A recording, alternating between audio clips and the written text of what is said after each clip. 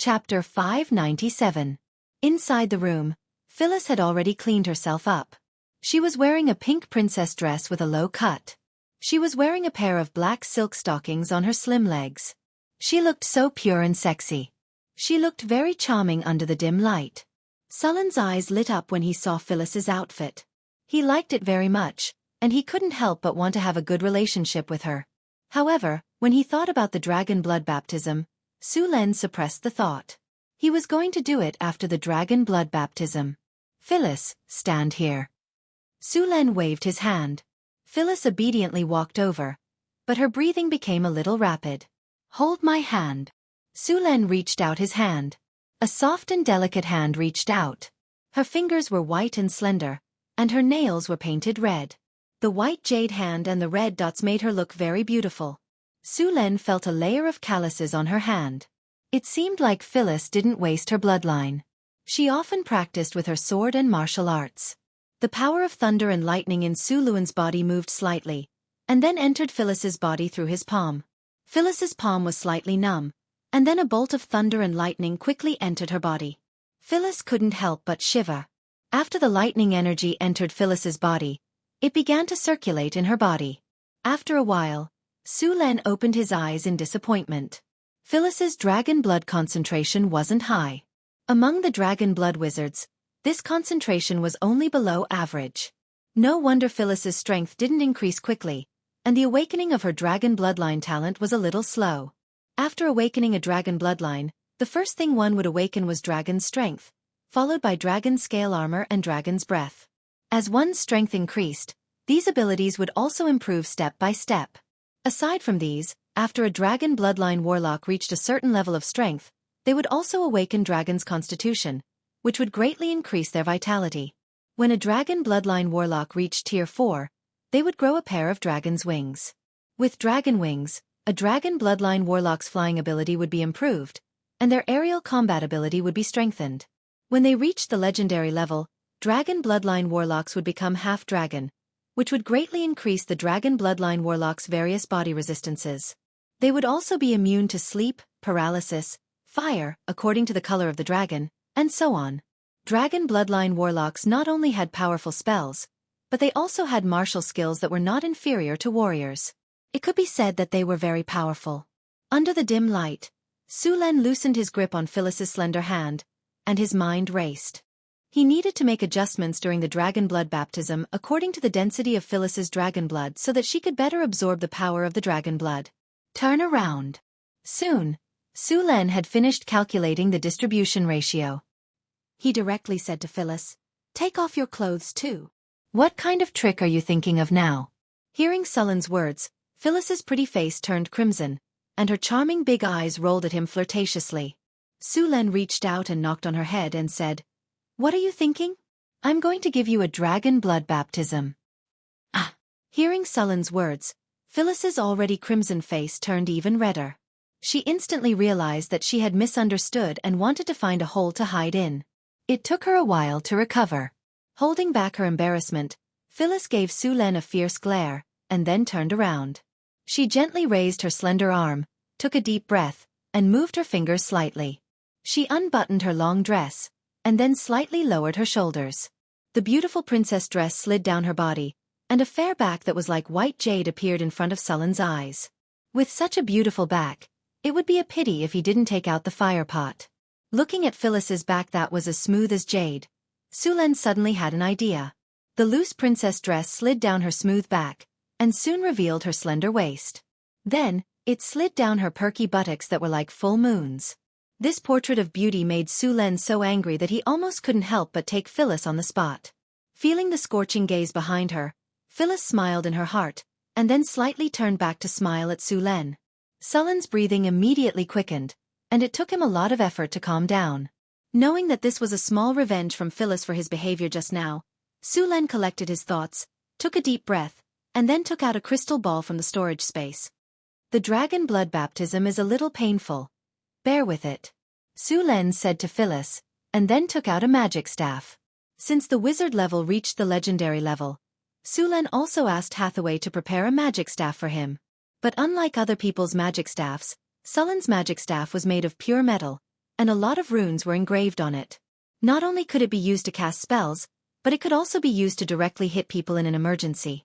A fist-sized magic gem was inlaid at the top of the magic staff, and it was specially blessed with the effects of crush, heavy strike, armor shatter, and so on. With a bang, a person's head would be directly smashed into pieces, and red and white matter would splatter everywhere. It was very exciting. Su Len gently waved the magic staff, and a strange force surrounded him. The crystal ball in his hand slowly flew up, and then a ray of light flew by. The outer layer of the crystal ball slowly melted, and soon, the red dragon blood stored inside was exposed. The white dragon blood contained a strong cold aura. As soon as it came in contact with the seal, the coldness in the blood was immediately exposed. The red dragon blood did not have a high resistance to cold, and when it felt the coldness, its body could not help but shiver. "Bear with it, I'm going to start." "I'm ready, let's start." Phyllis gritted her teeth and said. The temperature in the room dropped rapidly, and soon, some white frost appeared on the ground. Phyllis only felt a bone-piercing coldness shrouding her, and a layer of goosebumps appeared on her back, which was as smooth as jade. The dragon bloodline implant was implanted from the spine, which was the most important bone in the human body. The dragon bloodline would then spread from the spine to the surrounding bones. The dragon bloodline would merge with the bone marrow in the human body, and then the human bone marrow would also have the ability to create dragon blood. Of course, this dragon blood was not real dragon blood, but the blood of a dragon bloodline wizard. Su Len gently waved the magic staff, and a thin red line flew out from the floating dragon blood and slowly approached Phyllis's body. As soon as the cold dragon blood touched Phyllis's body, a bone-piercing coldness shrouded her, and her back felt like it was frozen. What followed was a sharp pain. The white dragon blood was not only bone-piercing coldness, it was also very corrosive. If one did not have the help of a wizard or a special dragon blood ritual circle, they could directly pour the dragon blood on their body. Although this method would still allow them to be baptized by the dragon blood, if they were not careful, it would not be strange if they could not withstand the corrosive power of the dragon blood and directly die. This method was usually only used by warriors or knights who were strong enough and had a high enough constitution. If a normal person did this, it would be suicide. Although Phyllis was already a dragon bloodline wizard, her constitution and resistance were still not enough to withstand it. Su Len used the dragon blood ritual circle to baptize her, and the corrosive power of the dragon blood was reduced by a lot. Although it was painful, it was not unbearable. Because of the bone-piercing coldness in the dragon blood, Phyllis's entire back was soon numb and she could not feel anything. "Bear with it," Su Len said softly when he saw Phyllis's painful expression, and his hands moved even faster. One rune after another appeared on Phyllis's back, and under the effect of a surge of mana, they merged with Phyllis's body. Wisps of bloodline power slowly merged into her bones and merged with her original bloodline. Phyllis's bones were also constantly strengthened. The dragon wing bone on her back, which was not obvious at first, was also rapidly growing. The dragon wing bone was a special bone that all dragon bloodline wizards would grow. It grew directly on the spine, and when a dragon bloodline wizard became strong enough, a pair of dragon wings would grow out from it. Su Len waved his magic staff, and some arcane dust slowly merged with the dragon blood. Then, the arcane dust slowly entered Phyllis's spine from the back of her head, and a chill went deep into her bones. Then, under Sullen's command, a large amount of thunder energy condensed into runes and merged with Phyllis's body. When all the runes had merged with her body, Su Len stopped. Then he began to chant a spell, and the surrounding magic light gathered. A powerful force entered Phyllis's body and accelerated the merging of the dragon blood. The powerful energy filled the entire room. Su Len gently pointed his magic staff, and a beam of light rose up. Dragon blood ritual. Immediately, a large number of dragon blood runes appeared on the surface of Phyllis's body, and the bone-chilling cold quickly dissipated. Then, a stream of blood continuously appeared from the bone marrow. This stream of blood quickly swam in her body and gathered in her heart. After the bone-chilling cold dissipated, a stream of scorching hot blood full of vitality began to swim in her body. The corroded wounds quickly scabbed and healed. In just a few breaths, all the wounds had disappeared, and in their place was jade-like white skin. Phyllis's heartbeat became stronger and stronger, and streams of blood were transported to every part of her body. As the blood flowed, Phyllis's strength began to slowly increase. The essence of the white dragon's blood was fused into Hathaway's body. Not only did the dragon blood strengthen her physique, It also made her dragon vein even denser. During this period of time, her strength would also rapidly increase until she completely fused with the power of the dragon blood. Chapter 598. After the initial bone-piercing coldness subsided, a burning sensation slowly flowed through her body. As this burning sensation flowed, a stream of power emerged from her body, making Phyllis feel as if she had been reborn. In order to maximize the effect of the dragon blood baptism, Su Len had spent a lot of effort. After carefully inspecting Phyllis's body, he personally presided over the baptism circle to maximize the effect of the dragon blood. Of course, the price of doing this was that the ritual would be more painful. If one's body was not strong enough, they might not be able to withstand it and die. However, this time, they were using a white dragon, the weakest of the 5 colored dragons. After this baptism, Phyllis's various resistances had been greatly improved. It would be much easier for her to do this kind of baptism in the future. In some stories sung by bards, dragon slayers bathed in dragon blood and gained invulnerability and great strength. This kind of saying only existed in stories. If a normal person did this, there was a 99% chance that they would be killed by the corrosive nature of the dragon blood. As for the invulnerability and great strength, it was also an exaggeration. According to the data collected by Su Len, the dragon blood baptism would increase strength and constitution by about 3 points, and at the same time, they would gain the talent ability of dragon scale leather armor. The ability of dragon scale leather armor was not as powerful as one would think. At first, it could only resist arrows, which was equivalent to ordinary leather armor. However, this ability could grow. In the end, the defense of dragon scale leather armor would be very close to that of a real dragon's scales. After a dragon bloodline wizard became a legend, they would awaken a half-dragon state. In this state, their strength would be further improved, and their dragon scale defense and all kinds of resistances would be improved. However, it was not easy to become a legend. The lowest level dragon bloodline wizard had a lifespan of about 300 years. After becoming a legend, a dragon bloodline wizard would gain a lifespan of about 1,000 years, which was basically the same as a wizard. Many dragon bloodline wizards lived longer than dragons. Dragons would enter the old dragon stage when they were 800 to 1,000 years old. At this time, dragons would usually stay in their lairs other than foraging for food. Even powerful creatures like dragons would become weak when they entered old age. However, although the strength of the dragons had weakened during this period of time, they would not rush up to fight like adult dragons or young dragons when they encountered enemies. Instead, they would choose to launch sneak attacks. However, it would be a mistake to think that an old dragon would be easy to deal with. At this stage, a dragon's magic ability would be greatly improved, even if it was the white dragon, which had the lowest intelligence among the chromatic dragons. The magic power in the dragon's blood was at its strongest during this period. In fact, the ancient dragons were stronger, but even the incarnations of the gods and saints didn't want to provoke the dragons of that period. It was the best way to use it for the dragon blood baptism. As for using the ancient dragon or primordial dragon bloodline, that was just courting death. In fact, not all dragons had the opportunity to advance to the ancient dragon stage. After entering the old dragon stage, dragons would often need to sleep. At this stage, they needed to sleep to accumulate strength for the next evolution of their life. If this dragon suffered too many injuries when it was young and lost a lot of vitality, it was very likely that it would never wake up again during its sleep. Only those dragons with good strength and talent could pass through the old dragon stage. Life would bloom in them again, and their bodies, which were originally full of decay, would become full of vitality again. Dragons who woke up from their long sleep would enter the ancient dragon stage. At this stage, there was basically no one in the material plane who could threaten the dragons. After crossing the threshold of the ancient dragon stage, the lifespan of the colossal dragon would be extended again. As long as they were not killed midway, they would basically be able to evolve into an ancient dragon. As for evolving into an ancient dragon, that was another threshold. Phyllis used the blood of the old dragon stage white dragon for the dragon blood baptism, and after the completion, her strength was naturally improved. At this moment, she felt as if there was endless strength in her body. After completing the dragon blood baptism, Su Len asked, "How do you feel?" Phyllis nodded and said proudly, "Very good. I feel like I can punch a hole in the wall. Do you want to try? I feel like I can beat you down with one punch." Oh, she's full of herself. Su Len looked at Phyllis, who was waving her fist, and secretly wanted to laugh.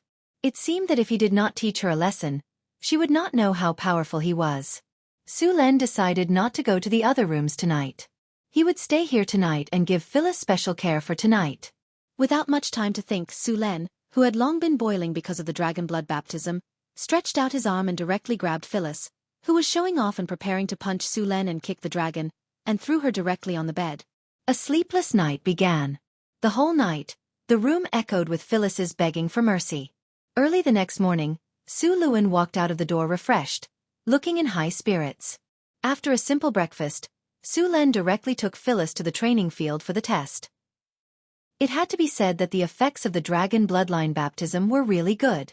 After the fierce battle last night, Phyllis had recovered after resting for a short while, and she was also standing on the training ground with an excited look on her face, eager to give it a try. Was the lesson last night not enough? Su Len looked at Phyllis, who was eager to try, and said with a smile, "Humph, you had an unfair advantage. If it were not for your thunder power." Phyllis's face suddenly turned red. Su Len laughed. Even the little succubus could not withstand the power of the plasma cannon, let alone a dragon disciple like you. It seemed that he had to let you recognize reality again. Not convinced? Su Len laughed in his heart. Well, I'll give you a chance. Go change your clothes, and we'll practice together. Don't worry, I won't take advantage of you. I'll definitely control my strength to the same level as yours. Really? Phyllis's eyes lit up. Of course. If you don't believe me, you can ask your sister Hathaway to judge, Su Len said with a smile. Phyllis's eyes rolled twice, and then she thought for a moment, shook her head and said, "No, you're a warrior, and your martial arts are superb. Even if you control your strength to the same level and rely on your skillful combat skills, you're still not something that I can deal with." Then what do you want? Su Len picked up a wooden training sword and waved it to test the feel of it. How about this, you let Sister Hathaway cast the slow spell, gravity spell, and weakness spell on you, and then you're not allowed to use any energy. That's fair, Phyllis said directly. Well, you might as well just say that I'll stand still and let you decide. Su Len snorted and said, "It's not impossible. As long as you're willing, I have no objections," Phyllis said directly. "You wish. We'll do as you said just now." Su Len glanced at the complacent Phyllis. "Hathaway, you cast the spell. Just do as Phyllis said just now." Hathaway stepped forward with a smile on her face and looked at Phyllis with a half-smile. Then she said, "This is what you've discussed. You can't go back on your words. Don't go back on your word when you lose." "We won't go back on our words. Don't worry. We definitely won't go back on our words." The two nodded and said. With that, Hathaway raised her wand and was about to cast the spell. A light flashed, and at this moment, Phyllis suddenly said, "Wait a minute." Hathaway stopped and then looked at Phyllis and asked, "What's wrong? You're regretting it?" Phyllis shook her head and said, "No, I'm not regretting it." "Then what's the matter?" Su Len asked. A sly light flashed in Phyllis's eyes, and then she said, "It's just a simple competition. It's not interesting. How about we raise the stakes?" "Hee, you think you're 100% sure?" Su Len said with a smile. "What? You don't dare? If you don't dare, then forget it. Sister Hathaway, you can continue. Just pretend I didn't say anything." Phyllis waved her hand and said casually, "Okay, since you want to bet, we'll do as you say." Su Len agreed directly. "Good. If I win, you have to promise me one thing," Phyllis said eagerly. Su Len shook his head. "What if you lose?" "How can I lose?" Phyllis said confidently. "What if? If I lose, I promise you one thing. If you lose, what will you use as the stake?" Su Len said. "If I lose, I'll also promise you one thing," Phyllis said straightforwardly. Su Len clapped his hands. "Good. Everyone heard it. The loser has to promise the winner one thing. No one can go back on their word." "We all heard it." The other girls smiled and nodded. "The loser has to promise the winner one thing.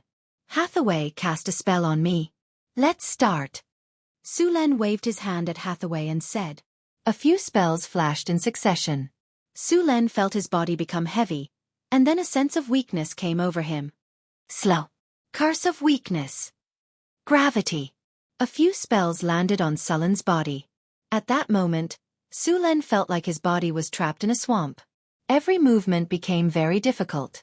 This was mainly because Hathaway's wizard rank was too high. If a high-grade wizard cast the same spell, there was a 90% chance that Su Len would be immune to it. Alright, now that the spell has been cast, are you ready? If you are, let's start. Su Len waved the iron oak longsword in his hand. I'm ready.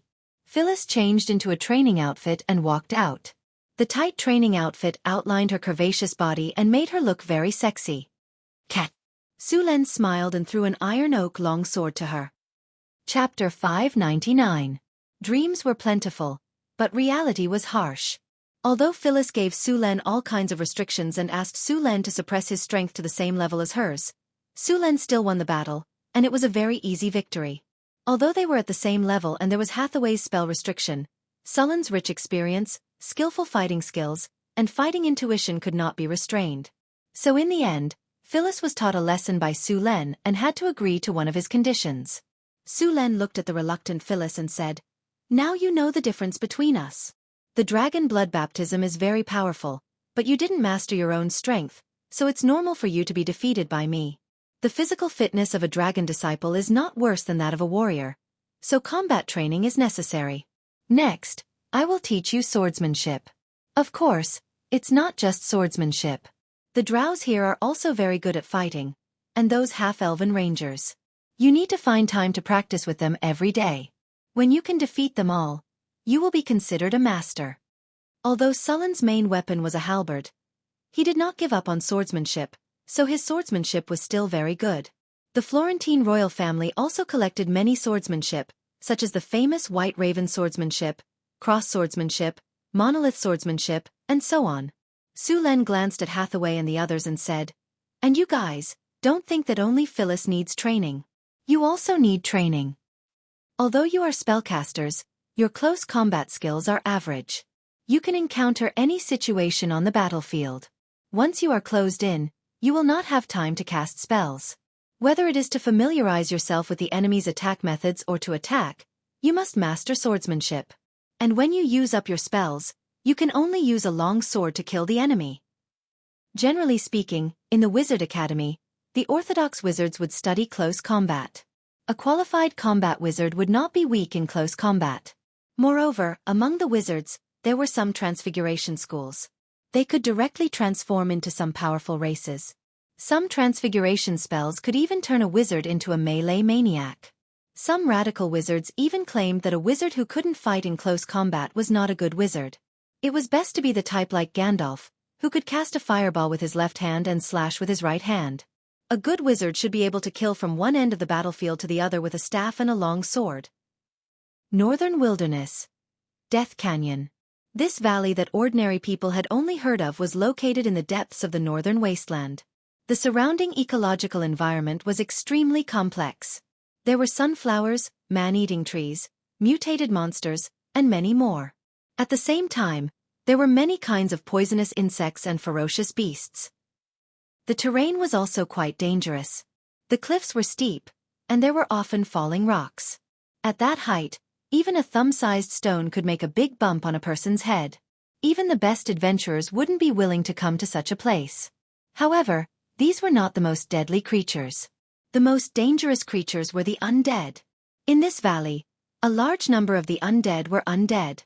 It was said that there was an undead lord sleeping in the depths of the valley, but so far, no one had seen it. Su Len knew that the legend was true. The undead lord was sealed here by the ancient arcanists. But Su Len didn't know why the arcanists didn't kill the undead lord and sealed it instead. But since then, the beautiful valley changed. The power of the undead creature radiated throughout the entire valley. Then, the creatures in the valley began to change. Undead creatures began to be born in this place. As time passed, the number of mutated animals and undead in Death Canyon increased. It became very dangerous. Some of the more powerful undead creatures would fall into a deep sleep. But as long as there was a big commotion in the valley, these powerful undead creatures would wake up. Almost every year, there would be some monsters or adventurers who accidentally entered the valley and died. Fortunately, Death Canyon was very far from Northern Town City. It was thousands of kilometers away. Unless the undead lord broke the seal, it wouldn't affect this place. At this moment, The sound of a fierce battle suddenly came from Death Canyon. Then, several adventurers rushed out of the valley.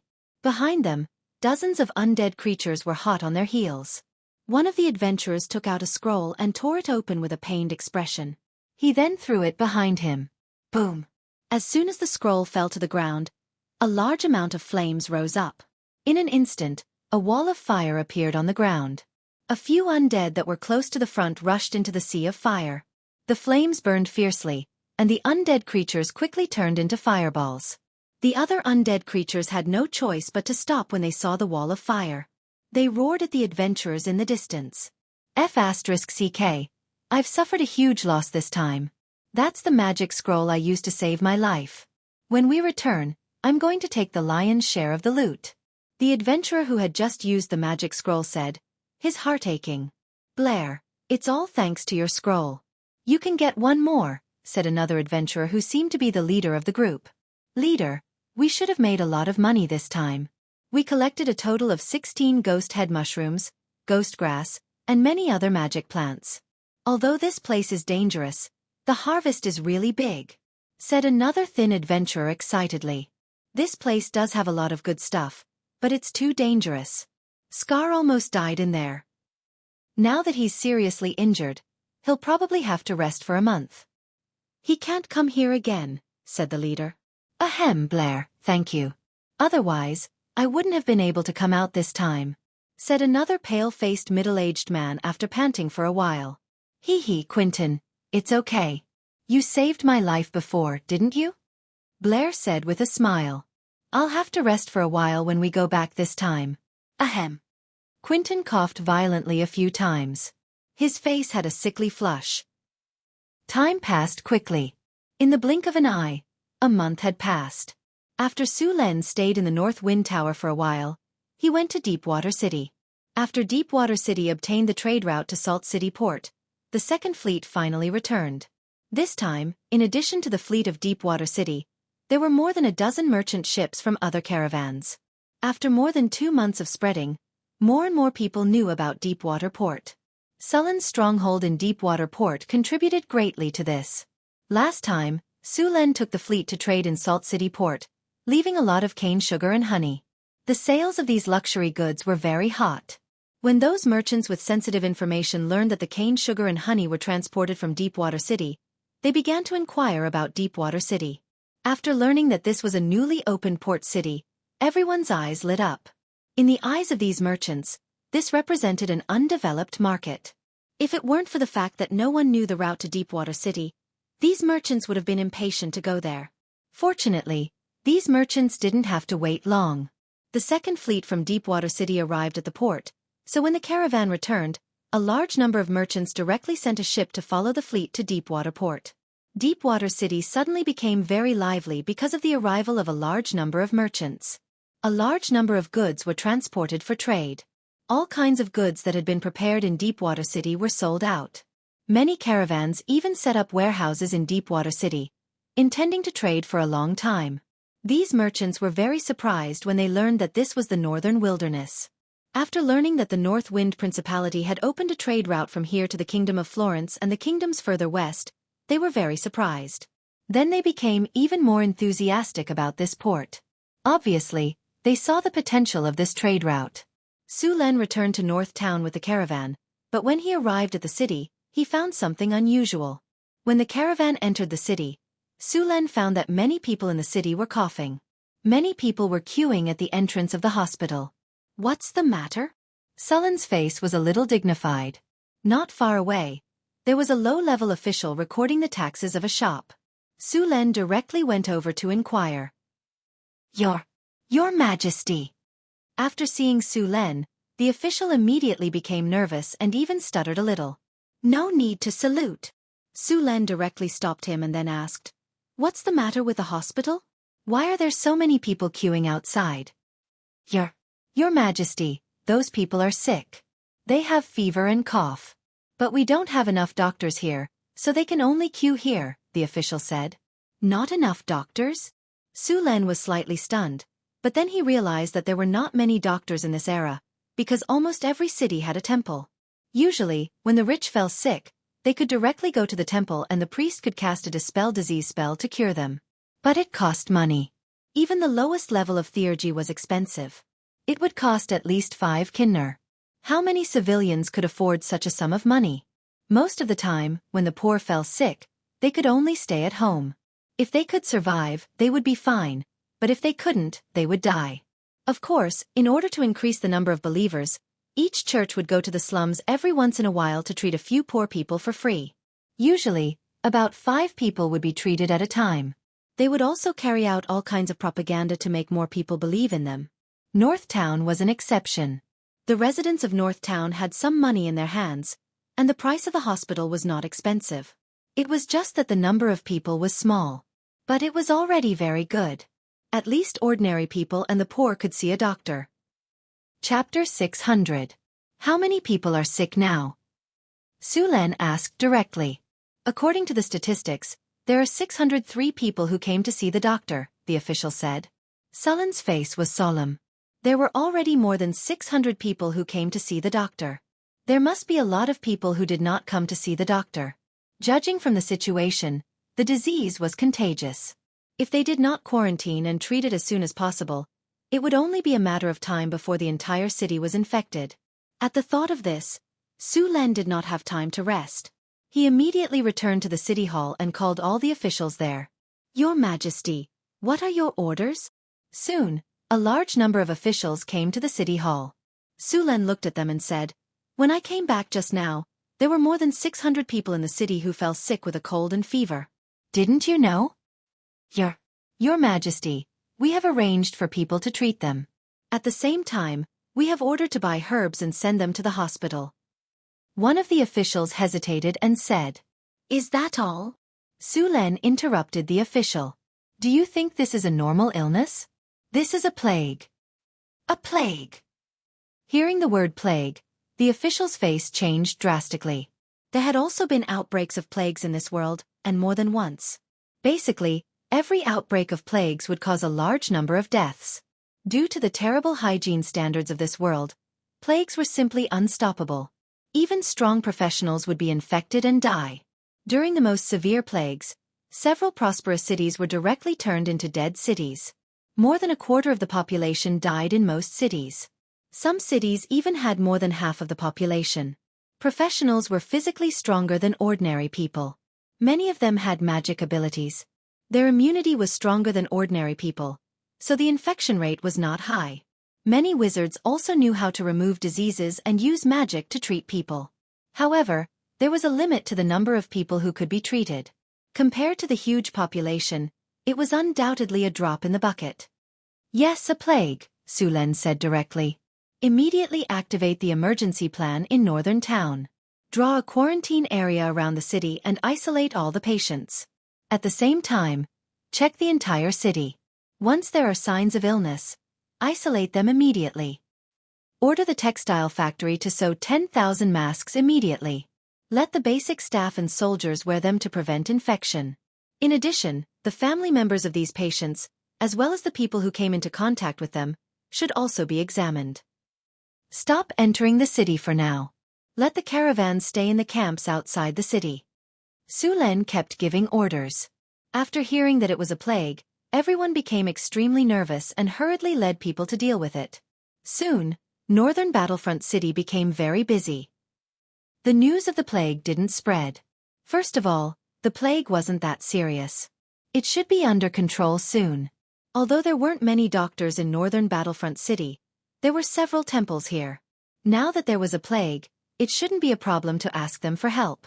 As for not telling the civilians, Su Len was worried that the civilians would run away from the city if they knew about the plague. If that happened, the northern citadel that he had worked so hard to expand to more than 100,000 people would suffer a great loss. Also, send someone to invite the bishops of the various churches in the city. I will be holding a banquet in the palace tonight. Invite them to attend, Su Len said directly. Your Majesty, I will arrange for someone to send the invitations, a guard said. All right, you guys go deal with the plague. I'll go back to the Tower of Northwind and see if there's any other way. Su Len left the city hall and went straight to the Tower of Northwind. At the astrology station. You're saying there's a plague in the city? Hathaway said in surprise. Yes, I saw more than 600 patients in the hospital when I came back. They all have fever, headache, and weakness. Some have even fainted, Sulen said. It does seem to be a plague. Hathaway nodded and said, I'm sorry, Sulen, I haven't been paying enough attention to the city. Otherwise, I would have known about the plague a long time ago. It's not your fault. Sulen shook his head and said, the plague came too suddenly. There are more than 100,000 people in the city. The divine spells of the priests are not enough. I want you to do some research and see if you can make a special cure for the plague as soon as possible. All right, send a patient to the Tower of Northwind. I'll do some research and make a special cure for you as soon as possible, Hathaway said straightforwardly. As a matter of fact, Northern Battlefront City had a good environment and many buildings to reduce the spread of the disease. This made Northern Battlefront City much more resistant to the disease. If it were any other city, at least a few thousand people would have been infected by the disease. Moreover, the disease would have spread throughout the city. On Sullen's status panel, a series of data showed that there was a plague in the Northwind City. Luckily, the numbers were not very high. After Sulen issued a lot of orders, the numbers had stopped increasing. It was obvious that the measures he had taken before were effective. Sulen sent people to the hospital to find a few patients for experiments. Hathaway found a few wizard apprentices to help her with the research. Your Majesty, it's almost time for the banquet. Most of the bishops of the churches have arrived. Do you want to meet them? I'll be there right away. Sulen went straight back to the palace. The banquet hall was brightly lit, and a few high-level priests were chatting. When they saw Sulen come in, they all went up to greet him. Su Luan simply exchanged a few words with them and then invited them to sit down. Your Majesty, may I know why you called us here this time? The priest of the God of Wisdom asked directly. Something did happen, Sulen took a sip of tea and continued. A plague has been discovered in the Northwind City. A plague. Everyone's face froze. The relaxed atmosphere suddenly became serious. Yes, a plague. Sulen nodded and said, but fortunately, the plague has not spread. It has been contained to a certain extent. Now I need your help to get rid of this plague. Your Majesty, we are willing to do our part for the Northwind City, the priest of the Goddess of Life said directly.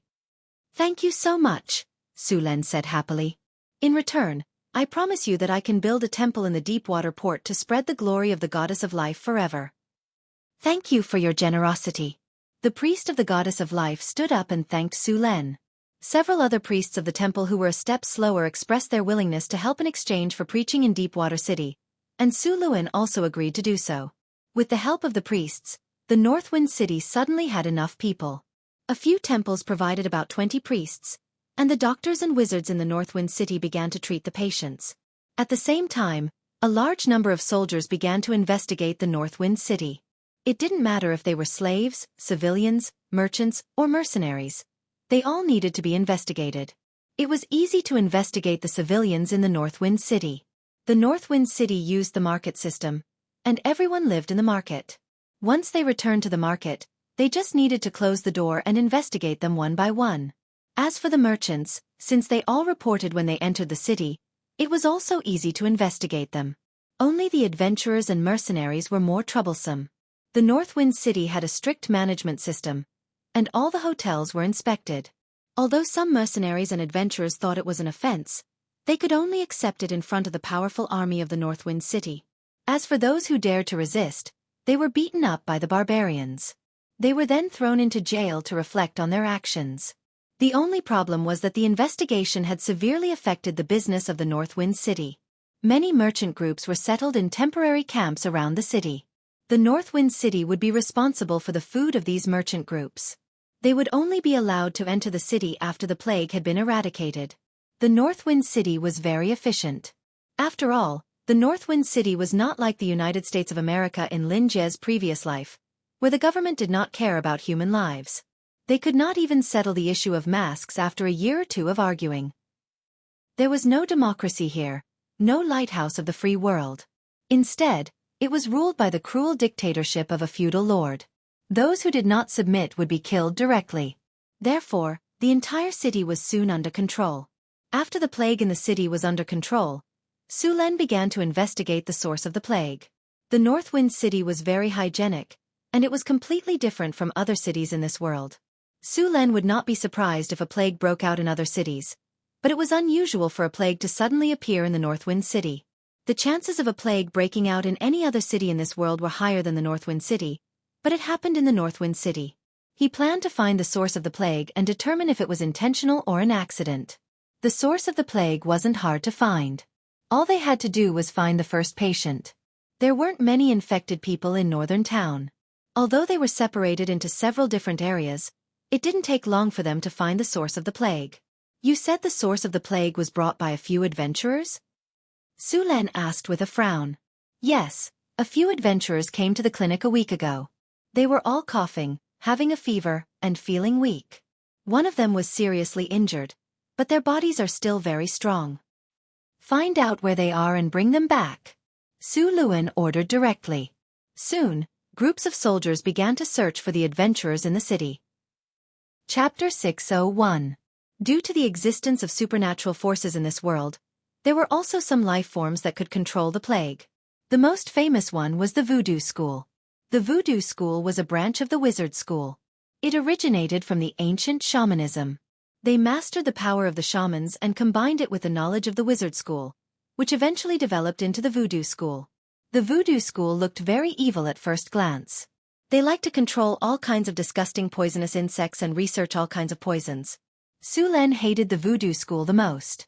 The Voodoo School wizards knew how to control the plague. Other than this school, some necromancy schools also had the same power, such as the plague zombies. These undead creatures that could spread the plague on a large scale were created by the necromancy school. It could be said that the Voodoo School and the necromancy school developed to the point where everyone hated them. It was all their own fault. This world was very rich in creatures. Other than all kinds of ferocious beasts, there were also mutant beasts, magic beasts, and so on. There were even prehistoric giant beasts living on some continents, such as dinosaurs and titan pythons. There were even creatures from other worlds that had been brought here by the ancient arcanists. Su Len was flipping through a monster illustration book. It was compiled from the newly collected information in the North Town City. He was looking at a dinosaur. It was a rainbow dinosaur. Its appearance was very similar to a dinosaur, but its skin was rainbow-colored. Its body was more than 15 meters long. It was a giant creature. Its strength was almost on par with a giant dragon. Although this dinosaur was powerful, its intelligence was not high. At this moment, a servant hurried over and said, "Your Majesty, we have found the adventurers." Su Len closed the book and asked, "Are you sure it's them? The plague spread from them?" "Yes, the chief wizard has confirmed it. They were the first to carry the plague." "Have you confirmed the source of the plague?" Su Len continued to ask. "According to the adventurers, they were infected in the Death Valley in the northern wasteland," the servant replied respectfully. "Send some people to investigate," Su Len said after some thought. The Death Valley was more than 1,000 kilometers away from the North Town City. As long as they did not go there for an adventure, it was not easy to get infected. However, it was still worth investigating. After a week of lockdown in Northern Town, the plague was finally eradicated. Even though they had lost some money, they were still happy that the plague was still in its early stages. However, other than that, the residents of Northtown City had also developed some good habits, such as drinking water from the river, wearing masks, and bathing every day. After the plague was resolved, Northtown City continued to develop rapidly. At the same time, a large number of merchant ships began to transport goods to Deepwater City along the Red Sand River. These goods were used for sea trade. After the fleet arrived at Deepwater City, they would also carry a large number of overseas goods to Northtown City. However, the prosperous business seemed to have attracted the attention of the surrounding bandits. This time, a group of monster bandits tried to besiege the fleet and rob them. However, as soon as he made a move, he was beaten to a pulp by the guards on the fleet. After Su Len stayed in Northtown City for a few days, the scouts who went to investigate had already sent back the news. No one knew what had happened in Death Canyon, but the undead monsters in the canyon had left. The entire Death Canyon became a veritable Death Canyon. Right now, the undead calamity was playing out there. "Su Len, I think we should stop the undead calamity here or take care of them all. Although Death Canyon is more than 1,000 kilometers away from us, it doesn't mean it's completely safe. The undead calamity will spread all over the place, and they also carry the plague. It won't take long for it to spread here. The adventurers last time were the best warning, Hathaway said. All right, then let's send all the undead calamity skeletons back to the underworld. By the way, we've already developed the antidote for the plague. It's very simple to make. Even a beginner apprentice wizard can make it. How much does it cost? Can we provide the raw materials ourselves? Can we supply them to the Duchy of North Wind? Su Len immediately asked. The cost is around 1 silver NAR. Apart from a few enchanted herbs, the rest are just ordinary herbs. Those enchanted herbs can be found in the mysterious realm, and the production is very high. It's more than enough for us to use, Hathaway said. That's good. Next, let's arrange for the apprentice wizards to mass-produce them, Su Len decided. What about Death Canyon? Let's send some people to take care of it. As long as we don't enter Death Canyon, it shouldn't be a problem, Su Len said. Whatever, I'll take a team and go there myself. We'll settle this once and for all. Death Canyon was very dangerous. It was full of poisonous insects and man-eating plants. They needed to bring a lot of insect repellents, antidotes, and some powerful warriors. Soon, all the materials were ready.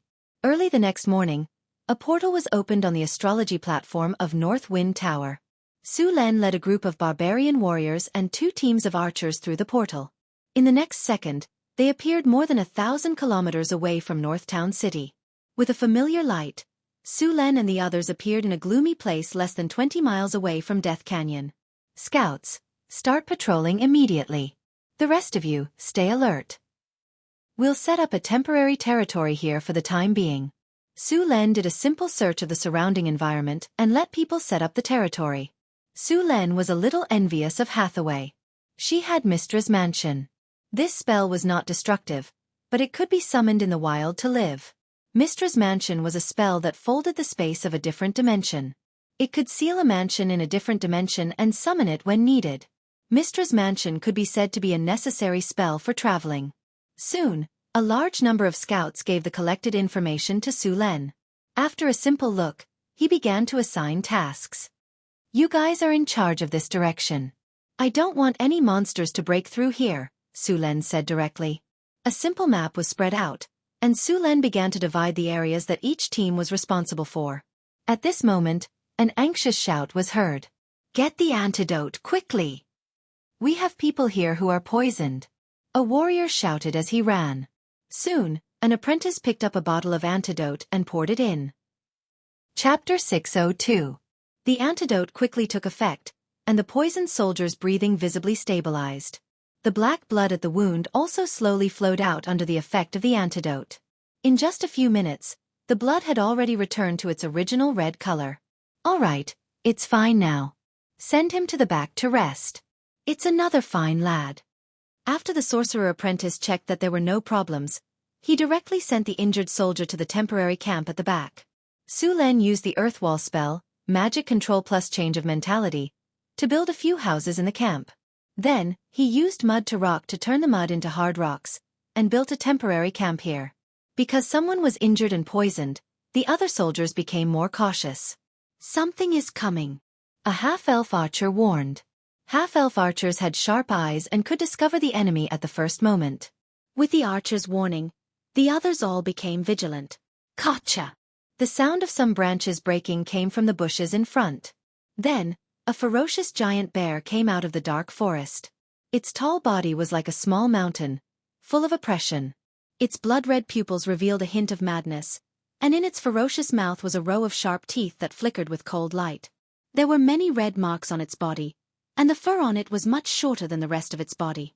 This ferocious giant bear's body was full of bumps and hollows, and it looked like it had been casually bitten a few times. There were also some places where the fur had completely fallen off, and one could see the dark red flesh that leaked out.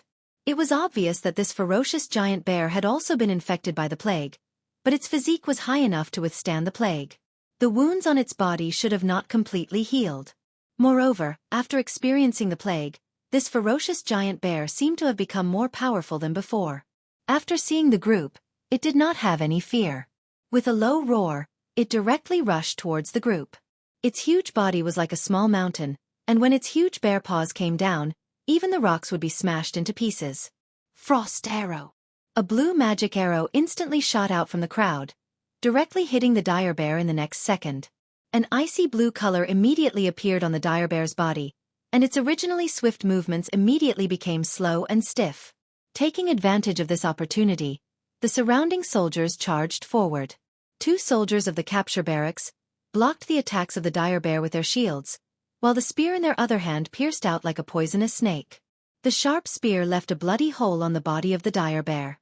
Roar! Under the pain, the ferocious bear's eyes became even crazier. Its huge bare paw viciously slammed onto the shield of one of the soldiers of the capture barracks. A dent appeared on the shield made of fine iron. The huge force caused the body of the soldier of the capture barracks to involuntarily retreat. The warrior of the capture barracks slightly frowned. The other warrior beside him seized the opportunity, the spear in his hand instantly piercing into the eyes of the dire bear. Blood splattered everywhere. The heavily injured dire bear roared, its powerful bare paw viciously slapping out, wanting to slap the human who had caused it such heavy injuries to death. However, the warrior of the capture barracks was already prepared. After his attack landed, he did not continue to fight and directly retreated. Bang! With a muffled sound, a deep imprint was left on the ground where the dire bear had just been. Ice arrow! Another blue arrow of light flew out, and the body of the dire bear was suddenly covered with frost. Its movement speed became even more sluggish. The 2 soldiers of the capture barracks seized the opportunity to continuously attack.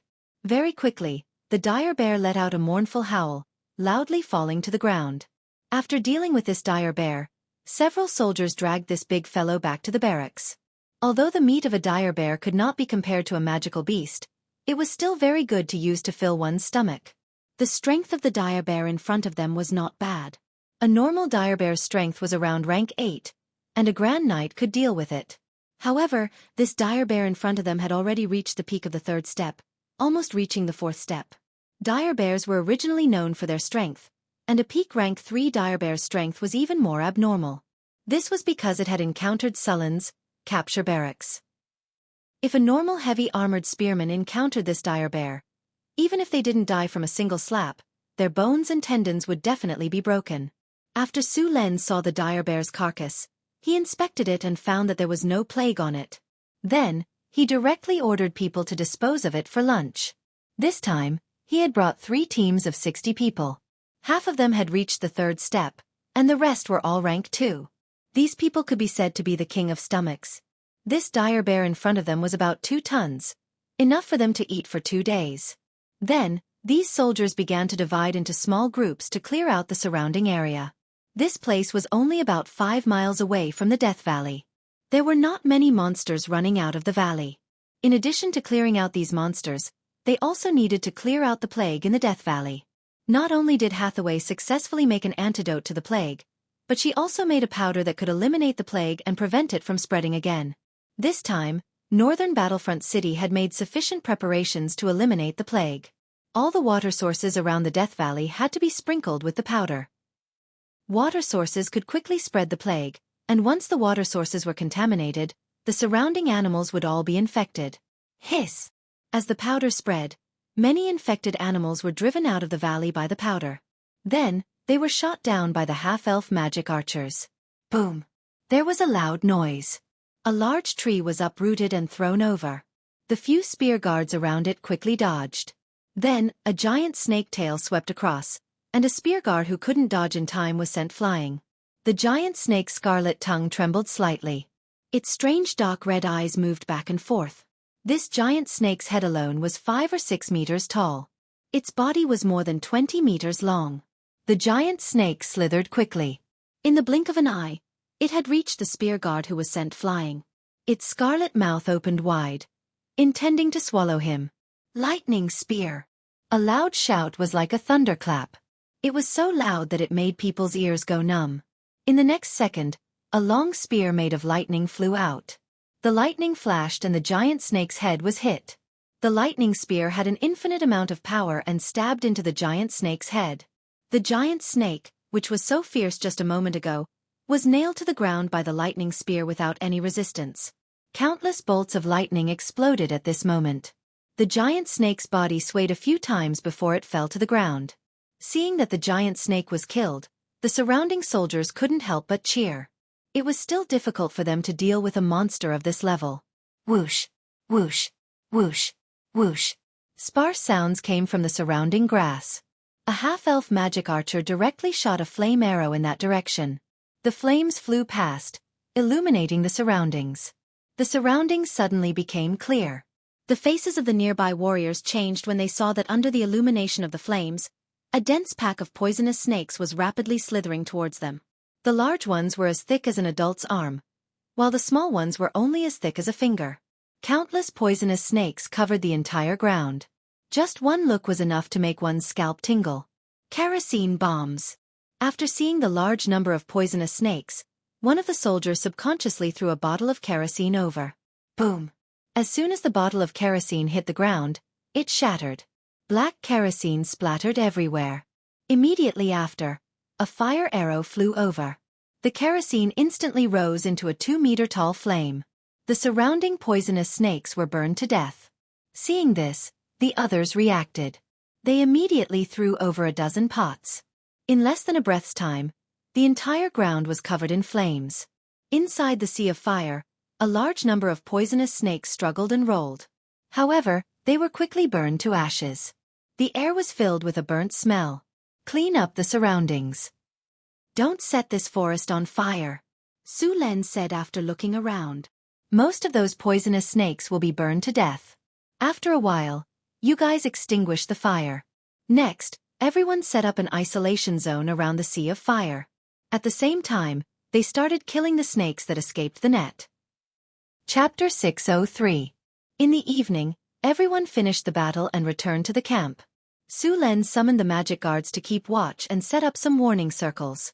There was no need for anyone to keep watch at night.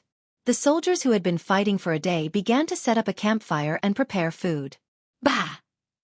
Why does this giant python meat have a weird taste? It's disgusting. A soldier tasted the cooked giant python meat and threw it aside with a look of disgust. Su Len sniffed the giant python meat. There was a strong fishy smell on it, so he threw it aside. He then cut a piece of fierce bear meat and continued to roast it. The fierce bear meat soon emitted a tempting fragrance.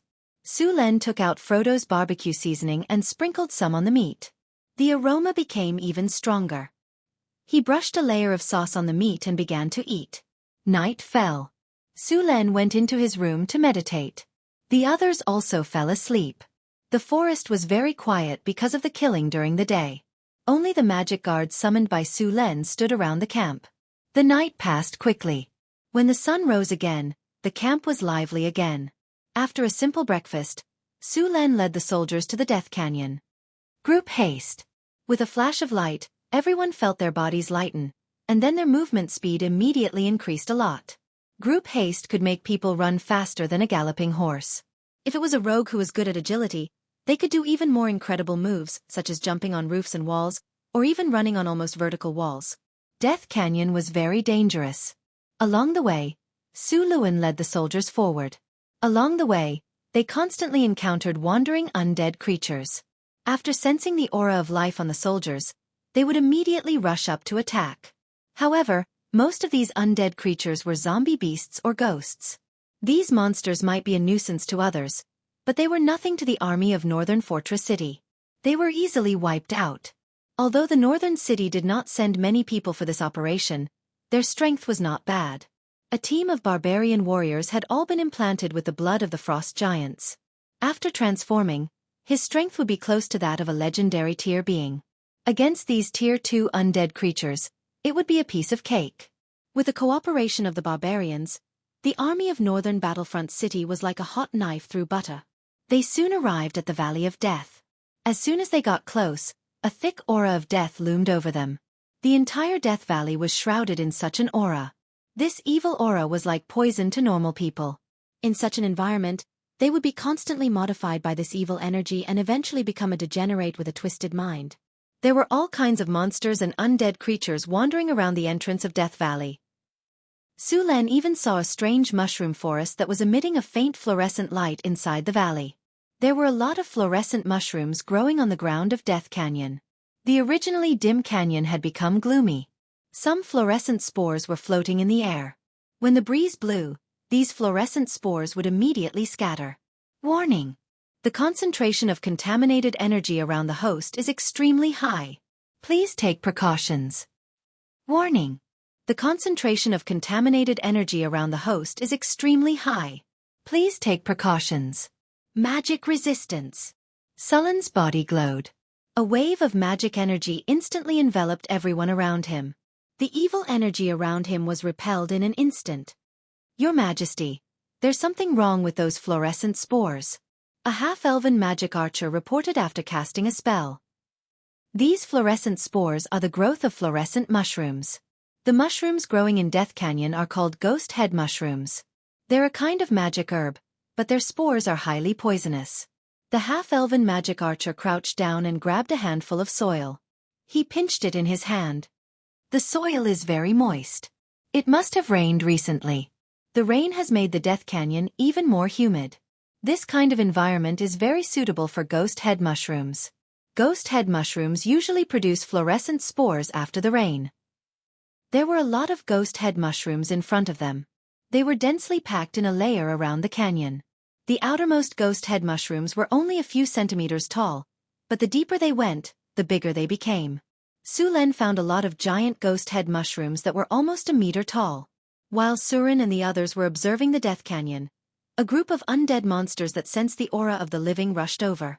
The barbarian warriors, who had been waiting impatiently for a long time, swept their swords across the monsters, cutting them in half as neatly as if they were cutting chives.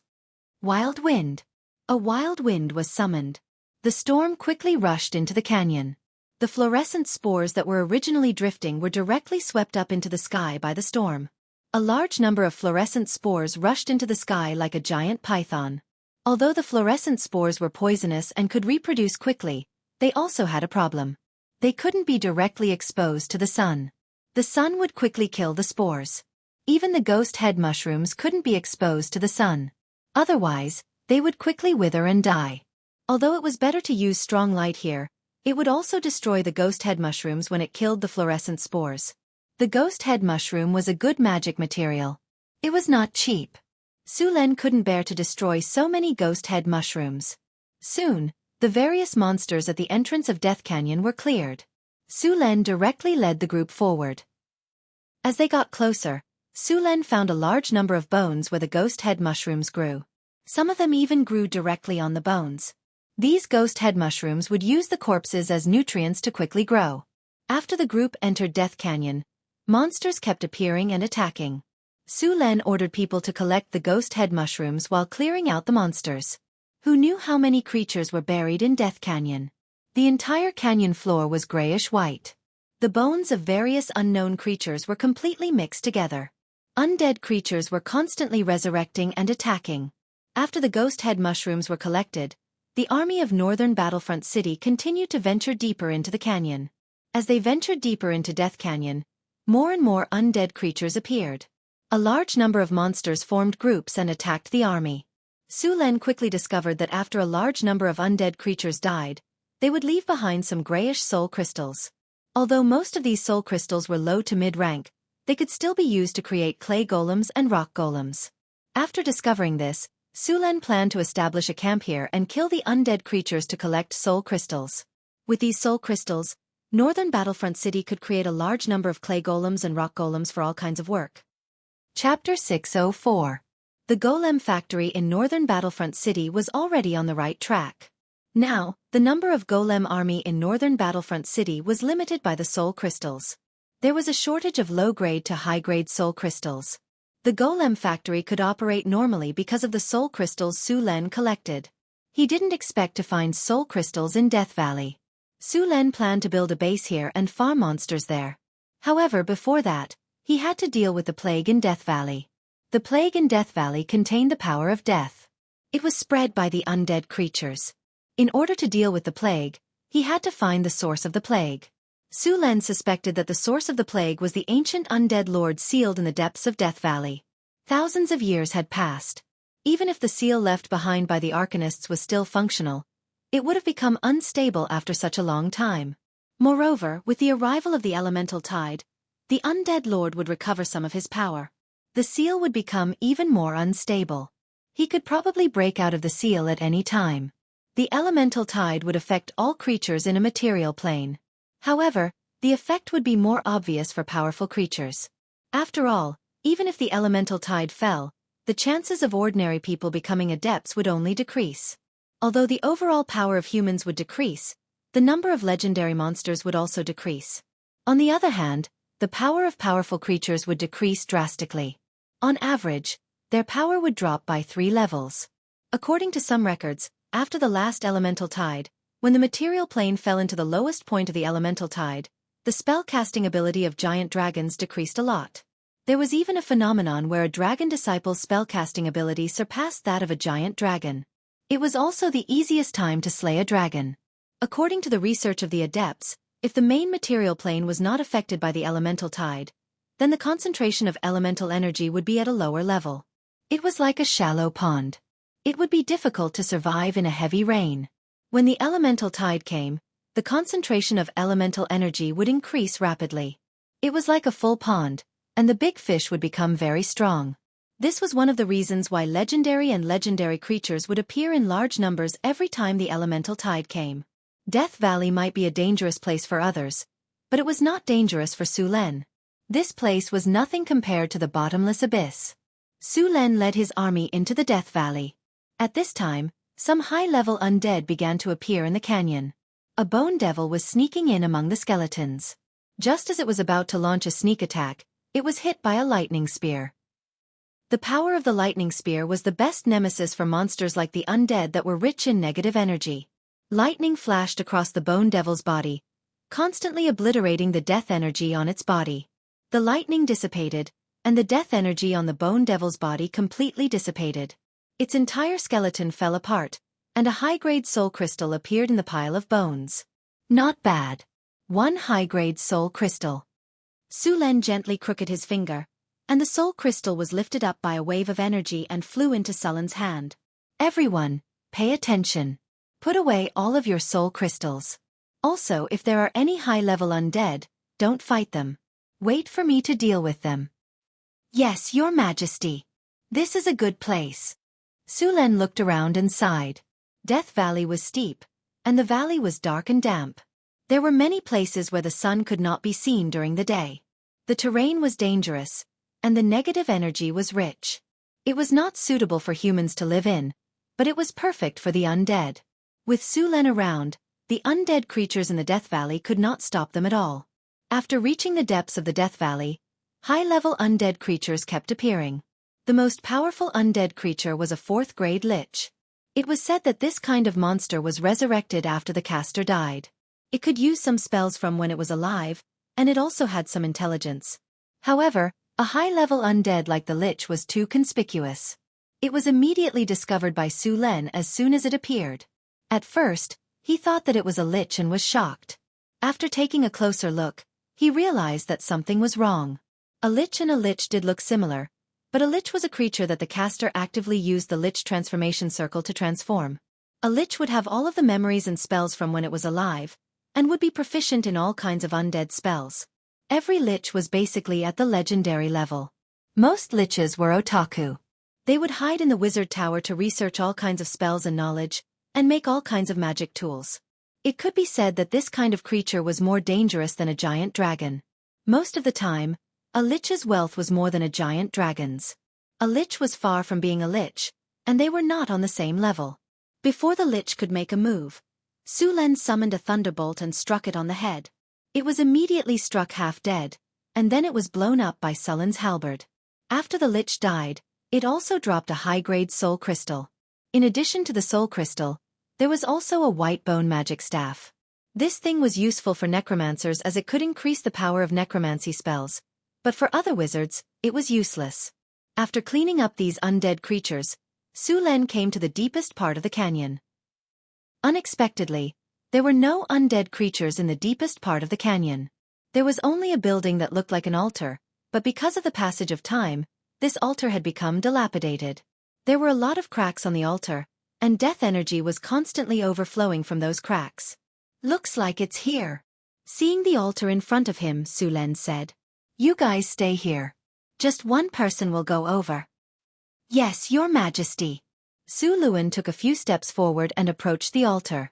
The altar occupied a large area, with a diameter of over 10 meters. It was entirely made of obsidian. Logically speaking, this thing should be very sturdy. However, this altar looked like a dilapidated building, as if it would collapse at the slightest touch. Even the runes on the altar that were originally used to seal the altar had become incomplete. Many of the runes had been completely corroded by the death energy, and had lost their function. Basically, it's completely damaged. It can't be repaired. We can only tear it down and rebuild it. After confirming the altar's condition, Sullen's face became serious. This sealing altar had been unmaintained for thousands of years. The wizard sect that sealed the undead lord had probably disappeared long ago. But this sealing altar doesn't seem to be simple. Su Len looked around the altar for a while and made some other discoveries. He did not feel the undead lord's aura under the altar, which meant that this altar was probably not suppressed in a material plane, but a small secret realm. At the thought of this, Sullen's eyes lit up. If this was a secret realm, then there should be some good stuff inside. Soon, Su Len felt the power of space under the altar. This was a space barrier. At this time, this space barrier had weakened greatly after thousands of years. Su Len quickly found a weak spot on the space barrier. He then left a teleportation coordinate around it, broke open a space crack, and went in.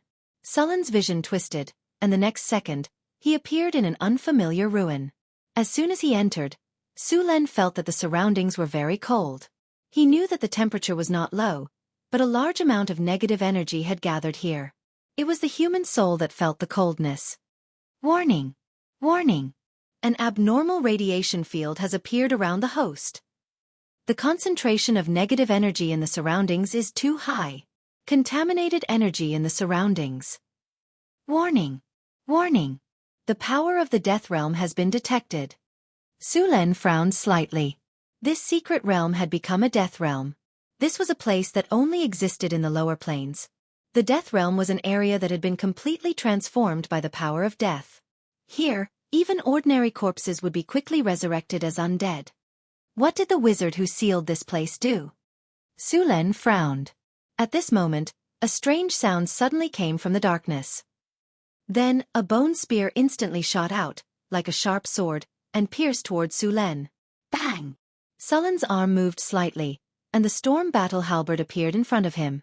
The blade of the halberd moved slightly, and directly cut the bone spear in half. What's that?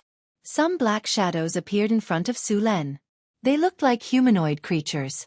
They were tall and strong, and the surface of their bodies seemed to be covered by a black armor.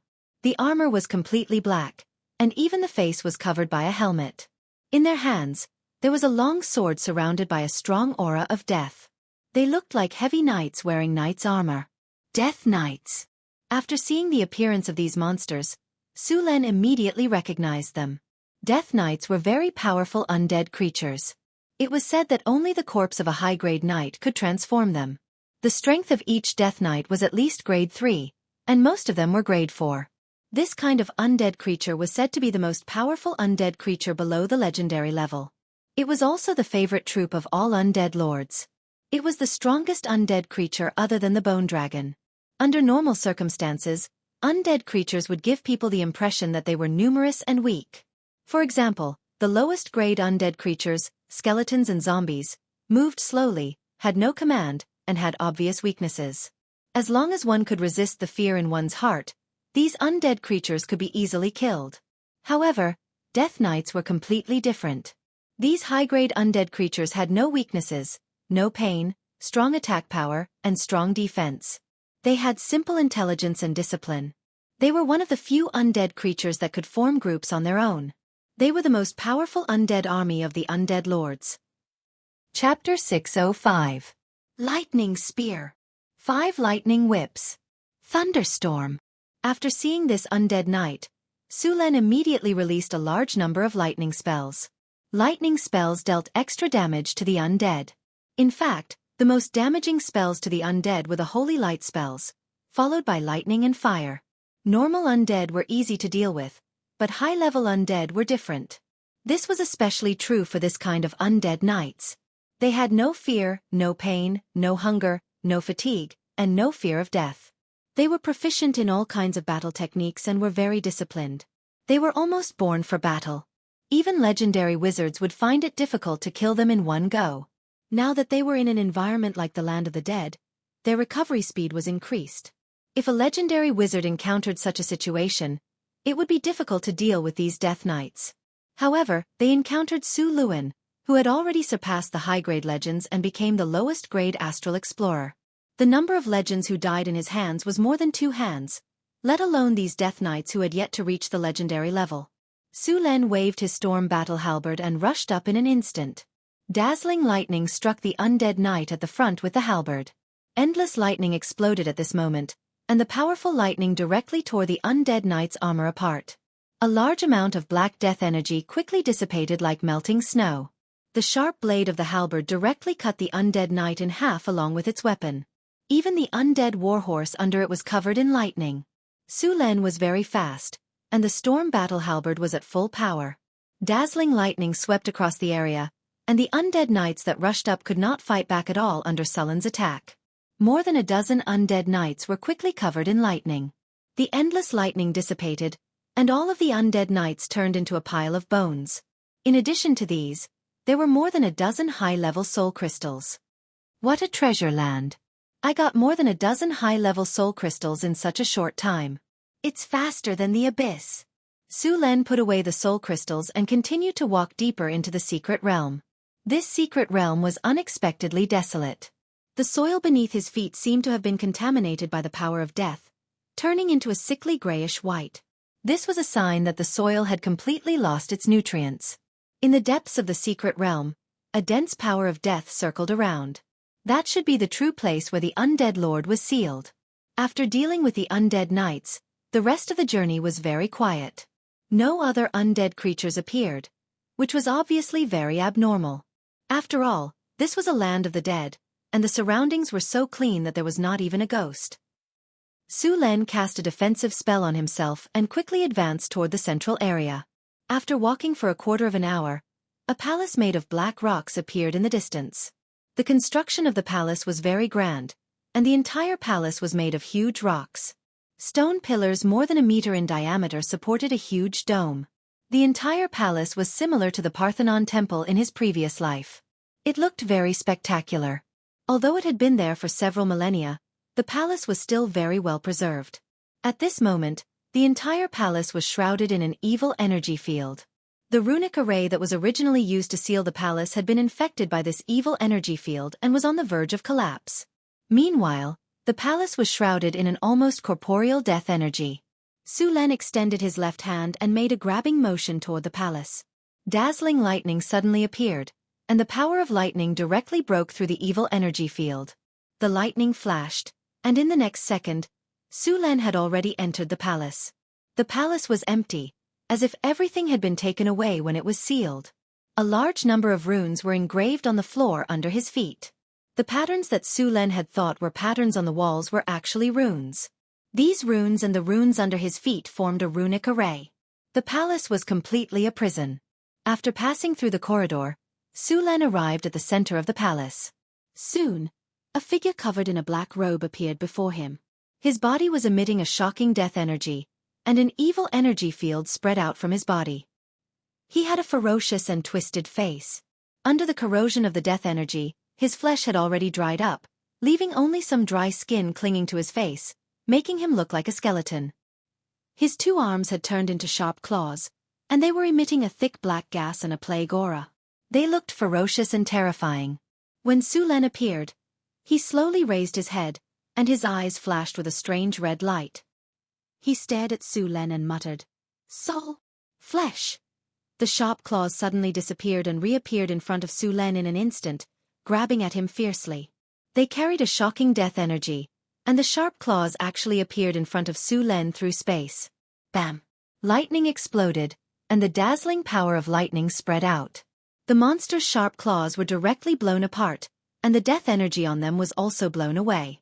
However, before Su Len could catch his breath, another sharp claw appeared in front of Su Len and instantly hit the energy barrier in front of Su Len. The originally sturdy energy barrier instantly flashed with lightning, and the power of lightning and death continued to clash. Accompanied by the lightning, Sullen's storm battle halberd swept across, and with a loud clang, the sharp claws were directly sent flying. Flesh. Fresh blood and flesh. I'm going to swallow you. The undead lord in front of him still maintained his human form, and his expression was blank and empty. However, there was a palpitating sense of fear. Fear shock. An evil spiritual light instantly exploded, and Sullen's mind was shaken. A sense of fear rose in his heart, but in an instant, this fear disappeared without a trace. Sullen's toughness and soul resistance were extraordinarily high, and on top of that, his iron will was at the legendary level. The fear shock of the undead lord in front of him was not enough to hurt him. Thunder slash. Sullen's body was covered in lightning, and he directly activated the thunder territory. The evil energy force field that was originally surrounding him was directly broken by the thunder territory, and a powerful lightning energy filled the surrounding space. The dazzling lightning smashed down fiercely, and the storm battle halberd instantly hit the undead lord. Lightning scattered in all directions, and a series of sizzling sounds were heard. The power of lightning and death were constantly being worn down. The undead lord was directly sent flying by Sullen's huge force. The rich power of death instantly exploded, and completely obliterated the power of lightning on its body. This attack was not ineffective, and the power of lightning was still very damaging to it. The shriveled and terrifying face of the undead lord in front of him was scorched black by the power of lightning, and his eyes, nose, and mouth could no longer be seen. Then, an even larger and more twisted figure appeared from its body. It was an extremely ugly soul, and countless human faces appeared on the soul. They kept appearing and disappearing, and waves of soul wails and screams were heard. Tentacles made completely of the power of death kept appearing, and with the spread of the evil territory, a large number of tentacles of evil energy fiercely whipped at Su Len in an instant. Soul-binding zombie demon. Su Len finally remembered the name of this undead lord. This was a soul-binding zombie demon. Boom! A loud thunder sounded, and then countless bolts of lightning exploded from Sullen's body. All the tentacles of evil energy all turned into black gas after hitting the lightning. The lightning and the power of death collided quickly. At this moment, a pitch-black energy spike suddenly appeared behind Su Len, and then it instantly broke through the energy shield on Sullen's body, and was about to penetrate his back in the next moment. Spell sequence activate. Flash. Thunderstorm. Spear of lightning. The moment the energy shield broke, Sullen's body flashed, and his whole body disappeared in an instant. Then, a bolt of lightning fell from the sky, and instantly hit the soul-binding zombie demon. Then, another spear of lightning shot out, and instantly shot at the soul-binding zombie demon. But at this moment, the soul-binding zombie demon flashed with evil energy, and the next second, it appeared beside Su Len, and its pair of ferocious claws grabbed at him again. Bang! Bang! Bang! Without thinking, Su Len quickly attacked with the Storm War Halberd. The Storm War Halberd carried the powerful power of lightning and kept attacking. The soul-binding zombie demon's ability was very strange, but its strength was far lower than Sullen's. But this time, it wanted to fight Su Len in close combat. When it came to close combat, Su Len was not afraid of anyone. Endless lightning enveloped Sullen's body, and flashes of lightning kept flashing. The Storm War Halberd kept hacking at the soul-binding zombie demon's body. The soul-binding zombie demon's shriveled body kept retreating, and the lightning kept entangling it. Soon, the shroud on the soul-binding zombie demon's body was torn apart, and finally, after another heavy hack, the shroud on the soul-binding zombie demon's body was completely broken. Under the dazzling lightning, it instantly shattered into countless pieces, and the body under the shroud appeared before Sullen's eyes. It was a completely shriveled human corpse. In the battle just now, the flesh had been torn apart, revealing the black bones inside. Su Len waved the Storm War Halberd in his hand, creating a series of phantoms. The Storm War Halberd seemed to have turned into a dozen at this moment, and the continuous attacks forced the soul-binding zombie demon's big sister to retreat. Roar! The soul-binding zombie demon roared, and a strong evil energy erupted from its body, causing Sullen's attack to pause for a moment. Taking advantage of this opportunity, the soul-binding zombie demon instantly activated its teleportation ability, trying to distance itself from Su Len. But just as it disappeared, Su Len also activated Flash and chased after it again. The dazzling lightning lit up the entire palace. The palace was not big.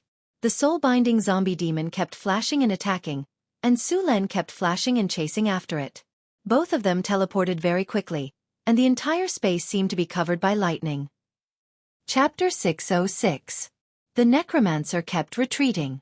If it wasn't an undead creature, it would have been killed long ago. In an environment like the land of the dead, the necromancer was very powerful. The death force around it was constantly replenishing it. This allowed it to recover very quickly. After being suppressed by Su Len for a while, the necromancer suddenly became violent. A dazzling black light exploded from its body and pushed away Su Len, who was attacking.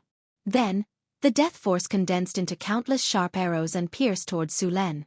It was just that after Su Luan's spellcasting ability entered the legendary level, he could use flash at will, so it was not easy to attack him.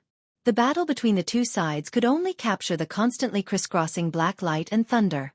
Others could not do this at all. Legendary wizards could teleport continuously for a short period of time, but their close combat ability was much weaker than Sullen's. Only Su Len could use this method to fight. Expose weakness. Greater haste. A few beams of light rose from Sullen's body.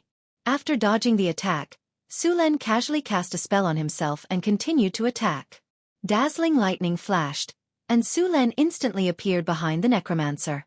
More than 50 points of strength were fully activated, and the shocking power formed a strong wind pressure. Accompanied by a flash of lightning, Su Len slashed toward the abomination in front of him with all his strength. Clang! A shocking wave of energy instantly exploded, and a crack appeared on the claws of the necromancer that was blocking in front of the necromancer. This crack gradually expanded, and finally, the sharp claws of the necromancer were completely broken. The storm battle halberd left a deep wound on the necromancer's body with endless lightning. Sullen's full power quickly suppressed the necromancer. Even in an environment like the land of the dead, the necromancer was not Sullen's opponent at all. After the shroud was completely broken, the necromancer's original body was revealed. Under Sullen's rapid and violent attacks, it was covered in wounds. Its originally skinny body was full of holes, and many of its bones were broken. If the land of the dead didn't constantly replenish its energy and speed up its recovery, this necromancer would have been killed by Su Len long ago. However, at this time after Sullen's fierce attacks, this necromancer was at the end of its rope. War roar! A golden light burst forth from Sullen's body, and a powerful divine radiance erupted in an instant. The dazzling golden light swept over in an instant. At such a close distance, the necromancer had no time to dodge.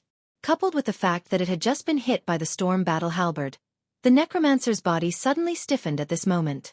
The sudden outburst of divine power directly interrupted the soul-bound zombie demon's movements.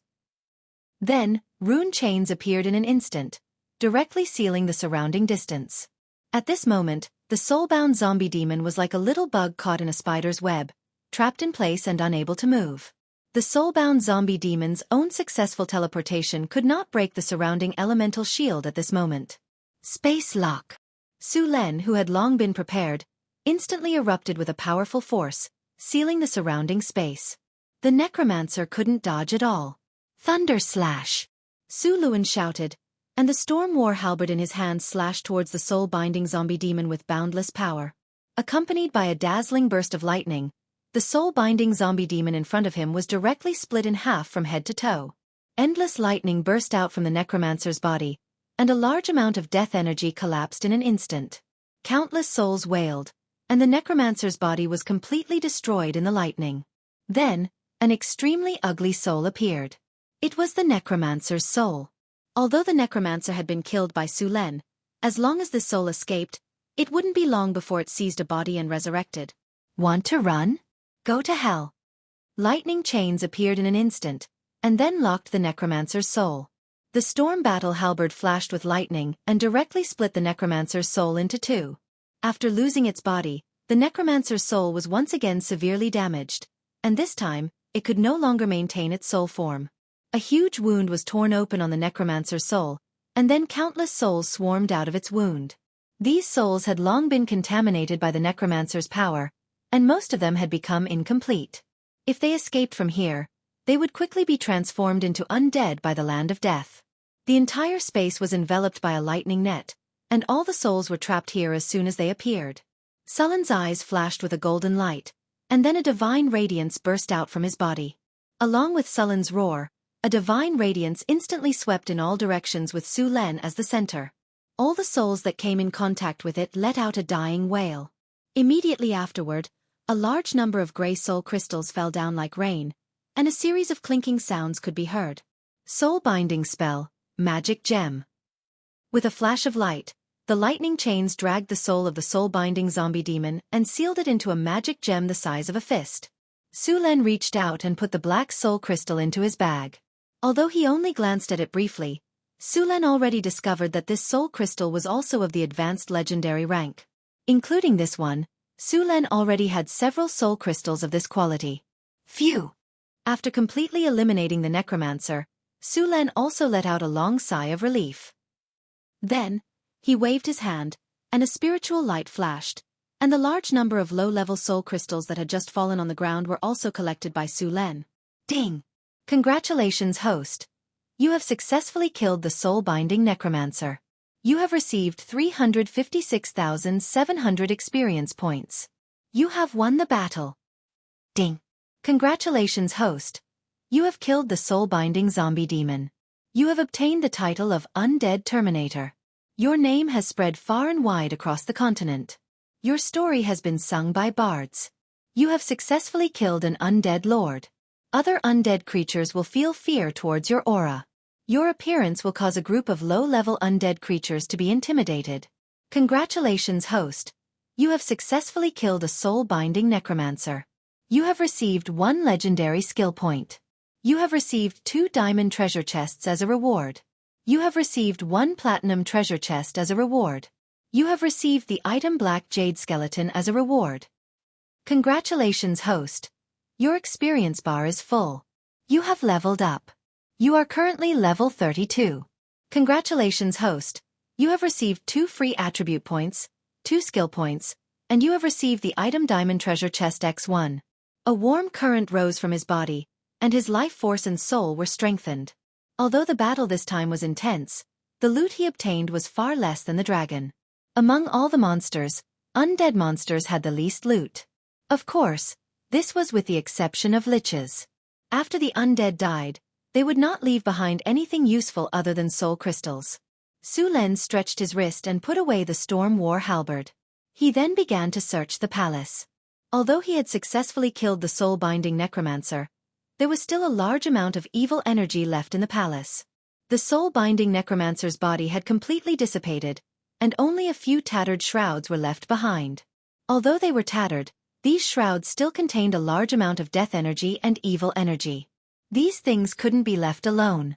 Although the shrouds were disgusting, if they were left alone, these shrouds would still pollute the surrounding environment and even allow some low-level undead to advance. After cleaning up the battlefield, Su Len took the time to examine the palace in front of him.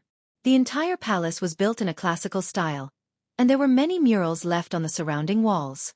Although many of the murals were tattered, there were still many that could be distinguished. Death sacrifices, the slaughter of slaves, and so on. There were also some that praised the greatness of the gods. This soul-binding necromancer was actually worshipped as a god. The murals on the walls had been ravaged by time, and he could only vaguely make out the history. This soul-binding necromancer should have been created by the natives in ancient times. Through blood sacrifices, countless grudges and death energy entanglement, the soul-binding necromancer was finally born.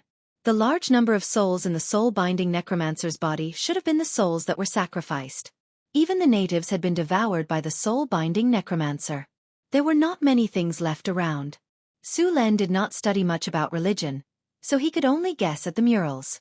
After spending some time, Su Len finally walked around the entire palace and returned to the hall. This undead lord is so poor.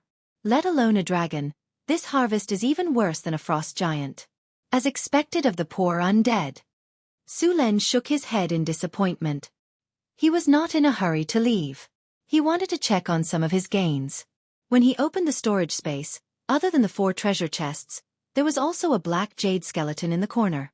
This black jade skeleton was only the size of a palm and looked like the skull of a halfling. The whole skeleton was as delicate as black jade, and a strong death energy condensed on it. Sulen used appraisal on the black jade skeleton. With a flash of light, the attributes of the black jade skeleton appeared before his eyes. Black jade skeleton. Strange item. This is a skeleton that has condensed a large amount of death energy. After use, it can transform a piece of land into a land of death. Or, if used in a land of death, it can accelerate the transformation of the land of death into an undead. Transform into an undead? A hint of excitement flashed in Sulen's eyes. This ability was actually not very useful to wizards. After all, necromancers were already notorious. It was useless for others to have it. However, it was good news for Sulen. After using the black jade skeleton, the speed at which undead creatures were born in a land of death would increase. A large number of undead creatures could provide a large number of soul crystals. Chapter 607. Sulen had originally planned to set up a camp here to collect soul crystals. At the same time, it was also a place for the Northern Garrison Army to gain EXP. With the Blackfish Skull, the number of undead in this area had greatly increased. To the Northern Garrison Army, not only could they obtain a large number of soul crystals, but they could also allow their army to grow rapidly. It was simply killing two birds with one stone. Next, Sulen took out the 4 treasure chests and chose to open them. After a burst of beautiful sound and light effects, Sulen heard the sound of a system notification. Congratulations, host. You have opened a diamond treasure chest. You have obtained 1 wishing crystal. Congratulations, host. You have opened a diamond treasure chest. You have obtained the forging blueprint for the divine weapon, Thunder God's Spear. Congratulations, host. You have opened a diamond treasure chest. You have obtained the principle of anti-gravity. Congratulations, host. You have opened a platinum treasure chest. You have obtained the Fountain of Youth. Hearing the system notification, Sulen's face was filled with shock. He then impatiently took out the item. Sulen had obtained a wishing crystal in the past. Its function was very simple. It was to use the wishing spell to summon an elemental spirit to fulfill a wish. This wishing crystal was the reward for fulfilling the wish. There was still a lot of room for manipulation with the legendary wishing spell. The second treasure chest's item shocked Sulen. It was the forging blueprint for the divine weapon, Thunder God's Spear. One had to know that every item that was called a divine weapon possessed powerful strength. Even if it was not personally forged by a god, it was still unimaginably powerful. For example, there was once a mithril ringmail. Although he did not know who created this equipment, its defense was shockingly strong. It was enchanted with a legendary defensive spell. At the same time, it also had unimaginable elemental and physical resistance. Even a legendary weapon would find it difficult to break through its defense. More importantly, this mithril ringmail was as light as a feather. After wearing it, it would not affect the body's agility at all. Sulen picked up the blueprint and examined it. The blueprint of the Thunder God's Spear was recorded using an unknown animal skin. It recorded the entire forging process and the various materials needed. This forging blueprint could only be used once. After the forging was completed, it would self-destruct. Ever since Sulen's strength had surpassed the advanced legendary level and he had become an astral explorer, he had wanted to increase the power of his weapons. Now that he had this artifact forging blueprint, it was like meeting a pillow when he was sleepy. However, it was not easy to forge a divine artifact. The materials needed were very precious. Sulen had collected a lot of them in the past. The materials listed were 9 heaven black iron, dragon bone, god's blood, thunder crystal, and so on. Sulen already had some of the materials, and he planned to collect some of them. It would be great if he could buy them, but if he couldn't, he would have to think of other ways. The Principle of Anti-Gravity was a thick book. Although it seemed inconspicuous, it was important information for the construction of the floating space city. The area of the floating space city was much larger than that of the floating space tower. It required a lot of power to lift a city and then fly it into the sky. This was a very detailed and huge topic that involved a lot of things. Anti-gravity was a supplement to the floating space ring. Because the floating space city was too large and its weight was amazing, if such a city flew, the forces in the city would be uneven, and it was likely to cause the city to collapse and be damaged due to its own weight. Therefore, the power of the floating space ring must be evenly distributed to all parts of the floating space city. The same was true for the research of anti-gravity. Anti-gravity needed to offset most of the gravity of the floating space city, reduce the weight of the floating space city, and reduce the interaction forces within the floating space city. At the same time, the research of anti-gravity also involved gravity. After the floating space city entered the astral world, it needed to maintain gravity. The laws of the astral world were different from those of the material world. Ordinary people couldn't survive. The purpose of establishing an ecosphere was to allow ordinary people to live normally in the floating space city. Su Len and Hathaway now had a lot of information and knowledge about the floating space city. After the floating space tower was successfully built, it was almost time to start building the floating space city. Many of the technologies in the floating space tower could be applied to the floating space city, such as the elemental furnace technology. After the elemental furnace technology was upgraded to elemental fusion, it could replace the mice energy core as the energy source of the floating space city. Su Len still had no clue about the mice energy core technology. At that time, the technology was only in the hands of the great arcanists in the Arcane Kingdom, and no one else knew about it.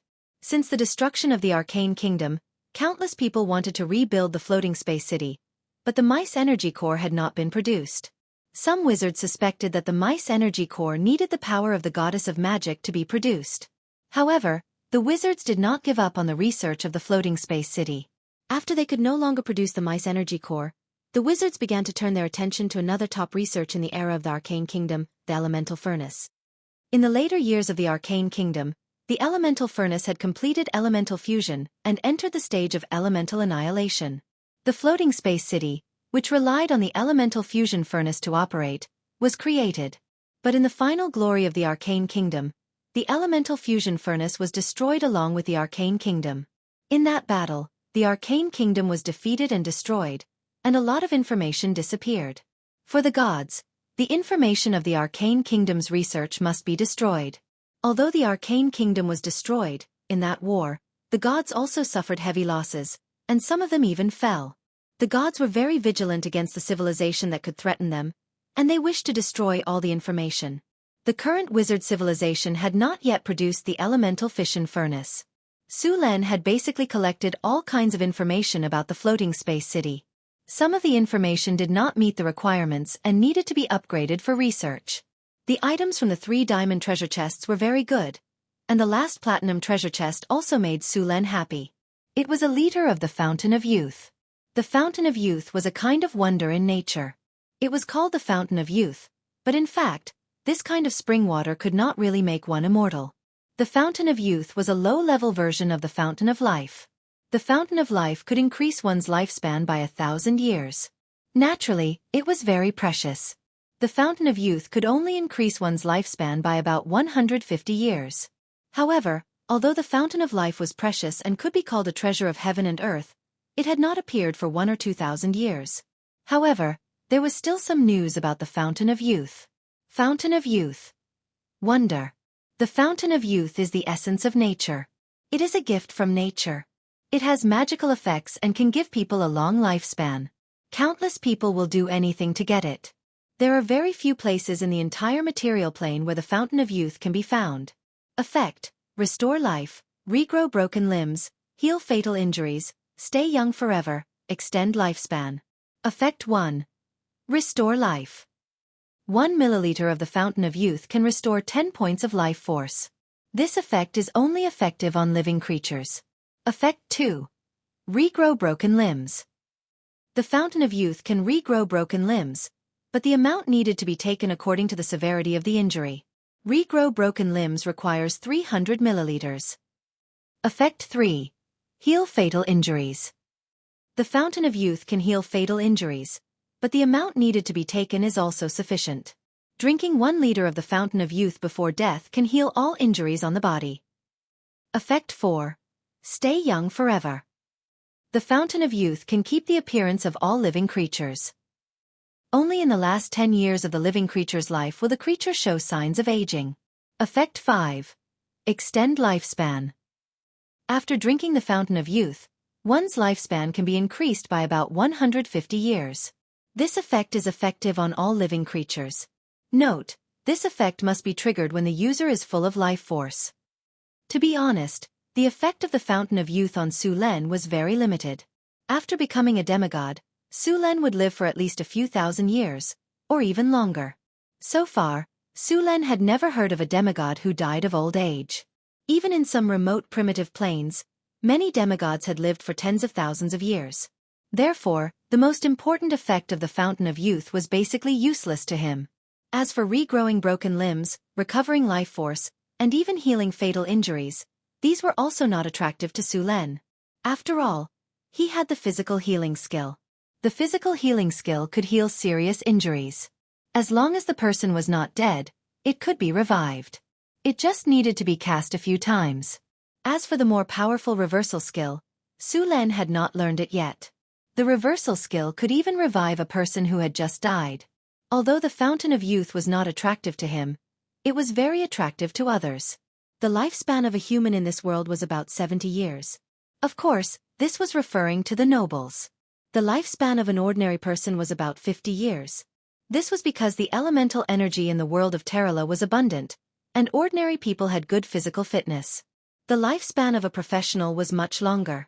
As long as they did not suffer any serious injuries when they were young, it was normal for them to live to 70 or 80 years old. Of course, after becoming a legend, one's lifespan would be even longer. The Fountain of Youth was very attractive to both warriors and nobles. Even a legendary warrior could only live to about 200 years old. Moreover, after 130 years old, their condition would gradually decline. After 160 years old, their strength would degrade to that of a conferred knight. However, if they consumed the Fountain of Youth, they could easily live to 350 years old. This was almost twice the lifespan of a legendary warrior. Moreover, due to the effect of eternal youth, they could reach a shocking 340 years old at their peak. Other than humans, the Fountain of Youth was also very attractive to other races.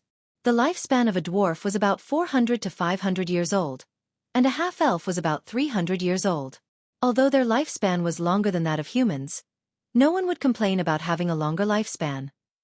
Chapter 608. Su Len had obtained a liter of the Fountain of Youth. He was planning to give half of it to the soldiers of the North Town City. Most of the soldiers were humans, and their lifespans were limited. Su Len had no use for the Fountain of Youth, but it was a good idea to give it to his men. Since there was only a limited amount of the Fountain of Youth, he could only give it to the soldiers who had contributed the most. It was very beneficial to the North Town City. Not only would it make them work harder, the soldiers would also benefit from it. They would support Su Len even more. Most importantly, even if one thought that the Fountain of Youth would grant them a lifespan of 150 years, what would happen in reality? The peak life of a soldier below the legendary rank was 45 years old. Their lifespan would start to decline after that. The peak life of a soldier below the legendary rank was 120 years old. However, after consuming the Fountain of Youth, the peak life of a soldier below the legendary rank was over 200 years old. Those above the legendary rank could live up to 300 years old. It was a great deal. Overall, the soldiers were working hard to exchange for the Fountain of Youth to extend their lifespan. They could continue to contribute to the work of the North Town City. Even though the soul-binding zombie monster had been killed, the problem it had left behind was still unsolved. He had to deal with the Land of Death. Su Len had already decided to turn the place into a training ground for new players. It would also become a soul crystal resource point. However, Su Len had to seal off the Land of Death and place the black jade skeletons here to prevent others from coming in and destroying the place. It was easy to deal with. He just had to bury the black jade skeletons in the Land of Death, and they would merge on their own. Su Len then added another layer of seal to the Land of Death. The seal only allowed people to leave, but not enter. Su Len left after seeing the undead being born in the Land of Death again. Outside the Valley of Death, the soldiers of the North Town City were still guarding the altar. A teleportation light flashed, and Su Len appeared. "Your Majesty, you're back," a servant said respectfully. "It's done. Let's leave," Su Len said. The team soon swept through the army and arrived at the entrance of the Valley of Death. Su Len had already decided to turn the place into a training ground and a soul crystal resource point. It was necessary to modify the place. Thunder Domain. Su Len stood at the entrance of the Death Canyon. Dazzling lightning instantly enveloped his body, and the entire sky darkened at this moment. Countless lightning bolts rolled in the sky, as if they were about to fall in the next second. The powerful energy directly lifted Su Len's body in mid-air. Countless lightning snakes swam in mid-air, and the entire world seemed to be about to be destroyed at this moment. A golden light appeared on Sullen's body. Then, Sullen's entire body was wrapped in a layer of golden light. At this moment, a golden shadow rose from his body, surrounded by countless lightning bolts. The surrounding soldiers had already retreated far away. Su Len directly exploded with nearly 80% of his strength at this moment. Mana control. Mud to stone. Dazzling magic energy emerged from Sullen's body. Then, an 800-meter-long stone wall suddenly rose at the entrance of the Death Canyon. Under the influence of this powerful magic, the stone wall quickly rose. It soon rose to 50 meters before stopping. In an instant, the entrance of the Death Canyon was blocked by the stone wall. Then, Su Len gently waved his hand. A golden light appeared, and then the golden light flashed and disappeared into the stone wall. The original stone wall became even stronger. After completing all this, Su Len slowly breathed a sigh of relief. The oppressive power on his body also slowly dissipated. Soon, the lightning dissipated, and Su Len returned to his previous appearance. The only change was that the entrance of the Death Canyon was blocked by a 50-meter-tall stone wall. After sealing the Death Canyon, Su Len led the soldiers back to the northern battlefront city. The rest of the matters were left to the others. The Death Canyon would become the new resource point of the northern battlefront city. After returning to the northern battlefront city, Su Len rested for a day. The next morning, he went to the Wizard Tower to find Hathaway. This time, he had obtained the Divine Weapon Forging Blueprint. He planned to forge it. This is the Divine Weapon Forging Blueprint? Hathaway looked at the blueprint in her hand curiously. There's a rule power on it. How about it? I plan to upgrade the Storm Battle Halberd into the Thunder God Spear. I need your help. Su Len took out the Storm Battle Halberd and said, "How do you want me to help you?" Hathaway returned the blueprint to Su Len and said, "It's very difficult to forge a divine weapon. Let's not talk about the materials, but the forging process is very advanced. It's very difficult for a mortal to forge a divine weapon, and they also need the help of a powerful wizard." Su Len shrugged and said, "We can find a few master blacksmiths here. Those gray dwarves have them. You can give it a try with enchantment." "All right, but forging a divine weapon is the most basic. You still need to inject divinity into the weapon. Have you prepared the divinity?" Hathaway asked. "I'm ready." Su Len flipped his hand and took out a divinity crystal. It was left behind by the soul-binding necromancer he killed. "There are 4 divinity points in here. I'll extract some from the god's corpse. That's 5 divinity points. It should be enough." "Since everything is ready, let's get started," Hathaway said. The Grey Dwarves lived a very comfortable life in Northern Town City. They went to the blacksmith's workshop every day to forge weapons, and when they came back at night, they could have a drink at the tavern. They also received a salary every day. Unlike before, when all their wealth belonged to the king, the Grey Dwarves were very satisfied with their lives. Of course, it would be even better if there was more alcohol. Su Len set a daily workload for these Grey Dwarves. Only those who completed their work would be given alcohol, and those who did a good job would be rewarded. Of course, to not affect their work, there was a limit to the amount of alcohol they could get every day. Northern Town City adhered to the idea that labor would be rewarded. The more work, the more rewards. When they heard that the city lord wanted to forge a powerful weapon, and that he needed the Grey Dwarves with the best forging skills, the Grey Dwarves were very enthusiastic. Soon, the Grey Dwarves with the best forging skills appeared in front of Su Len. "Nice to meet you." Su Len smiled at the 3 Grey Dwarves in front of him. "I'm sure you already know that I'm here to forge a powerful weapon for you. Your Majesty, what weapon would you like to forge? Please don't hesitate to ask. Old Han's craftsmanship isn't just for show. It's definitely the best amongst us Grey Dwarves." A Grey Dwarf who was only about 1.4 meters tall, but was extremely sturdy said as he patted his chest. "Your Majesty, don't listen to him. Let me forge the weapon. I think I can give you a surprise." Another Grey Dwarf said eagerly. "Your Majesty, my forging skills are the best. Let me forge it." The 3 Grey Dwarves fought for the right to forge the weapon. The Grey Dwarves were all very loud. When they argued, it was like they were in a blacksmith's workshop. They kept on arguing. "Quiet!" The noise made Sullen's head hurt. Su Len immediately stopped them from arguing. The weapon I'm going to forge this time requires a very high level of forging skills. It must be perfect. Su Len said coldly. He then took out a scroll and said, "This is the blueprint. You can take a look at it first." With that, Su Len handed the blueprint to them. The three gray dwarves took the blueprint and opened it. They were immediately engrossed in studying it. Heavens, this is unbelievable. This is a divine weapon? I'm not dreaming, am I? Is this the design of a divine weapon? The three duergars exclaimed. Are you done? Su Len put down his teacup and reached out to take the blueprint. Yes, Your Majesty. The three gray dwarves said with a nod. Since you're done, are you confident? The three gray dwarves looked at each other.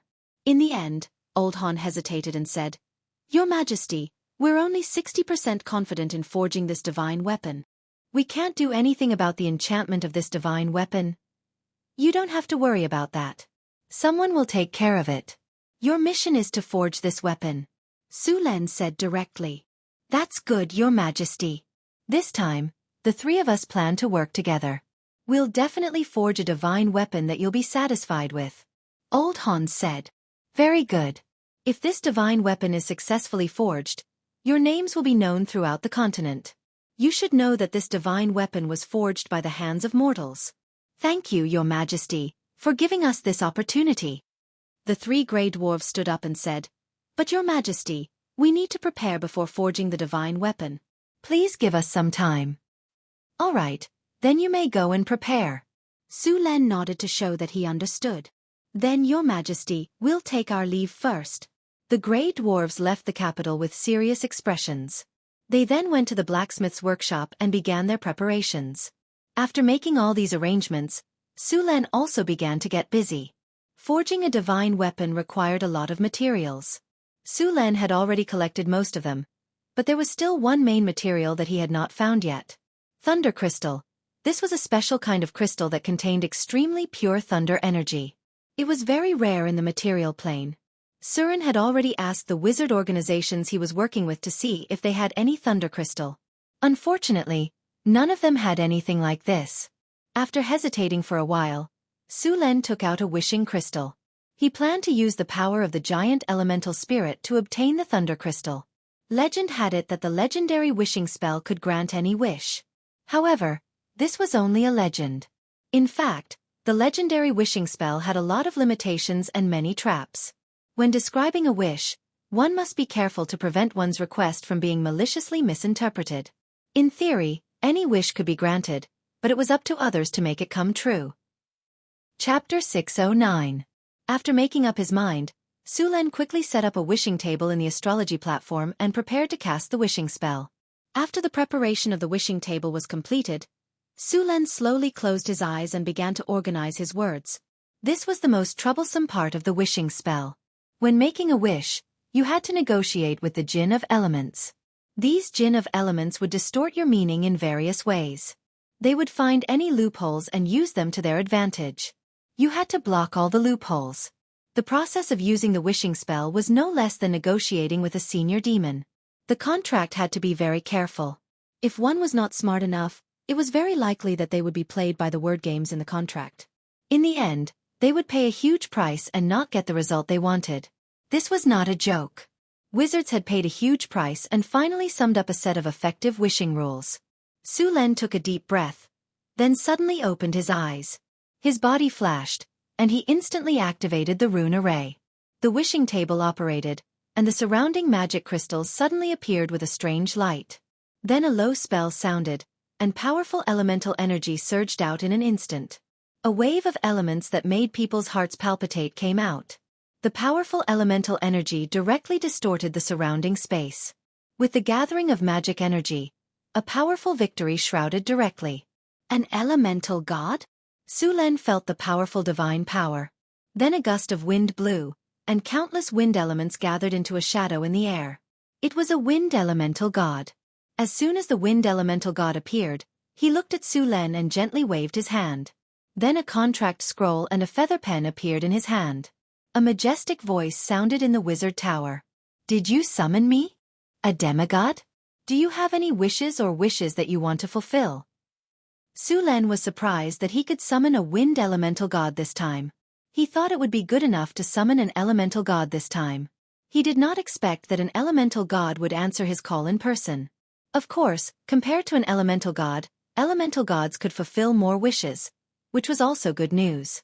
It was said that if a god used the wishing spell, he would summon the oldest 4 elemental gods. Demigod, state your wish. The wind elemental god urged. Greetings, respected wind elemental god.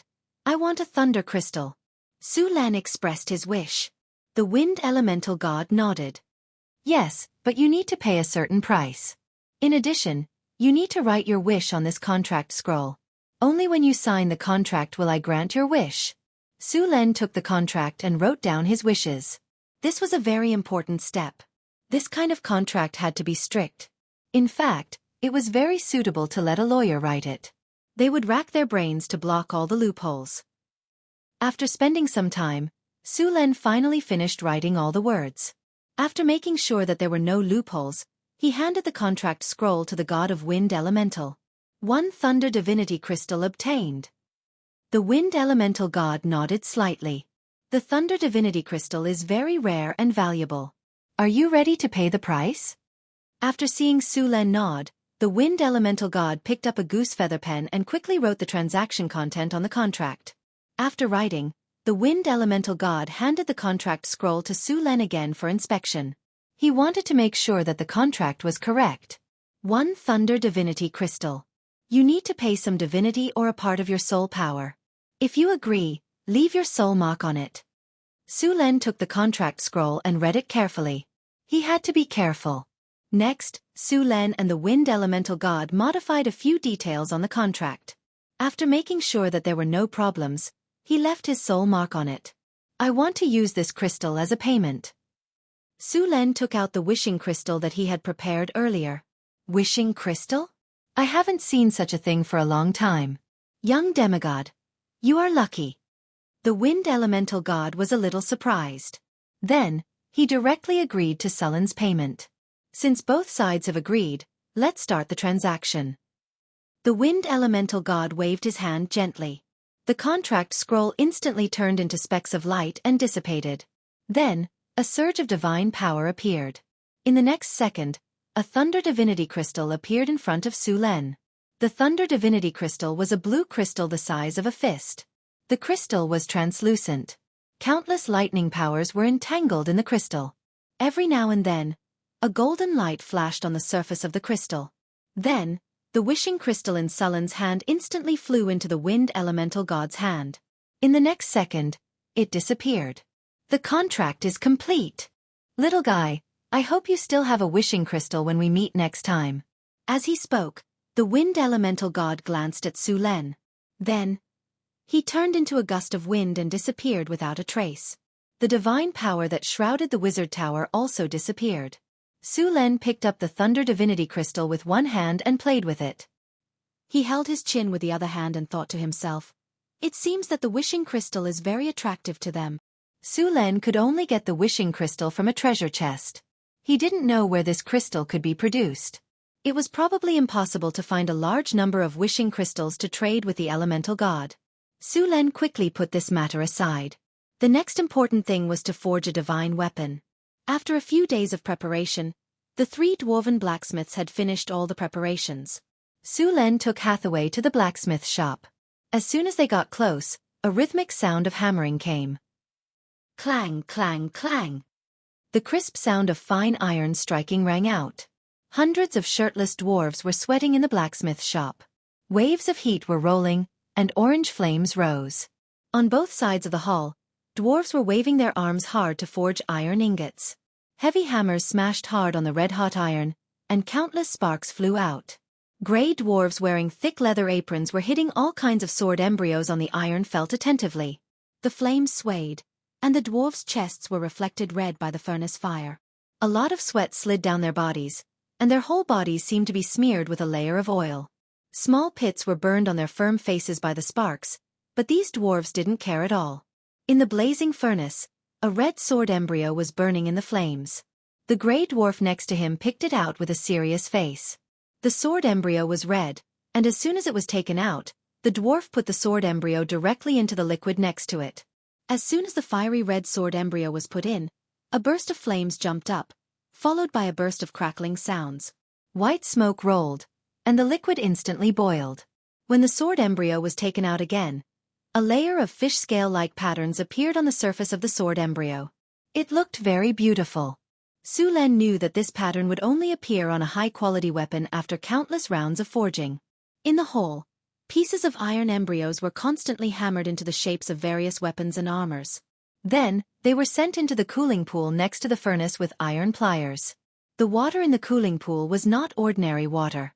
This was one of the dwarves' secret recipes. It was a quenching liquid made from more than a dozen different materials. These quenching liquids were divided into several types. They were specially used to quench various kinds of weapons. When the smoke dissipated, the dwarves began to repeat the previous forging process again. Their movements were strong and powerful. Although it looked very simple, it was full of a strange rhythm. Under their careful forging, high-quality weapons were forged under the hammers. This was the blacksmith workshop in northern Battlefront City. High-quality weapons were forged every day. Now, the army of northern Battlefront City had basically finished changing their equipment. The arrival of Su Len and Hathaway didn't attract their attention. The dwarves were still very serious when they were working. Soon, a blacksmith steward brought Su Len and Hathaway to a room next door. At this time, 3 dwarven blacksmith masters were also forging with bare arms. "Looks like you're well prepared." Su Len glanced at what the 3 dwarves were forging. It was a weapon very similar to the Thunder God's spear, but the material used was ordinary fine iron.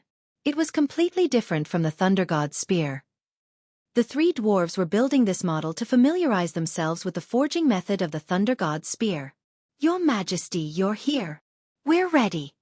Han stopped immediately when he heard Sullen's voice. "All the materials for the Thunder God's spear are ready. Now I'll give it to you to forge." Su Len nodded at them and took out the materials that had been prepared. Seeing the rare materials appear in front of them, the dwarves were a little excited. "Everything is here. This is the forging blueprint of the Thunder God's spear.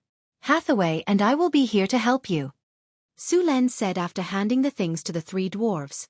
"As you wish, we will do our best to forge this artifact," Han said with a serious face. Then, the 3 dwarves began to work. In the past few days, the 3 dwarven blacksmith masters had practiced several times. Now, it could be said that they were familiar with the process. They picked up the materials and began to forge. Su Len and Hathaway didn't disturb the 3 dwarves. They stood aside and watched them quietly.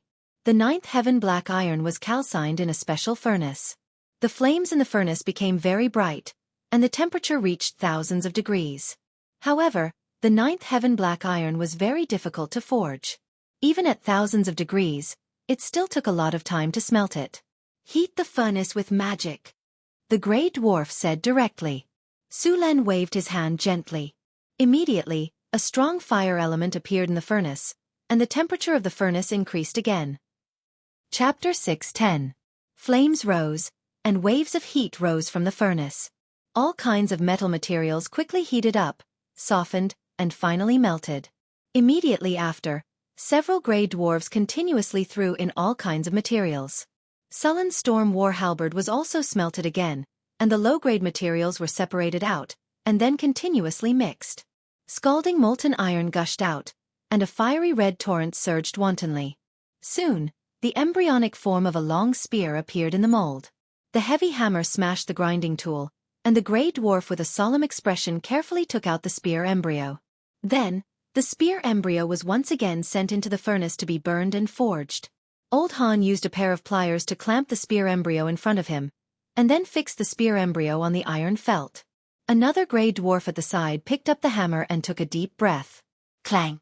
A crisp sound rang out as the hammer heavily smashed onto the spear embryo.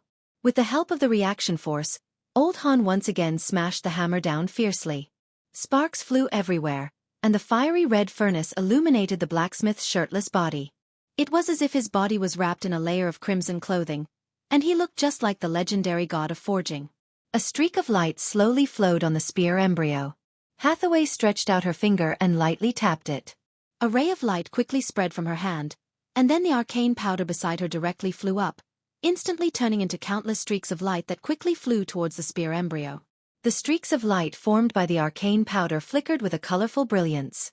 As the hammer hammered, they continuously merged into the spear embryo, and the originally gray spear embryo began to flicker with specks of light.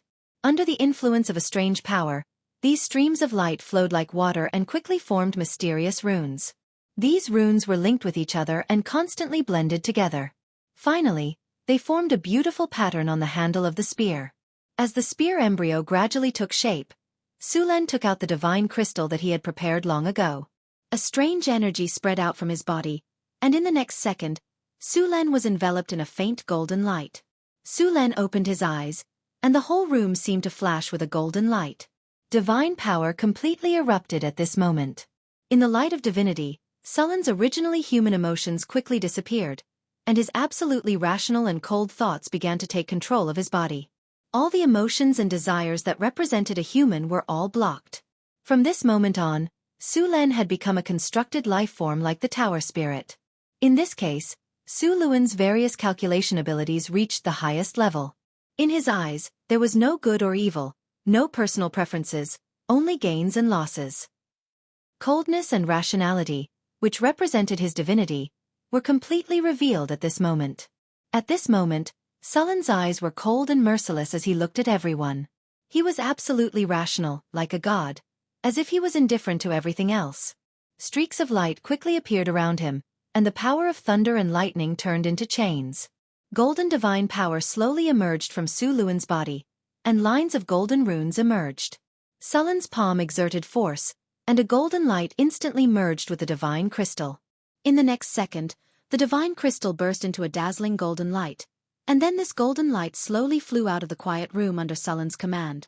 At the same time, another divine crystal of thunder also flew up. The golden light linked with the divine crystal of thunder, and the divine crystal of thunder quickly turned into a ball of purple energy. Then, a huge amount of divine power was released at this moment. The divine power and the divine power of thunder intertwined, and golden light constantly flashed in the purple gold energy. In the end, under Sulen's manipulation, the golden light slowly flew to the spear embryo, and finally merged with it. The originally gray spear also turned purple gold. The three dwarven blacksmiths took turns forging, and a very rhythmic sound of forging rang out continuously. Sparks burst out, and the divine weapons slowly appeared in the flames. The whole process lasted for 3 days, and when the last hammer fell, all the sounds seemed to disappear at this moment. Sulen took out the divine weapon forging blueprint, and the blueprint slowly flew up, and soon floated above the thunder god's spear. Then, the blueprint quickly burned, and a strange power slowly fell and merged with it. In an instant, the thunder god's spear, which seemed to be covered with a layer of shadow, suddenly burst into a dazzling golden light. Golden lightning surrounded the surface of the thunder god's spear, and at this moment, Sulen immediately burst out all the lightning power in his body, and then merged it with the spear. A dazzling divine light appeared, and with the complete integration of the divine power, the divine weapon forging blueprint also merged with the strange power of law.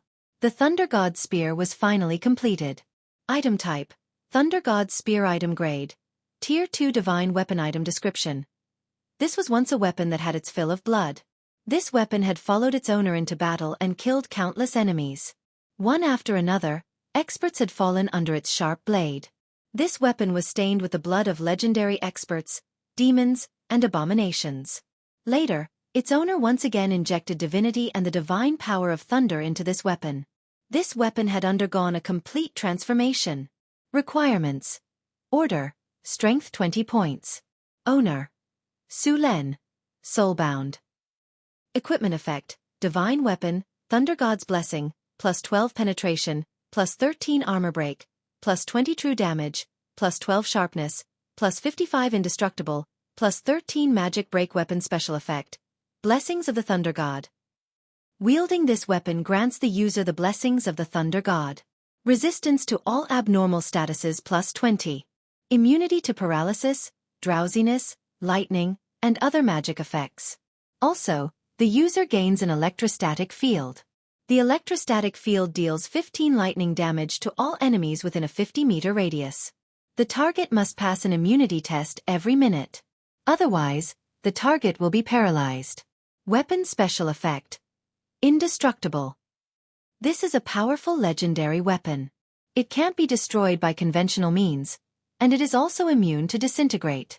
Only legendary disintegrate has a 0.1% chance of destroying this weapon, but the destroyer will also receive a backlash from the weapon. Weapon special effect. Power of lightning. Each attack will deal an additional 80 points of lightning damage. The damage can be stacked. When the damage is dealt, the target will be paralyzed. Any target whose constitution is unable to resist will be paralyzed for 1 to 3 seconds. When using lightning energy, the damage of lightning energy will be increased by 100%, and the consumption will be reduced by 80%. Weapon special effect. Slow.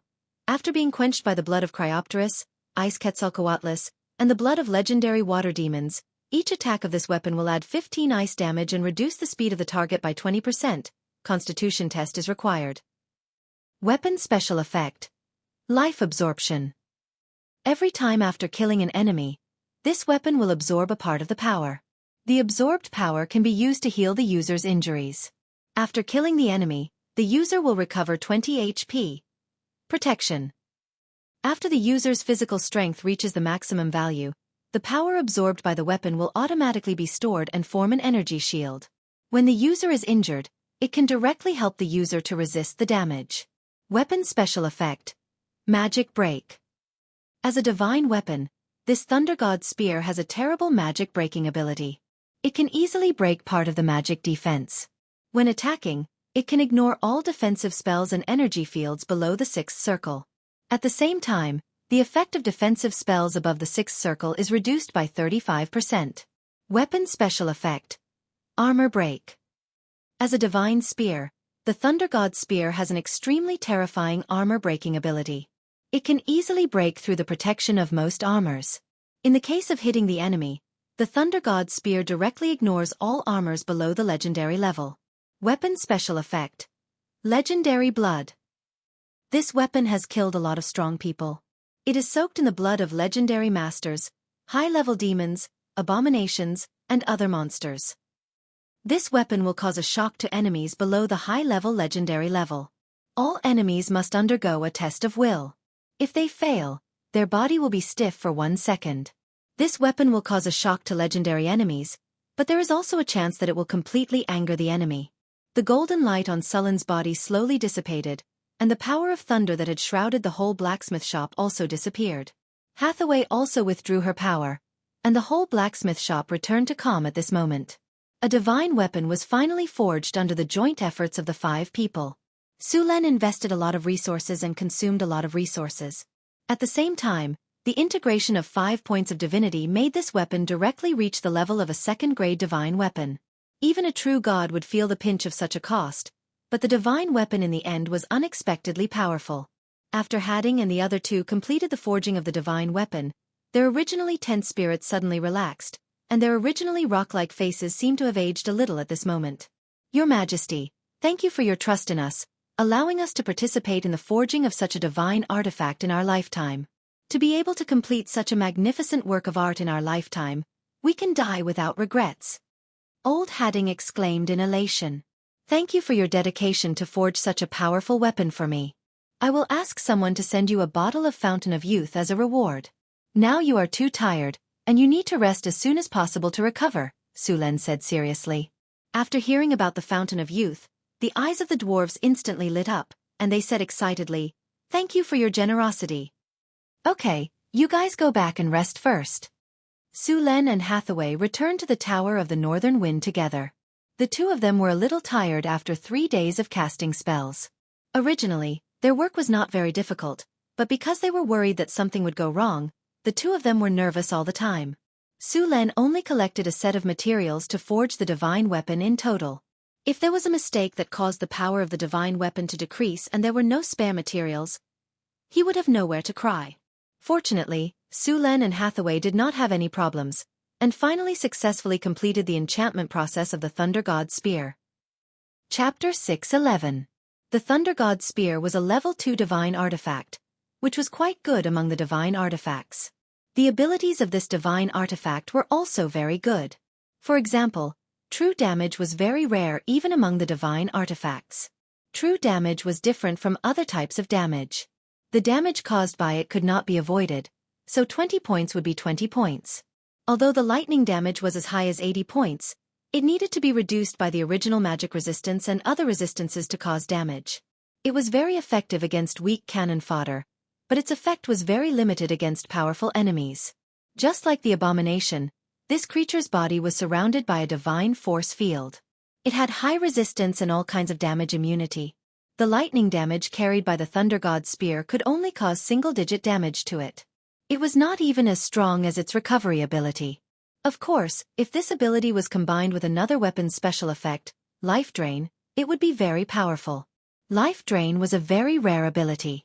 After killing the enemy, it would draw the power of the enemy to recover. Individually, killing one person would only recover 20 points of HP. However, combined with the area of effect damage of the Thunder God's blessing, one enemy would be 20 points, and 10 enemies would be 200 points. In a group battle, Sullen's HP recovery speed would be very exaggerated. If there were enough enemies, Sullen's recovery speed could not even keep up with the abominations. If they wanted to defeat him, they could only rely on one-on-one combat. With Sullen's current strength, he had never lost a one-on-one combat. With his current physical fitness, unless he was in the form of a god saint, he would not care about anything else at all. Finally, he had a divine artifact. Su Len was so excited that he almost ran out to show off. Fortunately, he forced himself to be rational. He should not show off his wealth. Moreover, this divine artifact was his trump card. He wouldn't reveal it so easily. The number of divine artifacts in this world was very small. Other than the gods, there were probably only 1 or 2 divine artifacts in the world. Divine artifacts needed to be infused with divine power and divine power. Even the gods might not be willing to do so. Divinity was also very important to the gods. In addition to divinity and divine power, a divine artifact also needed the power of law. This was one of the reasons why divine artifacts were so powerful. Not everyone could use divine artifacts. Even extraordinary items had profession and physical fitness requirements, not to mention powerful items like divine artifacts. The power of law that Su Len infused into this divine artifact was a part of the Law of Thunder. This law was contained in the original divine artifact forging blueprint. This divine artifact could only be used to forge one divine artifact. Divine artifact. Even if Su Len collected another set of materials, without the power of law, this divine artifact's divine artifact. During the forging process, Su Luen had integrated a trace of his soul force into the Thunder God's spear. This way, the Thunder God's spear would become Su Luen's personal divine artifact. Even if the Thunder God's spear fell into someone else's hands, that person wouldn't be able to display its power and would even be attacked by the divine artifact. For example, there was once a divine artifact called the Lord of the Rings. The Lord of the Rings was very powerful. For some reason, this divine artifact fell into the material plane and was obtained by many people. However, the people who obtained the Lord of the Rings did not gain great power. Instead, most people were bewitched by the Lord of the Rings. They even became puppets and slaves of the Lord of the Rings. The Lord of the Rings would even control these slaves to go to the location of its real master. Su Len. If others wanted to use this divine artifact, they had to obtain his approval. Only then could they use it in a limited way. Of course, Su Len could also make some modifications. As long as one had his blood, they could also use this divine artifact. Of course, this right to use it was temporary. As long as Su Len was willing, he could take it away at any time. Many powerful gods had left such divine artifacts, such as the King of Dawn, the God of Justice, and the God of Light. For example, the strongest divine artifacts of the Paladins, the Pale Justice and the Holy Avenger, both of these divine artifacts required the user to be aligned with the lawful good, and the user had to be a paladin. Therefore, these 2 divine artifacts were also called holy swords. The paladins were a group of very troublesome existences. This was because the paladins seriously could not tolerate evil. However, this world had never been bright and righteous. It could be said that almost all cities were hiding evil. Even Sullen's northern city was no exception. There were a large number of slaves and serfs in the northern city. According to the standards of the paladins, these were also evil. However, this world could not be without paladins. They were the bottom line of this world and the hope of all the good people. As people who adhered to the lawful good, they had very strong will and beliefs. If wizards were 1 in 1,000 or 1 in 10,000, then paladins were 1 in 100,000. It was difficult to become a paladin not because one was not talented enough, but because one had to firmly believe in justice and kindness. If one could not uphold justice and kindness, then a paladin would quickly fall. Once a paladin fell, then the power they possessed would disappear, and they would eventually become an ordinary warrior. Of course, it was also possible that their beliefs would collapse and they would completely fall into darkness, becoming a dark warrior. Paladins pursued justice and kindness. Their beliefs were to protect kindness, pursue justice, and destroy evil. However, very few people could do it. Even the most ordinary civilians, if you used alignment testing spells, you would find that many of them leaned towards evil. Even in the 21st century, when technology was advanced, society was prosperous, and the legal system was improving day by day, there were all kinds of criminals, gray areas, collusion between officials and businessmen, and crimes committed by officials. Not to mention the Middle Ages. In this era where productivity was lagging behind and the power of the nobles was almost at its peak, who would expect the nobles to uphold justice? They only knew how to protect their own status and interests, not so-called justice. In any city in this world, if the paladins were to clean it up, a large number of people would be executed in the end. Corrupt officials, nobles who had no regard for human life, merchants who cheated and sold shoddy food, harmful food, expensive drugs, black-hearted minds, and so on would all be executed. How many of those nobles, officials, and merchants could be counted on to be clean? Just like the merchants who came to the northern city to trade, they were all well behaved in the city like good people, but if they encountered them in the wild, they would be very skilled in killing and robbing. One could tell at a glance that these people were veterans.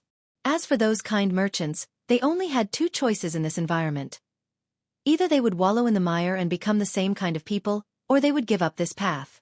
According to Capital, when Capital came to the world again, blood and filth would drip from every pore from head to toe. So, according to the standards of the paladins, the whole city was basically ruined.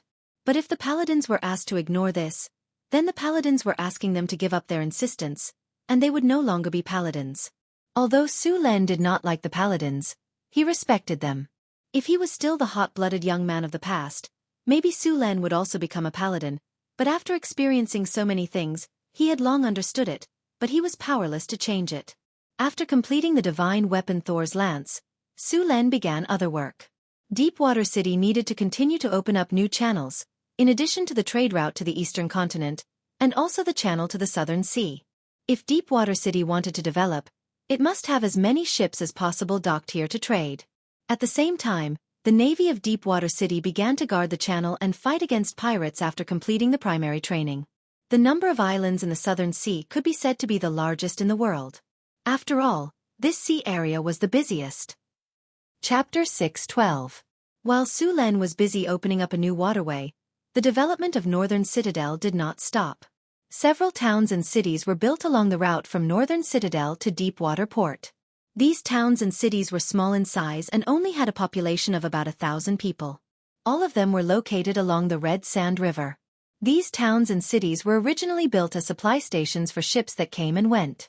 The council halls saw that these settlements were developing well, so they directly assigned the immigrants who came in the past few months to these settlements along the river. Since the construction of Deepwater City, the supply of goods to Northern Citadel had not been interrupted. It could be said that the waterway of the Red Sand River had become unusually prosperous. There were more than a dozen ships coming in and out every day. These towns and cities along the way were developing very quickly. Deepwater City also sent out a fleet to sail to the Southern Sea. This time, their destination was the Southern Sea. The Southern Sea was famous among the surrounding countries for its wealth. Every year, caravans and fleets from all over the world would trade here. The nobles of these countries could be said to have made a lot of money. The nobles of these countries lived more extravagantly than the nobles of Florence. Things like sugar, honey, high-end wine, perfume, and paper were in short supply here. All kinds of luxury goods produced in Northern Citadel could be sold at a high price here. From the very beginning of the sea trade, the goods traded were luxury goods. The risk of sea trade was much higher than that of caravans on the road. There was an endless stream of pirates, powerful sea monsters, and terrifying storms. As long as you encountered them, you would suffer heavy losses. If the value of the goods transported was low, you wouldn't even be able to pay the sailors' wages. The Southern Sea was also the most prosperous area for slave trade. Unlike the northern continent, the southern sea was very thoroughly developed. The land there was also developed. The large wastelands between the cities in the northern continent were rarely seen in the southern sea. The mild climate, abundant rainy season, and fertile land made the southern sea much more productive than the northern sea. There was enough food to feed a large number of people. Although the nobles here were greedier than the nobles in the northern sea, the population of the southern sea was still far greater than that of the northern sea. For example, the largest port in the Tudor kingdom, the Spice Port, had a permanent population of more than 400,000. The capital of the Tudor kingdom had a population of an astonishing 500,000. Including the floating population, the population had reached 800,000. Su Len planned to directly migrate from here. He would transport a large amount of goods from northern town city to the southern sea to sell, then buy slaves from here and send them to Deepwater City. This was much faster than migrating from the Kingdom of Florence. One ship could easily transport a few hundred immigrants, and one trip could transport at least 3,000 immigrants. Compared to the immigration of the Kingdom of Florence, it took much less money and time. The number of merchant ships in Deepwater City was still expanding. As the fleet grew bigger and bigger, so did the number of immigrants. North Town City was rapidly developing again. Right now, the first problem that restricted the rapid development of Beifeng Principality was its low population. The entire Beifeng Principality had a population of no more than 300,000, which was even less than the population of a city. The population in the north of the Kingdom of Florence was originally insufficient, and the cost of immigration from the south was too high. Now, using a fleet for immigration would undoubtedly greatly reduce the cost, and there would be more people. The development of the waterway in Deepwater City was very smooth. All kinds of goods from Northern Town City were also very popular here. The immigration work in Northern Town City was also very smooth. The arrival of a large number of people also made Deepwater Port more prosperous. With a flash of light in the laboratory, Hathaway's eyes flashed with joy. She then excitedly picked up the freshly made Starry Sky magic robe on the alchemy table. This was a robe that she had specially made for herself. The main material was the skin of a white dragon, and it was also a legendary robe. After Su Len got his hands on a divine weapon, Hathaway couldn't help but take out the dragon skin to make a legendary robe. As a legendary wizard, Hathaway's equipment could be said to be very simple. Due to the lack of materials, she had always been using a grade 4 legendary robe and magic staff. Last time, Su Len brought back a large amount of legendary dragon skin, so she finally had enough materials. Hathaway directly put on the robe. The Starry Sky magic robe looked very beautiful. The robe was blue and white, and there were silver white patterns on it. The patterns were shining like stars, and it was very beautiful. Because it was made of dragon skin, the robe itself had very high defense. It could be said that with this robe, Hathaway's strength had increased by at least 3 times. With a flash of light, Alex's figure appeared on the astrology table. As soon as he appeared, he saw Hathaway and was attracted by the robe on her. "Sister Hathaway, you're done?" Seeing the robe on Hathaway, Alex was also surprised. "Yes, I'm done. I just tested it, and it's already exceeded our expectations," Hathaway said excitedly. "Really? Then I'll make my robe according to this template." Alex decided right away. "There are diagrams in the library. You can change the spells on them. Su Len brought back a lot of materials, so you can make a few more of them." Hathaway waved her hand and said, "Then I won't hold back." Alex said excitedly, "Right, how's your research going?" Hathaway suddenly thought of something and asked, "It's a lot worse. Su Len brought back a lot of information last time. I've already tested it. There's no problem at all," Alex said. Alex gently waved his hand, and a silver metal ring appeared in his hand. The metal ring was very small, only the size of a palm. It was engraved with countless arcane runes.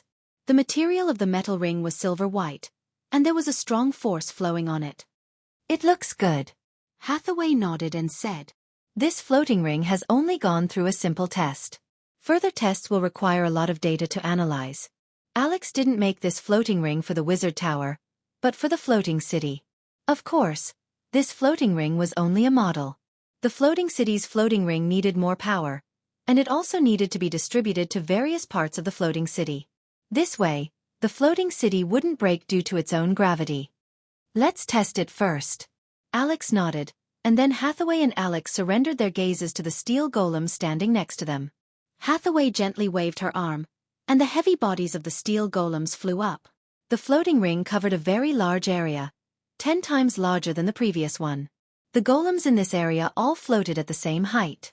This levitation ring had been modified to distribute the buoyancy evenly to the surroundings. It was specially made for the floating city. In the future, the floating city would definitely have more than one set of levitation rings installed. In order to prevent one set of levitation rings from malfunctioning, a floating city would have at least 3 to 4 sets of levitation rings installed.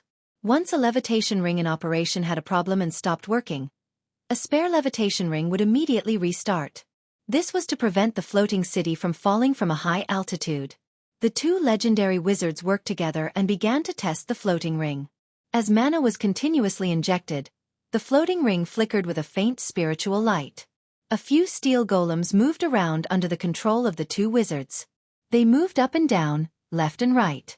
The two of them quickly became familiar with the controls of the floating rings, recording their movements as they operated them. Experiment successful.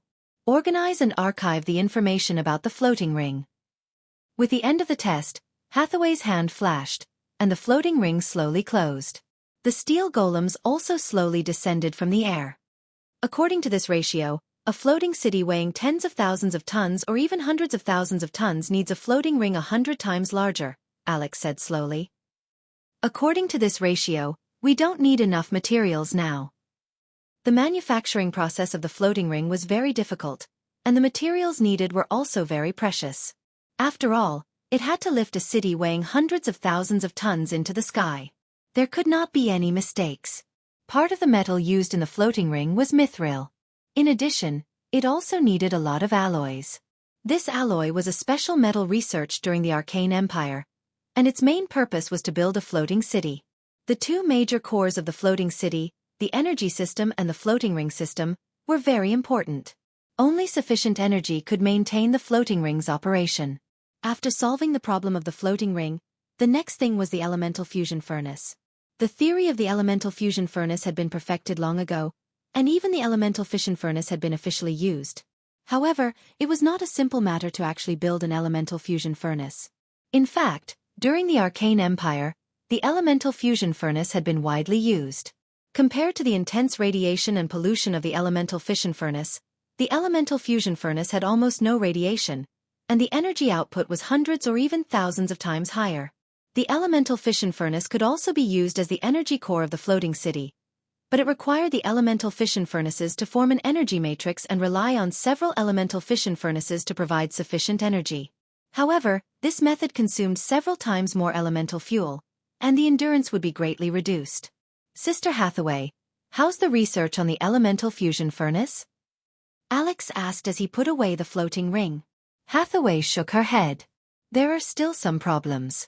The elemental fusion furnace produces too much energy, and ordinary materials can't support it, but I already have some ideas. Chapter 6:13. Death Canyon. After Su Luan had used mud to rock to block the entrance of the canyon, it had become an important resource and farming spot for northern Garrison City. At the entrance of the canyon, a military camp had been renovated.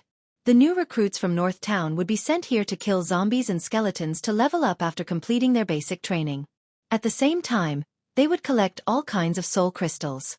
In this military camp, apart from the new recruits, there were 2 teams of Stage 3 elites. The leaders of these teams had reached Stage 4. In addition to protecting the new recruits, they were also responsible for killing the high-grade undead creatures in Death Canyon. There weren't many of these high-grade undead creatures. On average, there were about 5 of them per month. These high-grade undead creatures would produce high-grade soul crystals, which were the main material for making the soul cores of steel golems. Su Len now had a clay golem assembly line, a rock golem assembly line, and a steel golem assembly line. He had already moved the steel golem assembly line from the secret realm to the wizard tower. The steel golem assembly line was different from the clay golems and rock golems. The entire steel golem factory looked like a modern production workshop. The surrounding walls were bright and clean, and the crystal pipes on the ground were transmitting energy. These crystal pipes were connected to the elemental pool in the wizard tower. Although the wizard tower had an elemental fission furnace installed, Su Len didn't dismantle the elemental pool. Instead, he remade the elemental pool into an energy loop to power the wizard tower.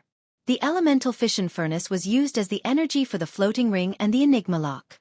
The energy supply of the wizard tower was not interfered with. In fact, the energy supply of the wizard tower was like electricity in Abel's previous life. The energy supply of a wizard tower was equivalent to a power station. The production process of steel golems was much more complicated than clay golems and rock golems. At this time, the standardized parts of the steel golem assembly line were transported to the corresponding position by the conveyor belt. These parts were then assembled by the clay golems one by one. In the back of the warehouse, there were already a few steel golems that had been assembled standing quietly. These steel golems hadn't been activated yet, and their soul cores hadn't been installed. The soul cores of high-grade golems were very complicated, and they needed to be activated by wizards. Under normal circumstances, Su Len or Hathaway would come here once a month for activation. Soul crystals were rare and were one of the common currencies in the multiverse. Souls were a special kind of wealth, and the death god maintained that the souls in the multiverse would not be excessively plundered. He would send a large number of souls back to the Origin Sea for reincarnation, but there would always be many devils and demons who wanted to challenge the death god's bottom line. In order to obtain large amounts of soul crystals, wizards created the soul binding spell. After killing an enemy, they would use the soul binding stone to bind the enemy's soul and imprison it in a magic gem or other crystals. Demons and devils loved soul crystals. In the lower planes, soul crystals had an astonishing purchasing power. A legendary soul crystal was enough to hire a group of greater demons to serve you. As for demons, they preferred to rob rather than trade. The lowest level of soul crystals were gray soul crystals, which mostly came from low-level undead creatures such as ghosts and skeletons. They had a very low chance of dropping these low-level soul crystals, which could be used to activate the clay golem. The price of such a soul crystal was about 2,000 kinner. Ordinary people would not drop soul crystals after death. Even if they used the soul binding spell, they could only obtain incomplete soul crystals. Dozens of the smallest soul crystals required at least grade 1 professions. Su Len planned to build the Golem Legion. The main combat power of the Golem Legion was the Steel Golem. Making the Steel Golem not only required the use of living constructs but also the use of limited wishes. The Steel Golem's intelligence was already very high. Clay golems and rock golems were now on sale.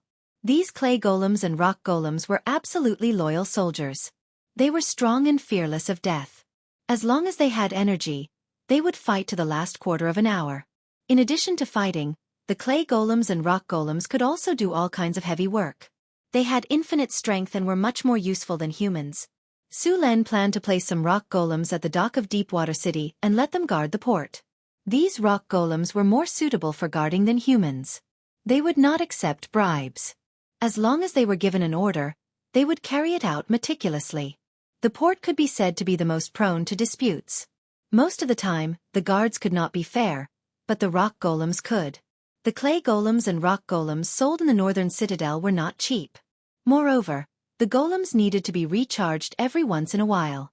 So, although many people coveted the golem's powerful strength, there were not many who really wanted to buy them. Of course, Su Len also promised that there would be after-sales service for those who did not have the technology to recharge the golems. They only needed to spend a small amount of money to have the northern citadel recharge their golems. For the sake of publicity, Su Len also specially formed 2 teams of rock golems in the northern citadel. These 2 teams of rock golems would patrol the city every day. Compared to the warriors of the northern citadel, these 3-meter-tall rock golems were more oppressive. While Su Len was promoting the golems, a merchant ship slowly sailed in from the southern sea. The ship looked like it had gone through a great battle. There were many burning holes in the sails, and the bloodstains on the deck had not been cleaned up. Not far away, a few sailors were carrying a corpse, planning to throw it into the sea. On the other side of the deck, a sailor was holding a Bible with a damaged cover and praying farewell. This was a sailor's funeral. All the corpses had to be thrown into the sea. The space on the ship was limited. After the corpses rotted, they would contaminate the food on the ship. If they were not careful, the whole ship would turn into a ghost ship, and everyone would die. After the prayer, 2 sailors threw the corpse into the sea. The waves splashed, and the smell of blood spread in the sea. Soon, people saw sharks in the distance rushing over. They swallowed the corpse. The ship steadily docked at the dock. Soon, a team of soldiers quickly walked to Sullen's room. You said the fleet was attacked by pirates? Sullen's eyes flashed coldly. Yes, Your Majesty. We have 4 ships in total. 3 of them were taken away. This is the only ship left. Please help us get the ship back. Pirates had already set their sights on this place. Sullen's face was expressionless. He was thinking about how to make an example out of them. Chapter 6:14. The atmosphere in Deepwater Port was a little tense. In the morning, a ship docked and brought back news of a pirate attack. 3 ships in the fleet were intercepted by pirates, and the only ship that escaped suffered heavy casualties. The consequences for Deepwater City, which had just begun to develop, were very serious. Where is Barbossa? Sulen asked.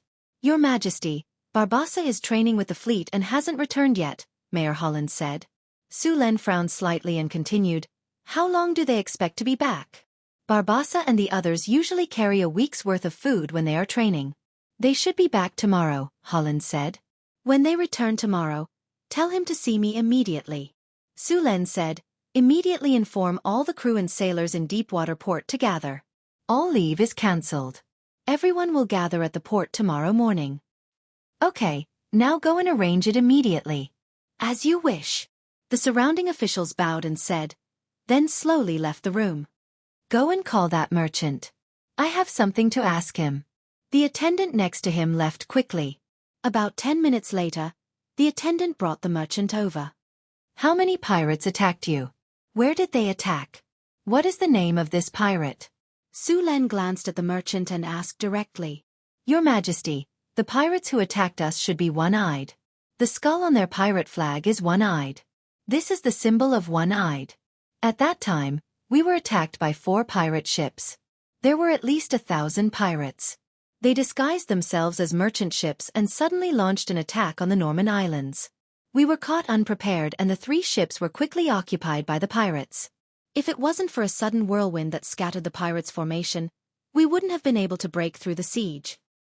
Your Majesty, this time our caravan suffered heavy losses. The goods and ships robbed added up to at least 500,000 kinner. Please avenge us. Rhodes said with a pained expression. How much do you know about one-eyed pirates? How many pirates are there? Where are they active? Sulen asked in a deep voice. I'm sorry, Your Majesty. I don't know much about one-eyed pirates. After all, pirates hide their tracks except when they rob, Rhodes said. Then tell me what you know. Sulen nodded. Yes, Your Majesty. Rhodes reorganized his words and said, It is said that there are 1,000 one-eyed pirates and they are one of the largest pirates in the southern seas. They are ruthless and never leave anyone alive after a successful robbery. That is why very little information about them has been leaked. One-Eye's flagship is the Black Dragon, an armed merchant ship. It is said that a wizard has cast a spell on this ship that can raise a large fog on the surface of the sea. There were a few times when One-Eyed was ambushed by the Tudor Kingdom's navy and was trapped in a tight encirclement. Thick fog suddenly rose from the sea and turned everything white in a breath. Almost nothing could be seen beyond 3 meters. One-Eyed took the opportunity to escape. After his escape, One-Eyed began to attack the Tudor Kingdom's merchant ships, causing the Tudor Kingdom to suffer heavy losses. Later, the Tudor Kingdom's navy launched a search and fought with this group of pirates many times. One-Eyed suffered heavy losses after a few times. 3 out of 5 pirate ships were sunk, so he had to give up. However, the Tudor Kingdom's navy did not gain any advantage. However, this incident also made him famous among the pirates, and made him one of the most powerful pirates in the southern seas. One-Eyed is often active in the area of the Marin Islands, which is a route to the eastern continent. Merchant ships often pass through it, but this time, for some reason, he suddenly appeared in the Norman Islands and launched an attack on us. After listening to Rhodes's introduction, Sulen had some understanding of One-Eye's pirates. They were meticulous, well-informed, cruel, fierce, and vengeful. At the same time they were also bold. After all, not many pirates dared to go head-to-head with the Navy. However, One-Eyed had actually gone head-to-head with the Navy more than once. Not only was he not eliminated, but he was also getting stronger and stronger. Sulen actually did not care much about the strength of One-Eye's pirates. After all, to him, Anyone below the legendary level was just an ant. As long as he was willing, he could single-handedly destroy all of One-Eye's pirates. However, the reason why pirates could not stop attacking despite repeated prohibitions was because they were secretive about their whereabouts. The sea was vast and there were many islands. Pirates usually built their nests in some sea areas far away from the sea route. The most difficult thing to eliminate pirates was not to defeat them, but to find their nest. Even if Su Len knew that One-Eye's pirates were behind it, it was still very difficult to find them. However, it was not impossible. If there was no other way, he could ask Hathaway for a divination. The strength of One-Eye's pirates was far from the legendary level. The difference in strength was very large. This kind of divination would require too much effort. After a day of preparation, a large number of sailors gathered at the port of Deepwater City. All the sailors in the city had arrived, and there were also 2 ships docked at the port. Because 3 ships were robbed by pirates, there were only 2 ships left in Deepwater City. In addition, there was a warship that was still being piloted by Barbassa. Its strength was far inferior to One-Eye's. Of course, this did not take into account the situation of Raging Dragon. The sky gradually brightened, and soon a black spot appeared on the sea. The black spot was very fast, and it was revealed in a short time. It was the naval warship led by Barbassa. At this time, the warship had just completed sailing training and was moving towards the port. About half an hour later, the ship docked at the port. After seeing the situation at the port, Barbassa was slightly stunned.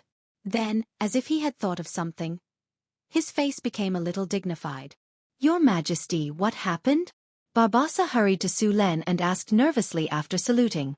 "Our fleet was attacked by One-Eye's pirates, and only 1 ship escaped," Su Len said with a gloomy face. "Now take your people, replenish the supplies, and immediately set out to find these pirates. I want to completely eliminate them." "Yes, Your Majesty." Barbassa's heart trembled, and he immediately said. Then, without caring about the repairs, he ordered the coolies to carry the supplies to the ship. Because the development time of Deepwater City was very short, the number of sailors here was not many. Although Su Len spent a lot of time to train them, it was still not enough. In addition, 3 ships were robbed. The sailors on them would certainly not survive. The quality of the sailors was much worse than before. Most of the sailors in front of him were ordinary people, or strong ordinary people. Su Len did not have much hope for these people. For him, the role of these sailors was to carry the spoils of war. Soon, Barbassa carried all the supplies. After making sure that all the ships were ready, Su Len said directly, "Let's go." The 3 ships quickly raised their sails, and then lined up in a column and slowly sailed out of the harbor. After leaving the port, the fleet changed direction and sailed directly to the south. What others did not know was that in the dark sea, a huge shadow was following closely under the sea. It was Sullen's magic ship, the Angry Dragon. Although they did not know the lair of the One-Eyed pirates, they would definitely sell the stolen goods after robbing the fleet. Ordinary port pirates would not dare to dock at all, and ordinary merchants would not dare to do this business. However, there was a place that specialized in this, and that was the Shipwreck Harbor. The Shipwreck Harbor was a pirate harbor that provided various services for pirates. The Shipwreck Harbor was hidden in countless islands in the Southern Sea. Not only could ships be repaired here, but there were also taverns, blacksmiths, and brothels. Most of the pirates in the Southern Sea dealt with their spoils here. In addition to pirates, there were also various smugglers. As long as you had money, those smugglers would even dare to sell warships. This was also the treasury of most pirates. After robbing, those pirates liked to come here to relax. It could be said that the prosperity of this harbor was not worse than ordinary ports. Although Su Len did not know the specific location of the Shipwreck Harbor, Barbassa, as a former pirate captain, naturally knew the location of the Shipwreck Harbor. Therefore, he led the fleet directly to the Shipwreck Harbor. The attack of the One-Eyed pirates also made Su Len realize the danger that Deepwater City was facing. After opening the channel, not only would there be caravans coming, but there would also be pirates eyeing this place. According to the current strength of Deepwater City, it would be very difficult to protect this channel. At present, Deepwater City only had Barbassa's navy, and the number of people was less than 300. It was impossible to ensure the safety of the channel. Therefore, to ensure the safety of the channel, Su Len needed to use some other methods. The simplest and most violent method was to establish his power, and directly eliminate a few pirates with thunderous means. This way, other pirates would be deterred. Su Len was very clear about what pirates were. These guys were brave, ruthless, cruel, and greedy. They seemed to be very difficult to deal with. In reality, pirates were all a bunch of wretched wretches. They knew how to steer according to the wind. As long as you were strong enough and your fists were hard enough, they would know what humility was. Those who were disobedient would be chopped to death, and the rest would be obedient. The rule of bandits was the law of the jungle. They had no so-called loyalty. Betrayal could be said to be a common occurrence. As long as you were strong enough to lead other pirates to rob gold, silver, and jewelry, then these pirates would support you. However, if you could not lead them to gain benefits, then the pirate group would quickly fall apart. Your Majesty, do we go directly to the shipwreck harbor? Barbassa asked. Yes, go directly to the shipwreck harbor, Su Len said in a deep voice. Your Majesty, there is no problem going to the shipwreck harbor, but there is a rule in the shipwreck harbor. Fighting is not allowed in the shipwreck harbor.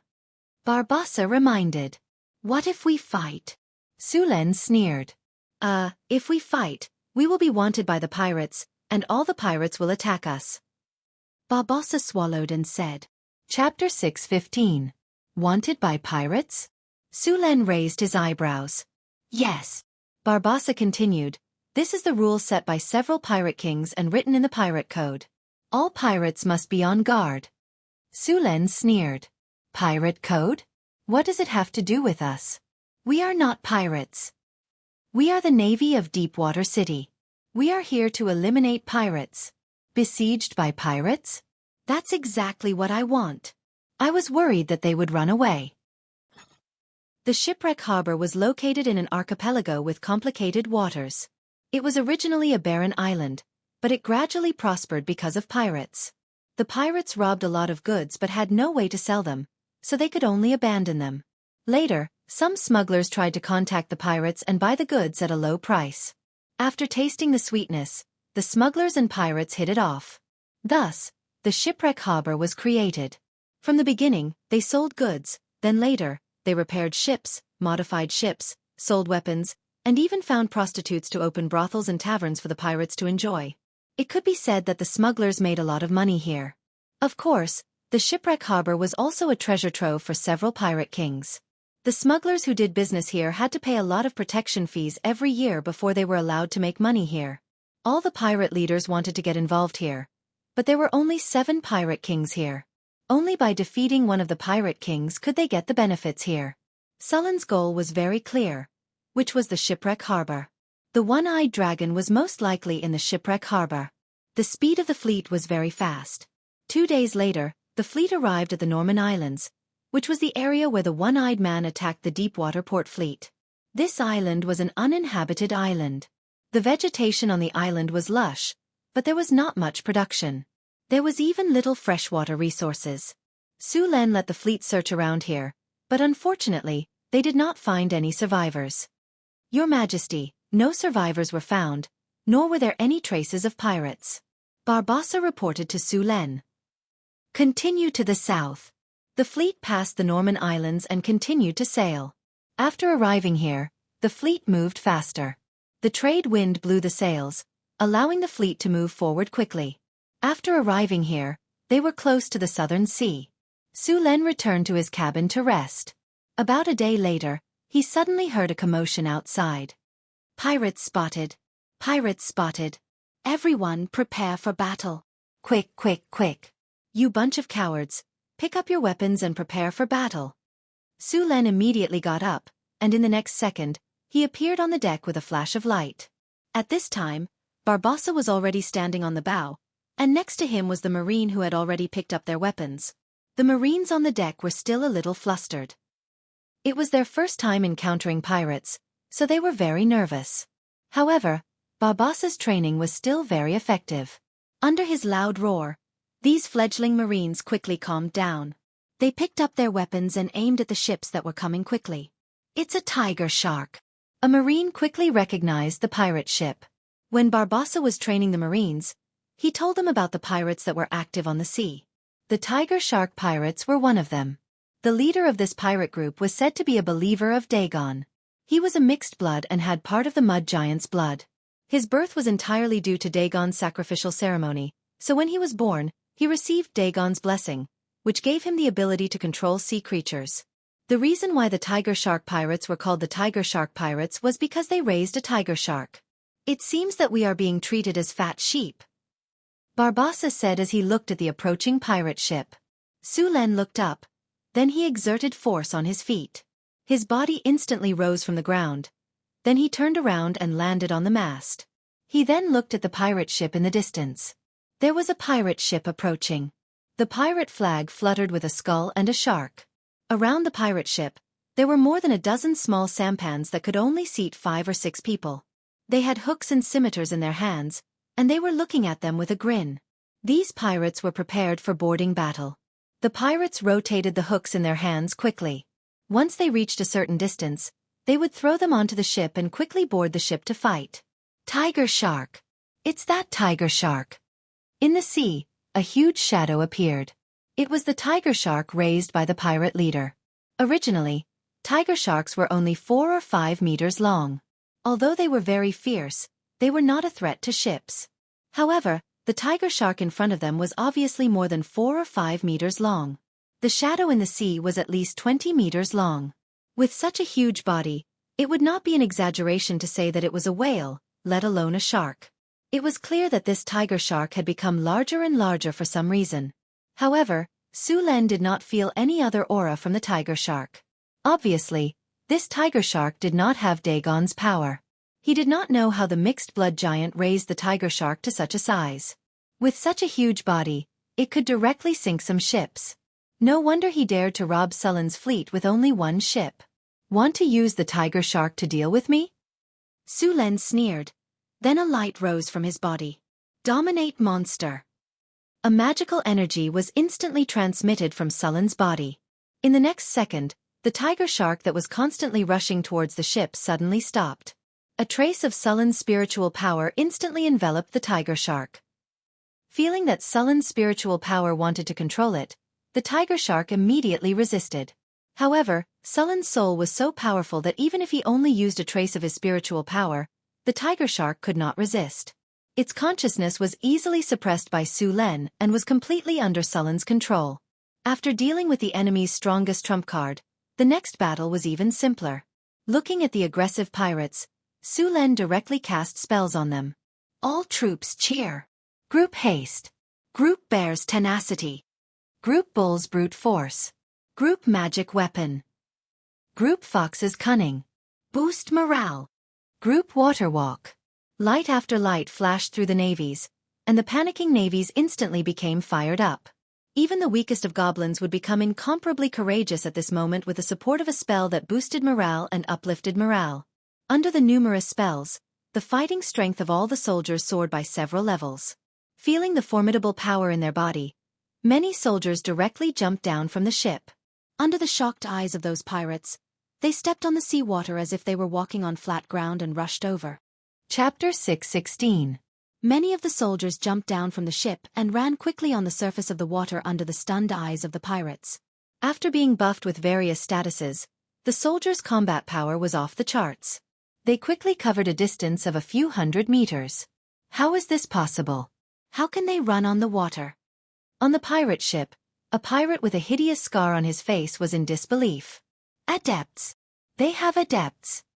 At this moment, one of the pirates cried out in panic. The face of the leader of the pirates changed slightly. With a sweep of his scimitar, a cold light flashed and the throat of the pirate who was shouting in panic was cut open. Blood gushed out in an instant. The pirate covered his neck with both hands and wanted to say something, but the light in his eyes quickly dimmed. What wizards? It's just a small trick. If you dare to disturb the morale of my troops again, you will be beheaded. The leader of the pirates shouted. A trace of fierceness flashed in his eyes as he swept his gaze across the surrounding pirates. All the pirates who met his gaze felt a chill in their hearts. Everyone, get ready for battle immediately. Kill all those who dare to resist, and you will get an extra 30% of the rewards this time. Tiger Shark Walton immediately shouted when he saw the enemies rushing towards him. Behead one person and you will get 5 gold coins. Behead 2 people and you will get 12 gold coins. Behead 3 people and you will get 20 gold coins. Hearing Walton's reward, the eyes of these desperados lit up and their faces flushed. The morale of the pirates who were panicking because of those people running on the water was greatly boosted. However, this morale only lasted for a short few minutes. Soon, those people were already in close combat with the pirates on the small boats. These Navy soldiers who were buffed with various statuses were all very powerful. The pirates who were originally brandishing their scimitars were cut in half. Originally, the weapons were carefully crafted by the dwarves. After being enchanted by Su Len, they became even sharper. The scrap metal of these pirates was no match for them at all. As soon as they clashed, a large number of pirates were killed on the spot. Run! Jump off the ship! It was unknown which pirate shouted, but the surrounding pirates reacted instantly. Without thinking, they dived into the sea. Unfortunately, although these pirates escaped the fate of being killed, they fell into a more dangerous situation. The giant tiger shark that had just been subdued by Su Len became extremely excited after smelling the blood. It opened its bloody mouth and swallowed the pirates who had jumped into the sea. Charge! Today is the day to make a name for yourself. Kill all these pirates and avenge our dead brothers. Kill them. Seeing how easily they slaughtered those pirates, the soldiers let out excited howls. Brandishing their weapons, they charged towards the pirate ship. Those pirates who were originally eager to give it a try felt as though a bucket of ice water had been poured over their heads. Chills ran down their spines from the inside out. Many pirates couldn't help but avert their eyes, as though looking for a way out. Quick! Pick up your weapons. Kill them if you want to live. Tiger Shark Walton's expression changed abruptly, and he shouted madly. However, the effect was not good. Quickly turn the rudder and leave this place, quickly. Tiger Shark Walton finally realized that the situation was not good. He quickly ordered the pirates to turn the rudder and escape from this sea area. However, it was already too late. After killing all the pirates on the surrounding sampans, the soldiers waved their hooks and charged towards the pirate ship. At the same time, Barbassa's warship arrived at a distance of 20 meters. Bang bang bang! The prepared ballista was immediately fired. The 3-meter-long spear with unparalleled power hit the pirate ship in an instant. The rope tied to the spear was also tightened in an instant. The pirate ship that was about to turn around and escape was instantly caught, unable to move. Boys, the opportunity to make a name for yourself has come. Follow me! Barbassa roared. With one hand holding the rope and the other hand holding the long sword, he directly jumped down from the mast and swung towards the pirate ship not far away. Many soldiers followed closely behind him. In the blink of an eye, more than a dozen soldiers successfully jumped onto the pirate ship. Barbassa rolled to avoid a pirate's scimitar. He swept his arm, and the sharp sword cut through the air, instantly cutting the pirate in half. Barbassa's body and mind moved quickly, and the long sword in his hand swept across. Wherever he passed, there was no enemy. The surrounding naval soldiers saw how brave their captain was, and they were greatly encouraged. With just one charge, they killed the surrounding pirates. Taking advantage of this opportunity, more naval soldiers boarded the pirate ship, and the number of naval soldiers increased rapidly. Barbassa's strength wasn't bad to begin with. After being buffed with so many buffs, he had turned into a killing machine. His long saber slashed through the air, causing blood to splatter. In just a dozen seconds, 5 to 6 pirates around him had been chopped into 2. The pirate leader, Tiger Shark Walton, had an ugly expression on his face. The enemy's strength was beyond his expectations. The surrounding pirates were no match for them. It hadn't been long, but they were already retreating. Now, he didn't even have the chance to escape. Waves of marines continued to rush onto the pirate ship, and the number of pirates was rapidly decreasing. Barbossa saw the pirate leader, and with a jump, he directly rushed up. With many buffs, Barbossa was simply unstoppable on the pirate ship. The long sword in his hand drew out a sword light and continuously slashed. Clang clang clang. A series of clashing sounds could be heard. At this moment, Walton's face was filled with fear. Barbossa was suppressing him both in terms of strength and speed. Facing Barbossa's attacks, Walton could only try his best to parry. The chain mail on the mountain had already been slashed until it was riddled with scars. There were even wounds on his body. Kacha! The sound of metal breaking was heard, and the curved sword in Walton's hand could no longer withstand the destruction and directly broke. Tiger Shark Walton's expression changed. However, before he could react, Barbossa's long blade had already swept towards him. A bright blade light flashed, and Walton's head flew into the air. Following which, Walton's headless corpse fell to the ground. The battle ended quickly, and the fledgling deep-water city navy obtained a great victory. They successfully won the battle with a small price, and more than 60% of the pirates, including the pirate leader Walton, were directly beheaded. The sea was full of the smell of blood, and attracted by the smell of blood, many sharks wandered in the sea, but they were afraid of the tiger shark that Su Len had just subdued, and did not dare to approach. Everyone, start cleaning the battlefield, and count the wounded, and calculate the spoils and military achievements. All the spoils of war will be collected and distributed later. Su Len gave a few simple instructions, and then ordered the soldiers to deal with the aftermath. Those who dare to hide the spoils of war, cut off one of their hands. Barbossa said loudly, and then ordered people to clean up the battlefield.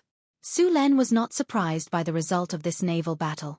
Naval battles in this era were still in the state of hand-to-hand combat, and even if there were fire crystal cannons, the effect was very limited.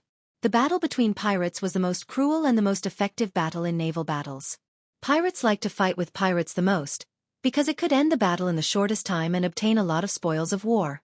In the end, there were only 30 to 40 tiger shark pirates left alive, and these pirates were all squatting on the deck. Su Len would not kill all of these pirates.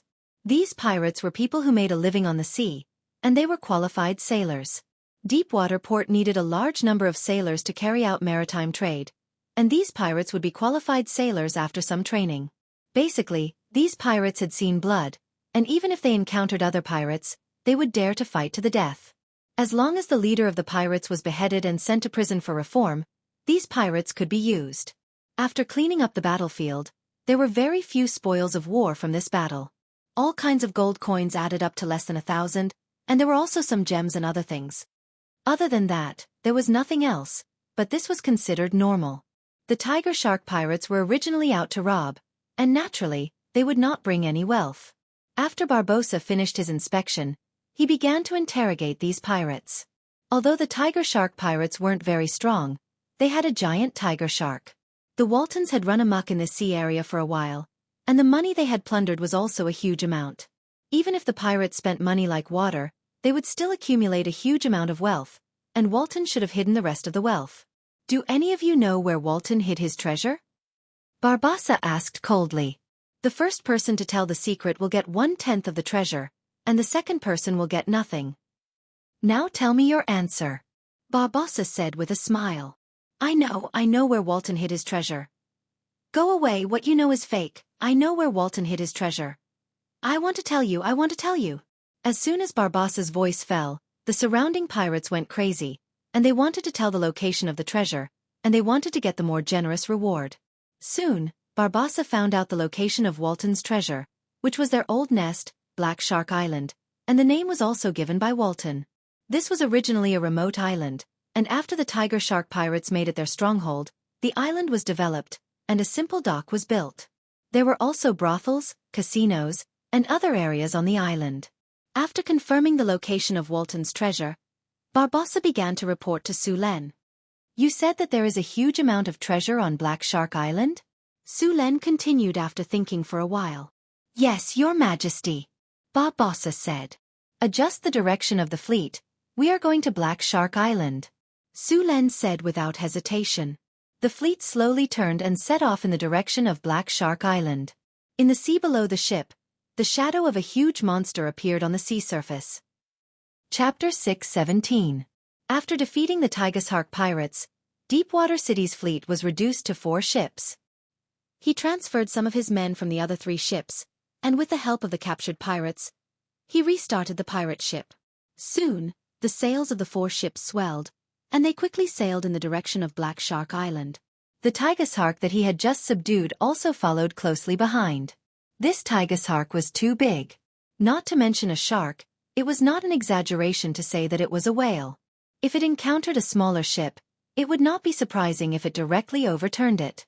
Otherwise, the tiger shark pirates would not have relied on him to become a powerful pirate group.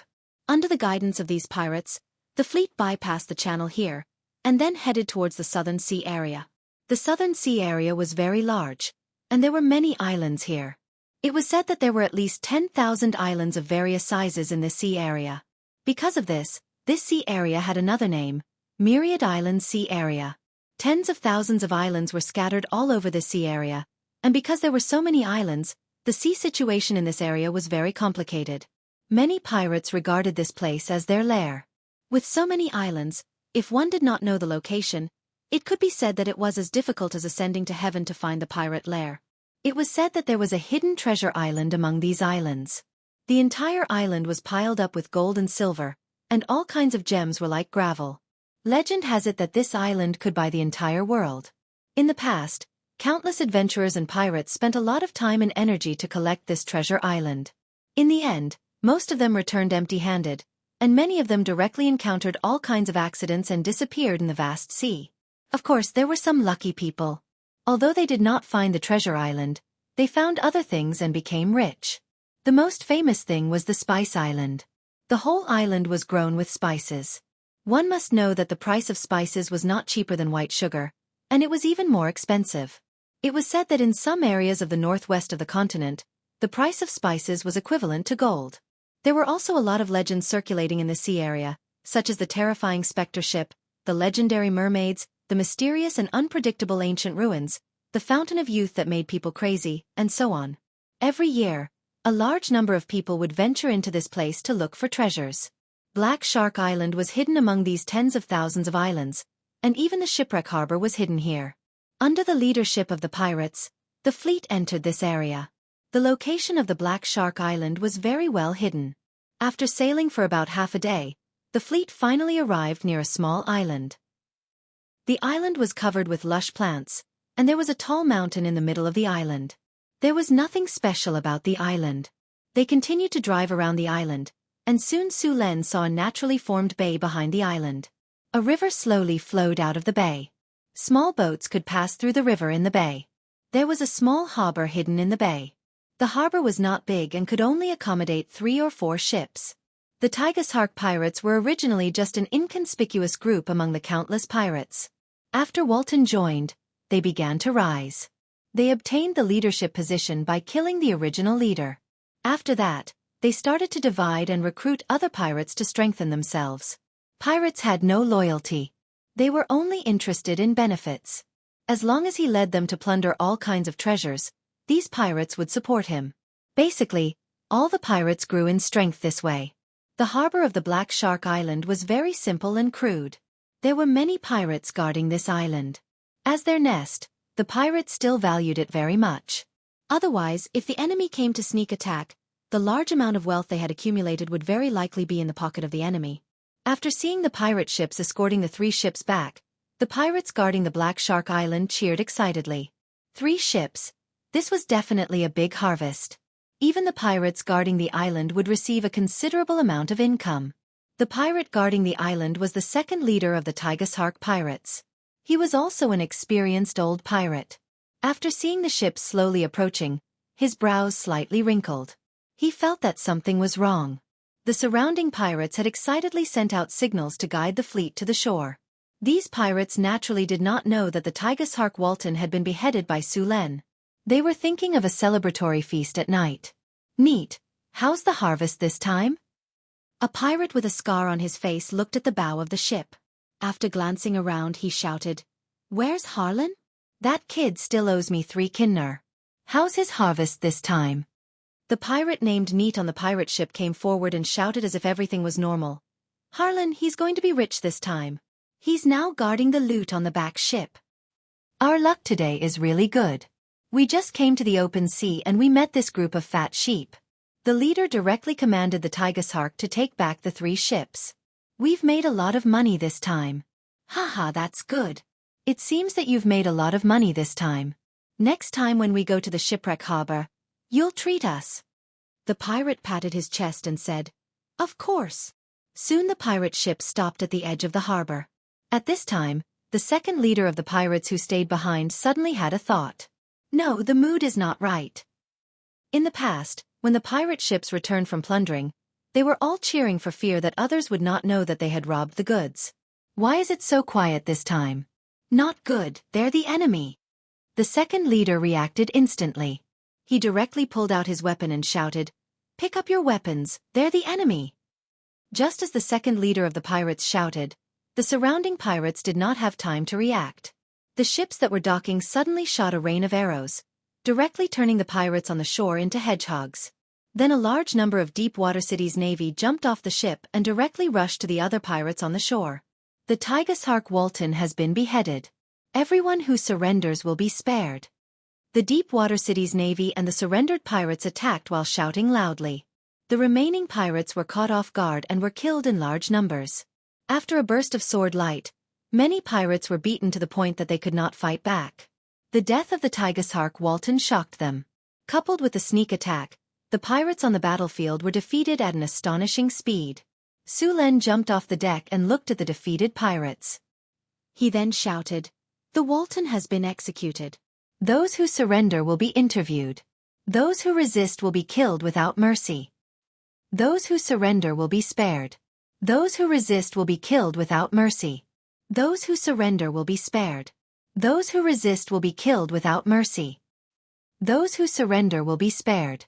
Those who resist will be killed without mercy." Countless Marines shouted, and a fierce aura rose from their bodies. The pirates on Black Shark Island were so scared that their faces turned pale. Their legs trembled, and they no longer had their previous fierceness. Clang! A soft sound came. Not far away, a pirate's scimitar fell to the ground. He then knelt on the ground with a plop. This sound seemed to be a signal. The surrounding pirates also threw away their weapons. Then, one by one, they knelt on the ground like dominoes. Some of the pirates who were unwilling to surrender had a change in expression. They turned around and wanted to escape without thinking. But before they could run a few steps, lightning suddenly fell from the sky and struck them into charcoal. Soon, the entire Black Shark Island fell into Sullen's hands. This time, more than 100 pirates left on Black Shark Island. Except for those who were killed at the beginning and those who fled after seeing the situation turn bad, the remaining 60 to 70 surrendered. All the pirates were gathered and interrogated. They were asked to confess all the treasures buried on Black Shark Island. In order to prevent them from colluding, Barbossa separated all the pirates for interrogation. At the same time, Su Len led a few other pirates to the place where Walton buried the treasures. The place where Walton buried the treasures was very hidden. Every time Walton finished robbing, he would distribute the treasures to all the pirates according to their contributions. As the leader, he alone would get 30%. Every time he obtained a treasure, Walton would hide it in a cave. This cave was very strange. The entrance was under the sea. The sea was very deep and there were many undercurrents around it. If one was not careful, one would be sucked into it. The passage to the cave was very long. Even the pirates with the best swimming skills were not sure if they could enter. Only Walton could enter by hiding in the mouth of a tiger shark. Even if the other pirates knew the location of the treasure, they could only look at it and sigh. There was nothing they could do. Moreover, there were sharks wandering outside the treasure vault. These sharks had been tamed by Walton. They would attack all creatures that came close. After coming to a beach, a few pirates pointed at the sea not far away and said, "Sir, Walton's treasure is hidden here. However, the environment below is very bad. Not only are there undercurrents, but there are also sharks. We can't get close. But it's not difficult for you. You just have to let the tiger shark bring you in. Can't get close? Don't worry, it's not a problem for me." Su Len snorted. Then a light flashed from his body. Underwater breathing. Water elemental technique. 2 lights rose from their bodies. Then, under Sullen's lead, they entered the sea. After using the water elemental technique and water elemental technique, their movements in the water were not restricted. Moreover, their movement speed was very fast. After adapting to the surrounding environment, Hathaway directed them to move deeper into the sea. As they went deeper, the sea became darker. They continued to move forward along the passage under the sea. At this time, a few black shadows swam toward them. Chapter 6:18. The black shadows continued to approach. In just a few breaths' time, they appeared not far away. In the dim seawater, these ferocious sharks could be seen clearly. Their sharp, dagger-like teeth gleamed with a cold light. A trace of panic flashed across the eyes of the people who were moving in the seawater. Although they were blessed with underwater breathing and water travel, their combat power in the water was still inferior to those sharks. Now they were in this sea passage. The faces of these ordinary pirates changed drastically when they suddenly encountered these sharks. Dominate the monsters. A flash of light flashed from Sullen's body. The aggressive sharks instantly stopped moving forward and became monsters under Sullen's control in the next second. With more than a dozen sharks, Su Len continued to lead everyone to the treasure cave. After swimming for a few more minutes, they finally reached the end of the seawater passage. A ray of light shone through the dark seawater. After seeing the light, everyone floated up. In the blink of an eye, they arrived at a cave. Above the cave, more than a dozen luminous pearls were inlaid. These luminous pearls quietly scattered soft light around the cave. Through this weak light, Su Len could clearly see the entire cave. This cave was wrapped in rock and was very hard and sturdy. The space inside was very large. Su Len casually looked around and found that this place was at least 1,000 square meters. This was incredible. In this cave, more than a dozen boxes were piled up. Su Len waved at a pirate next to him and asked him to open the boxes. Very quickly, the pirate walked over in high spirits. Picking up his scimitar, he cut off the rusty lock on the chest.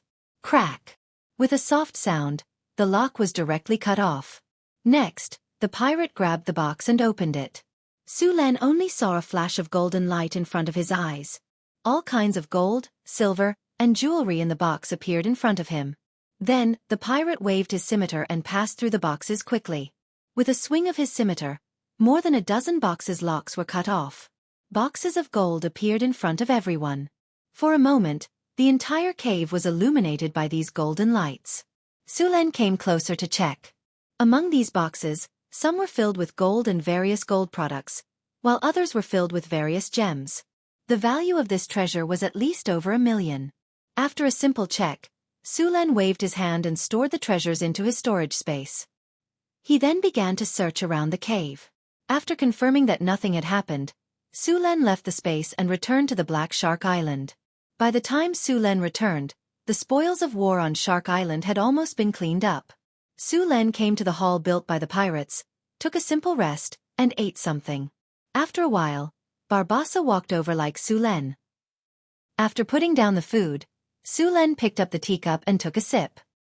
He then looked up at Barbossa and asked slowly, "Is the celebration over?" "Your Majesty, it's done." Barbossa bowed slightly to Su Len and said, 2 boxes of gold and jewelry were found in the treasure house on the island. The places that other pirates told us to search have been searched. Basically, all the places with hidden compartments have been searched. There are a lot of goods in the warehouse, but they need to be transported out. The total value should be about 130,000 kinner. Among them, there are about 80,000 gold coins that can be spent directly. The rest are all valuable goods. Su Len nodded. This time, the fleet obtained a lot of gold from occupying Black Shark Island. He was going to take out a part of it as a reward. Soon, Su Len finished calculating in his mind. He then ordered, "Reward everyone who participated in the battle with 15 kinner. Let them eat as much as they want, but no one is allowed to drink. Arrange some people to take turns to stand guard. Make an inventory of the goods that are easy to get rid of. Take a few thousand gold nars with you and bring a group of people to the hot spring port tomorrow morning to get rid of all the goods. Make sure to erase all the markings on the goods and sell them to the city as soon as possible. Even if the price is low, that's fine. After that, start recruiting people. Leave behind some money from the sale of the goods. It should be enough for you to recruit a group of outlaws. We won't stay here for too long. Next, we need to go to the shipwreck port. Let the pirates recover as soon as possible, and then control them as soon as possible. Okay, you go do your work." Su Len finished the simple assignment and then left in a hurry. After all, there were only a few literate people in this world. After all, many people didn't even have enough to eat. There were many good fighters among the pirates, but there were not many who could read or learn. After all, in this era, the price to learn was not small. Barbossa's level of education was not bad. Barbossa used to be a worker in a bookstore. He was better than other pirates in knowledge, trade, and management. When he was a worker in the bookstore, Barbossa secretly learned a lot of knowledge. North Town City. As time passed, the population kept increasing. North Town City became more and more lively. Caravans from all over the world came in an endless stream. The route to Deepwater City also became busier. The few towns along the way were the strongholds of North Town City. As the embroidered uniform guard continued to grow, a lot of information was sent by the embroidered uniform guard at the same time. Information from the surrounding countries was also collected. The situation in the desert was not right. It seemed that the caravan route was occupied by the Ottomans. The desert was in chaos during this time. It seemed that a powerful monster ran out of a ruin in the desert. The appearance of this monster made the surrounding desert very chaotic. At the same time, there seemed to be traces of devils in some of the cities of the southern kings. Compared to the simple violence of the devils liked to use contracts. They liked to hide in the dark and scheme against the humans. The arrival of the elemental tide had changed the whole continent. Black Shark Island. A few ships slowly docked, and then a group of soldiers came down. In addition to these soldiers, there were also many people who came here. These people were the pirates recruited by Barbossa. After staying on Black Shark Island for 2 days, Sulen let Barbossa continue to lead the fleet. This time, their target was the shipwreck port. The one-eyed man who robbed his fleet recently sold his stolen goods here. Chapter 619. On Black Shark Island, Sulen disposed of all the goods that were not easy to transport at a low price, and then asked Barbossa to recruit some sailors to add to the ships. Finally, the number of people on the 4 ships was complete. The pirates who had surrendered were all scattered and assigned to the 4 ships.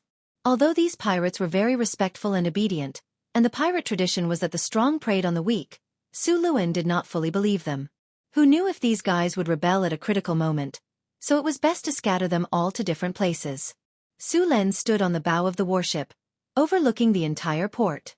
Now the fleet of Deepwater City had reached more than 600 people. Barbossa stood respectfully behind him, and there were several brave and promoted Marines next to him. These people would be assigned to other ships as captains or first officers. The materials on Black Shark Island were all disposed of, and some of the Kinner had been given to everyone as a reward. The rest was kept in the storage space by Su Len. Next, it was time to deal with One-Eyed Pirate. You dare to rob my ship. This time I must make you spit it out with interest. Let's go. Su Len directly waved his hand and ordered. The 4 ships immediately put away their anchors, raised their sails, and began to sail slowly. While Barbossa was recruiting sailors, he also inquired about information regarding the one-eyed pirates in the surrounding ports. During this time, One-Eyed Pirate did not continue to commit crimes. He should be dealing with the looted materials. In addition to the news of One-Eyed Pirate, Barbossa also collected information about Shipwreck Port. Everything was normal in Shipwreck Port during this time. Now the pirate king in Shipwreck Port was Redbeard. He was a dragon-born sea giant. Originally, he was just a mixed-blood sea giant. Although his strength was good, he did not reach the level of a pirate king. But when he went out to sea to rob again, his ship encountered a storm and the whole ship sank in the storm. Because he had the blood of a sea giant, he escaped.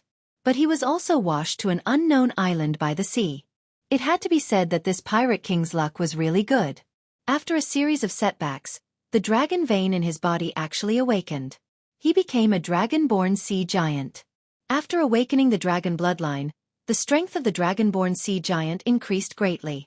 Then, it rose rapidly like a comet. In a short 10 years, it became the overlord of the southern sea region. The dragon-born sea giant had many pirates under him, including humans, lizard men, murlocs, and many other races. It could be said that he was one of the strongest pirate kings in the southern seas. There were a total of 7 pirate kings in the southern waters. These pirate kings had different backgrounds. One of them was said to have the shadow of the sea church behind him. Another pirate king had the shadow of the merfolk behind him. There were also the shadows of the human kingdom, the Amazons, the Dagon church, and the wizards. Although the pirate kings were powerful, they were inextricably linked with the various forces around them. If Su Len wanted to make a move in the shipwreck harbor, then he would have to face the power of the dragon-born sea giant, the pirate king. The northern battlefront city was very famous in the north, but it was very common in the south. After all, it was too far away. But if Su Len directly defeated a pirate king this time, Then other pirates would have to consider whether they could bear the anger of the Deepwater City before robbing the ships of the Deepwater City. The fleet slowly sailed south under the command of Barbossa. The location of the shipwreck harbor was very hidden. A day passed quickly, and the ships of the Deepwater City finally entered the shipwreck harbor. There were hundreds of large and small islands around the shipwreck harbor. The shipwreck harbor was the largest smuggling harbor in this sea region. Most of the pirates in the southern seas sold their stolen goods here, including the one-eyed dragon pirates. This time, Sullen's target was very clear. It was the one-eyed dragon pirates. At the shipwreck harbor, dozens of pirate ships gathered here. Compared to this place, the simple harbor of the Deepwater port was simply unsightly. Su Len stood at the bow of the ship and looked at the pirate ships in the harbor. These pirate ships in front of him were full of all kinds of flags. Su Len did not make a move directly. Instead, he asked people to dock the ships. Soon, the 4 ships were docked in a relatively remote location. Barbossa took people ashore and began to look for the one-eyed dragon pirates. The one-eyed dragon was still very famous in the southern seas. After all, he was second only to the pirate kings. Su Len waited on the ship for about 3 hours before Barbossa finally returned. "Found the one-eyed dragon?" Su Len asked directly. Barbossa nodded. "Found him, Your Majesty. The one-eyed dragon pirates have just disposed of the goods and are now buying supplies. It won't be long before they set sail." "Then wait for him outside the harbor," Su Len said in a deep voice. "Yes, Your Majesty." The 4 ships quickly set sail again and then came near the shipwreck harbor. He did not have to wait for long. Soon, a fleet of 6 pirate ships slowly sailed out of the harbor. This fleet was the one-eyed dragon pirates that robbed the Deepwater City's fleet. The one-eyed dragon pirate ship originally had 6 ships. After robbing the Deepwater City's fleet, they directly owned 9 ships. The remaining 3 ships were still being repaired in their nest. After seeing the one-eyed dragon pirate ship appear, Su Len directly appeared on the high platform. His eyes coldly looked at the fleet not far away, and then said in a deep voice, "Warriors, the time for revenge has come. Pick up your weapons and kill them. Victory belongs to us. Victory belongs to us. Do it." With Sullen's order, the 4 ships immediately rushed toward the one-eyed dragon pirate ship. At the same time in the sea, a huge shadow was moving quickly. A tiger shark of more than 20 meters long was approaching from the bottom of the sea. In the distance, the one-eyed dragon pirate ship, who was happily preparing to return to their nest, did not care that it was a ship on the sea. Although they saw 4 ships rushing toward them as soon as they left the harbor, the one-eyed dragon pirate ship was not too vigilant because they were in the shipwreck harbor area. After all, fighting was prohibited in this area. No one dared to disobey the orders of the 7 pirate kings, but they obviously miscalculated. This time, their opponents were not pirates. It was not until the ships in the Deepwater port were only 200 or 300 meters away from them that the one-eyed dragon pirate ship reacted. "Enemy attack! Enemy attack! Full rudder to the port! Everyone, pick up your weapons and get ready to fight." Seeing that the 4 ships did not slow down at all, the one-eyed dragon pirate ship immediately realized that the situation was not right. He immediately ordered the pirates to get ready to fight, but unfortunately, it was too late. Chapter 620. Su Len sneered as he looked at the pirate ship not far away. A huge shadow quickly appeared in the sea. Before the pirates who had just picked up their weapons could see it clearly, they felt the ship under their feet suddenly shake violently. Then, the entire ship shook violently. Many unprepared pirates fell from the ship into the sea and were swallowed by the tiger sharks in the sea. "Not good. It's a sea monster. Grab the ropes.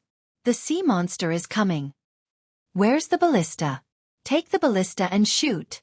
Hold on. Hold on." The tiger sharks hit the pirate ship a few times in a row. Under the impact, the pirate ship shook back and forth, as if it would be knocked over in the next second. "It's the tiger sharks. They're from the Tiger Shark pirate group." One of the pirates saw the monster in the sea clearly and quickly shouted, "Tiger Shark pirate group? How dare they attack us?" One-Eyed Dragon's face was ferocious as he pulled out the scimitar in his hand. "Everyone, get ready to fight. Kill all these guys who dare to attack us." Barbossa commanded the ship to move forward. After seeing the pirate ship's slow reaction, he immediately shouted, "Full rudder to the left. Prepare the ballista. Fire. Bang, bang, bang." Dozens of arrows flew out with ropes attached to them. The spears that were more than 3 meters long directly pierced through the deck and ruthlessly pierced into it. The ship that was turning was pulled by dozens of ropes and instantly stopped moving. At the same time, on the other side of the ropes, capstans were stirring vigorously. The distance between the two ships was quickly shortened. Archers, get ready. 45 degrees. Fire in unison. Fire. Buzz. With a buzzing sound, hundreds of arrows instantly flew up and enveloped the pirate ship. A large number of pirates were pierced by the arrows that fell from the sky. After 3 rounds of arrows, the deck was in a mess. Dozens of pirates who could not dodge in time were directly nailed to the deck. Prepare to jump ship and fight. After 3 rounds of arrow rain, Barbossa directly pulled out the long sword at his waist. Then, he grabbed a rope and swung toward the ship not far away. After 3 rounds of arrow rain, the pirates suffered heavy casualties. They were simply unable to stop the enemy from jumping ship and fighting. Su Len had also blessed the army with all kinds of buffs at the start of the battle. These soldiers were full of vigor, and the pirates of the One-Eyed Dragon pirates weren't their match. After being enchanted, the Navy's weapons were all equivalent to Transcendent Rank 1 or Rank 2 weapons. Facing the ordinary weapons of the pirates, their scimitars were directly cut in half. Deepwater City's navy was very fast. Under the effect of greater haste, these people were like ghosts. Every time their blades flashed, an enemy would fall. The same scene played out on the other pirate ships. Although Deepwater City's navy had fewer ships, they still had the upper hand with the support of arrows and spells.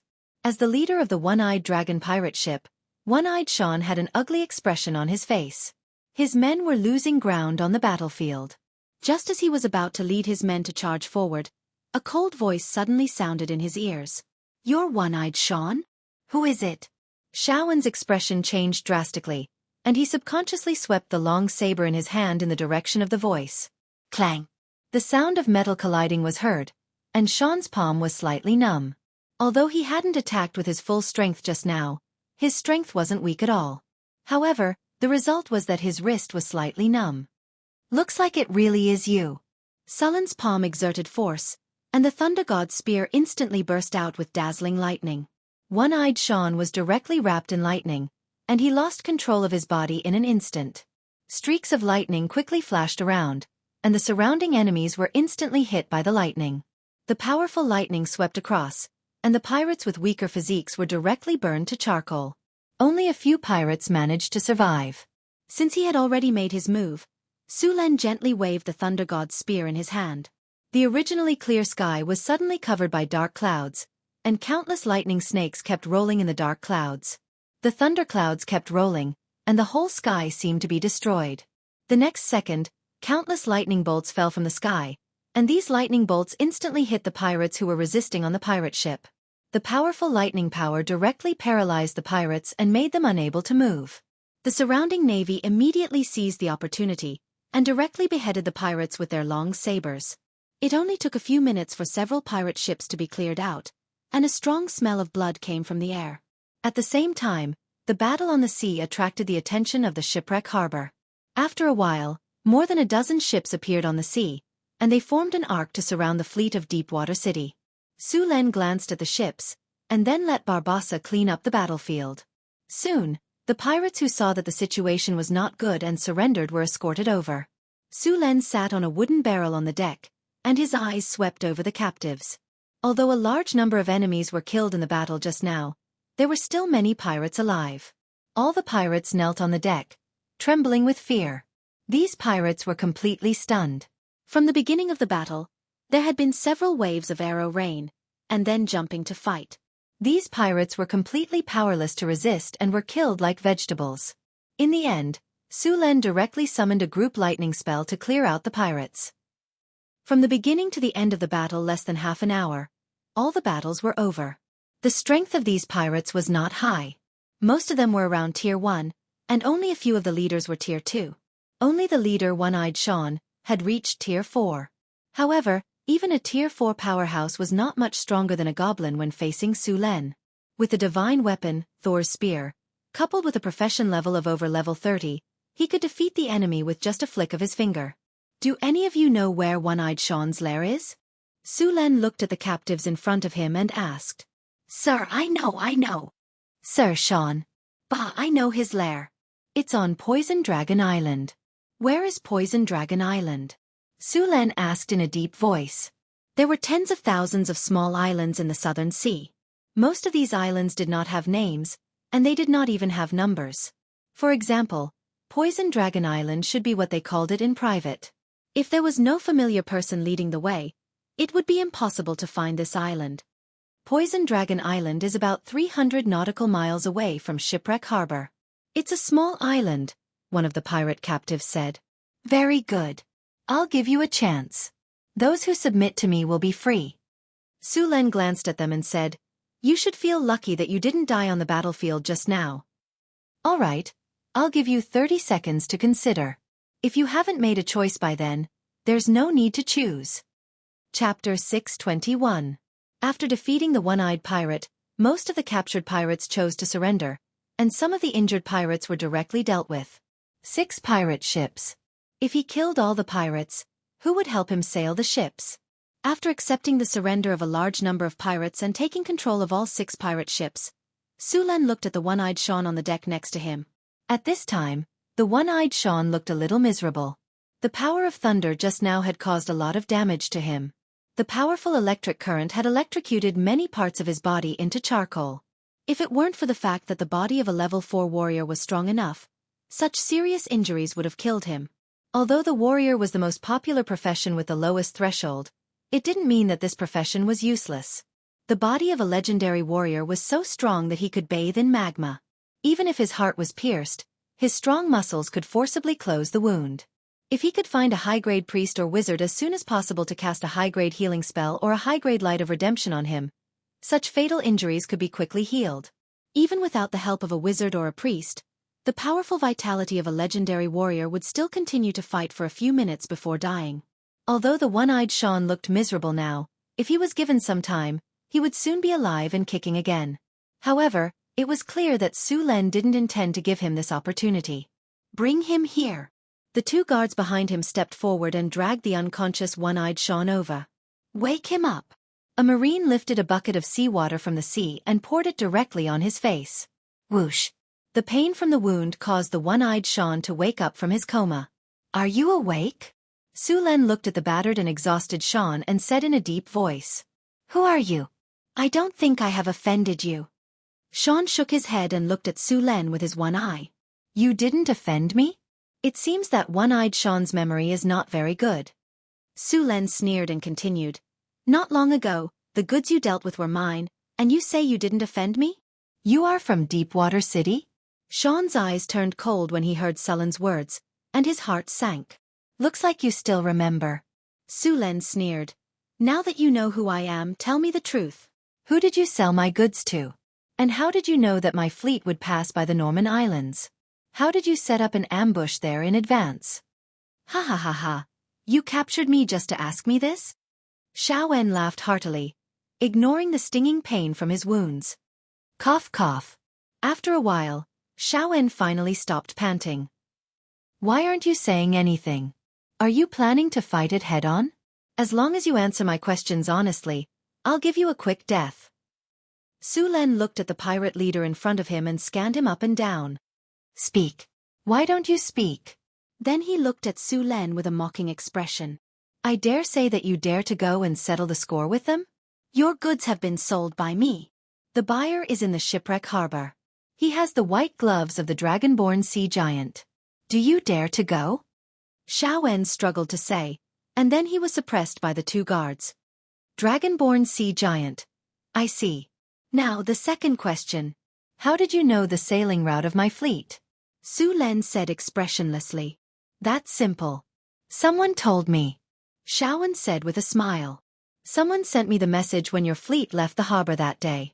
How do you think I know? Sullen's face darkened. Although he had suspected that there was a mole in the fleet, now he finally confirmed it. Why did you attack my fleet? Su Len continued to ask. It's simple. Someone doesn't want to see Deepwater City develop. Xiaofan didn't hide anything and directly told him what he knew. Someone has taken a fancy to the specialties of Deepwater City, so they want to monopolize it. I'm just their pawn.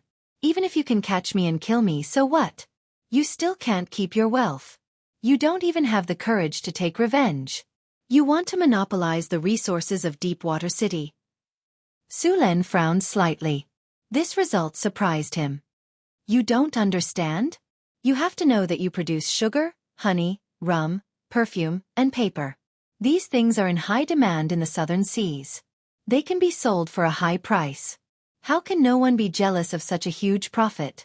Sure enough, money moves people. Su Len nodded and continued. Didn't you want me to find trouble with those people? Tell me, who is behind this? The people behind this are very simple. They are the nobles of the Netherland Kingdom. You sent the goods here to sell. They want more, so they are ready to control the supply of goods in their hands. Of course, there is also the work of the dragon-born pirate king. These pirate kings cooperate with the surrounding countries and make a fortune together. You think they are opposing each other, but in fact, the pirate kings are inextricably linked with the surrounding big forces. How about it? Do you dare to take revenge? Haha. Cough cough. Xiaofan laughed at Su Len and then couldn't help but cough. That's it? Su Len shook his head slightly. That's what you're relying on? That's it. Xiaofan looked at Su Len in surprise. You don't think that I dare to fight you directly here because I don't know the ban here, do you? Su Len glanced at him and said, to be honest, I don't care about that dragon-born pirate king at all. Since he is also one of the people behind this robbery, let's take advantage of this opportunity to get rid of him once and for all. Su Len curled his lips and said, get rid of the pirate king? Xiaowan's brain couldn't react. Well, the matter is over. What's the use of buying it? Kill him. Su Len waved his hand at the two guards. Wait, you don't want the treasure I hid. Before he could finish, a guard beside him pierced his heart with his sword from the back. Xiaowan's eyes widened. He couldn't believe that Su Len didn't even ask about his treasure and killed him directly. As the long sword was pulled out, Xiaowan's body trembled slightly twice. Bright red blood spurted out from the wound, and the light in his eyes dimmed in an instant. Su Len naturally wanted the one-eyed man's treasure, but the one-eyed man would definitely not tell the truth, so Su Len planned to use a simpler method, which was to let Hathaway use a prophecy spell to find the treasure. As there were already enough clues, this kind of prophecy spell didn't need to pay any price, and it wouldn't cause any backlash. P.S. Recommend a friend's book, The Reborn Prince Charming Starts Making Games. He was reborn in 2000, made a dating game, bought 10 cent at the beginning, and had a single female lead.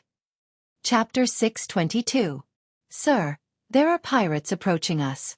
They have crossed the warning distance.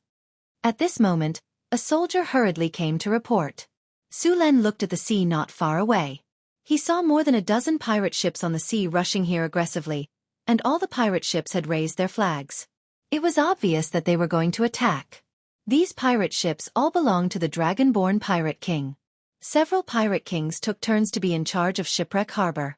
During this period, the dragon-born pirate king was in charge.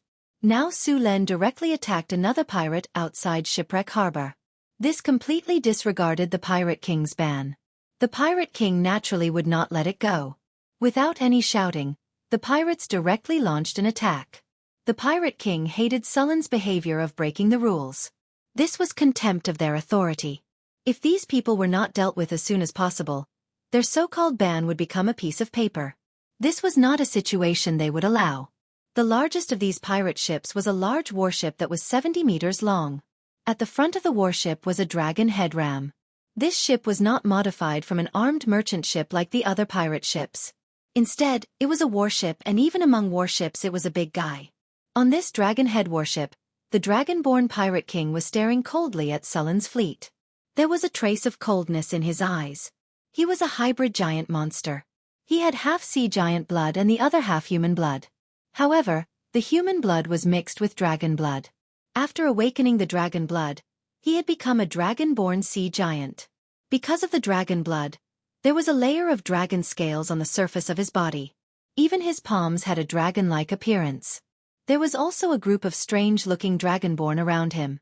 These dragonborn were the products of some Euron creatures he hunted for dragon blood baptism. It was not only the blood of pure-blooded dragons that could be used for dragon blood baptism. Euron blood could also be used. However, the attribute bonus obtained from your own blood baptism was far less than that of pure-blooded dragons. However, if there were many baptisms, the attribute bonus obtained from your own blood baptism was still very good. In addition to these strange-looking dragonborn, there were also some sea creatures, such as quatones, sharkmen, and so on.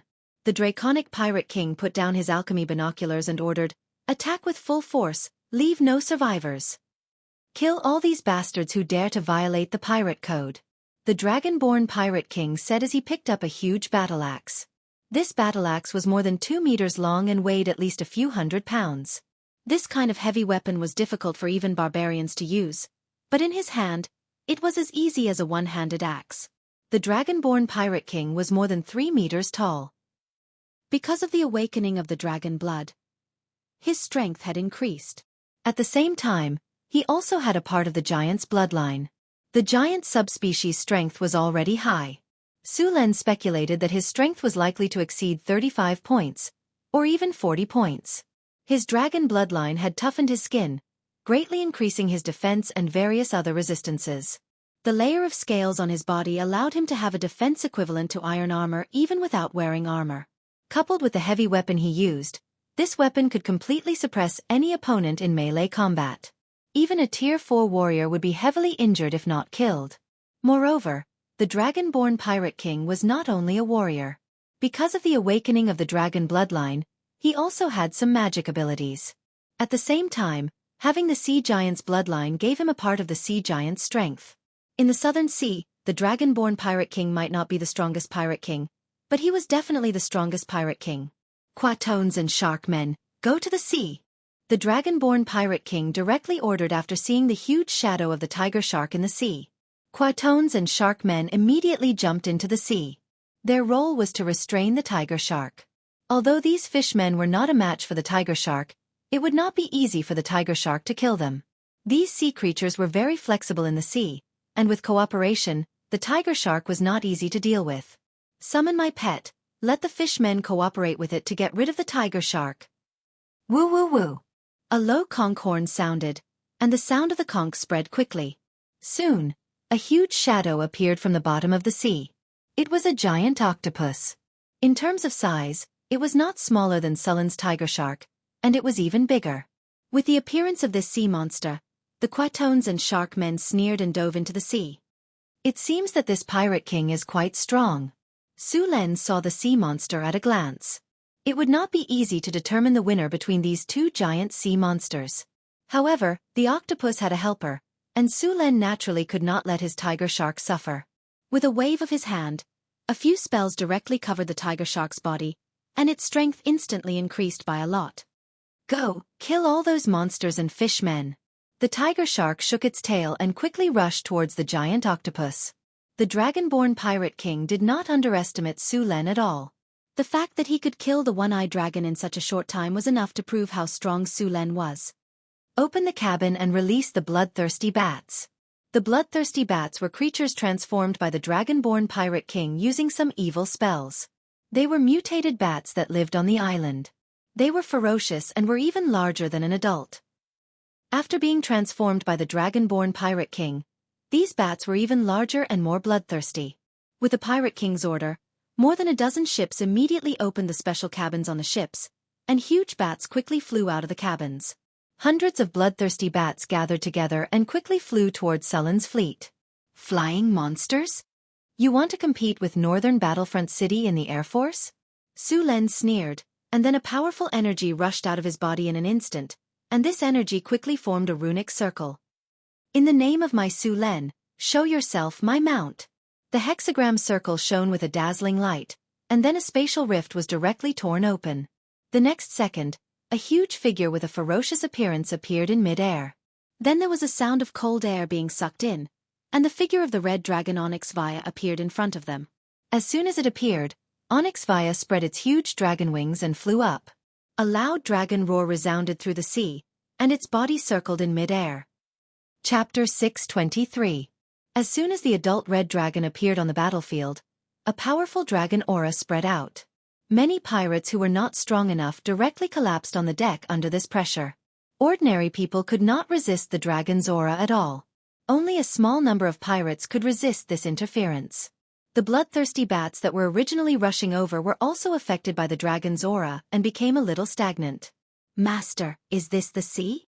Onyx Via looked around and was a little excited. This was the first time she saw the sea. In the fire elemental plane, she had only seen the magma sea at most. She only knew about the sea in the dragon's inheritance. It's the sea. Su Len smiled slightly. Aren't you an adult? Sleep every day, move around, go and shoot down those big bats for me. Onyx Via glanced at the bloodthirsty bats not far away, then roared excitedly. I was just thinking about moving around. The dragon's huge body circled slightly, then its huge dragon wings flapped, and it rushed toward those big bats like a whirlwind. The battle could be said to be a one-sided massacre. Creatures like dragons were almost the overlords of the sky. Although those bloodthirsty bats were numerous and strong, they did not have the advantage in size or strength. Even the claws of these big bats could not even pierce the dragon's scales. With a dragon breath of the red dragon, these bloodthirsty bats were directly burned into charcoal, and then fell from the sky one after another. In the blink of an eye, all the bloodthirsty bats in the sky were killed. On the other side, when the dragon-descendant pirate king saw the sudden appearance of the dragon, he suddenly had a bad feeling in his heart. Then the dragon killed all the bloodthirsty bats that had just been released. Even after eliminating those bloodthirsty bats, the dragon dived toward a pirate ship next to it. The pirates on the pirate ship were scared and hid everywhere. Many pirates even jumped directly into the sea. Boom! The scorching flame dragon blood instantly hit the pirate ship. The 40-meter-long sailboat instantly turned into a big fire torch. The whole ship was ignited by the dragon's breath. The pirates on the ship who had no time to escape were directly burned into charcoal. The whole sea was illuminated red by this flame. As soon as the battle began, the pirates had already burned down a ship. This is evil, evil dragon. Not good. It's flying. Flying over. Run! Many pirates were so frightened by the sudden appearance of the dragon that their teeth chattered. When these ferocious pirates saw a powerful pirate ship being destroyed in just a breath, their confidence was completely shattered. Don't be afraid. Quickly rush to the enemy. The dragon-descendant pirate king saw that his subordinates were about to collapse and immediately shouted. Hurry up and get close. As long as we get close to those people's boats, the dragons won't be able to attack. Don't even think about running away. No matter how fast a ship can run, can it compare to a dragon's wings?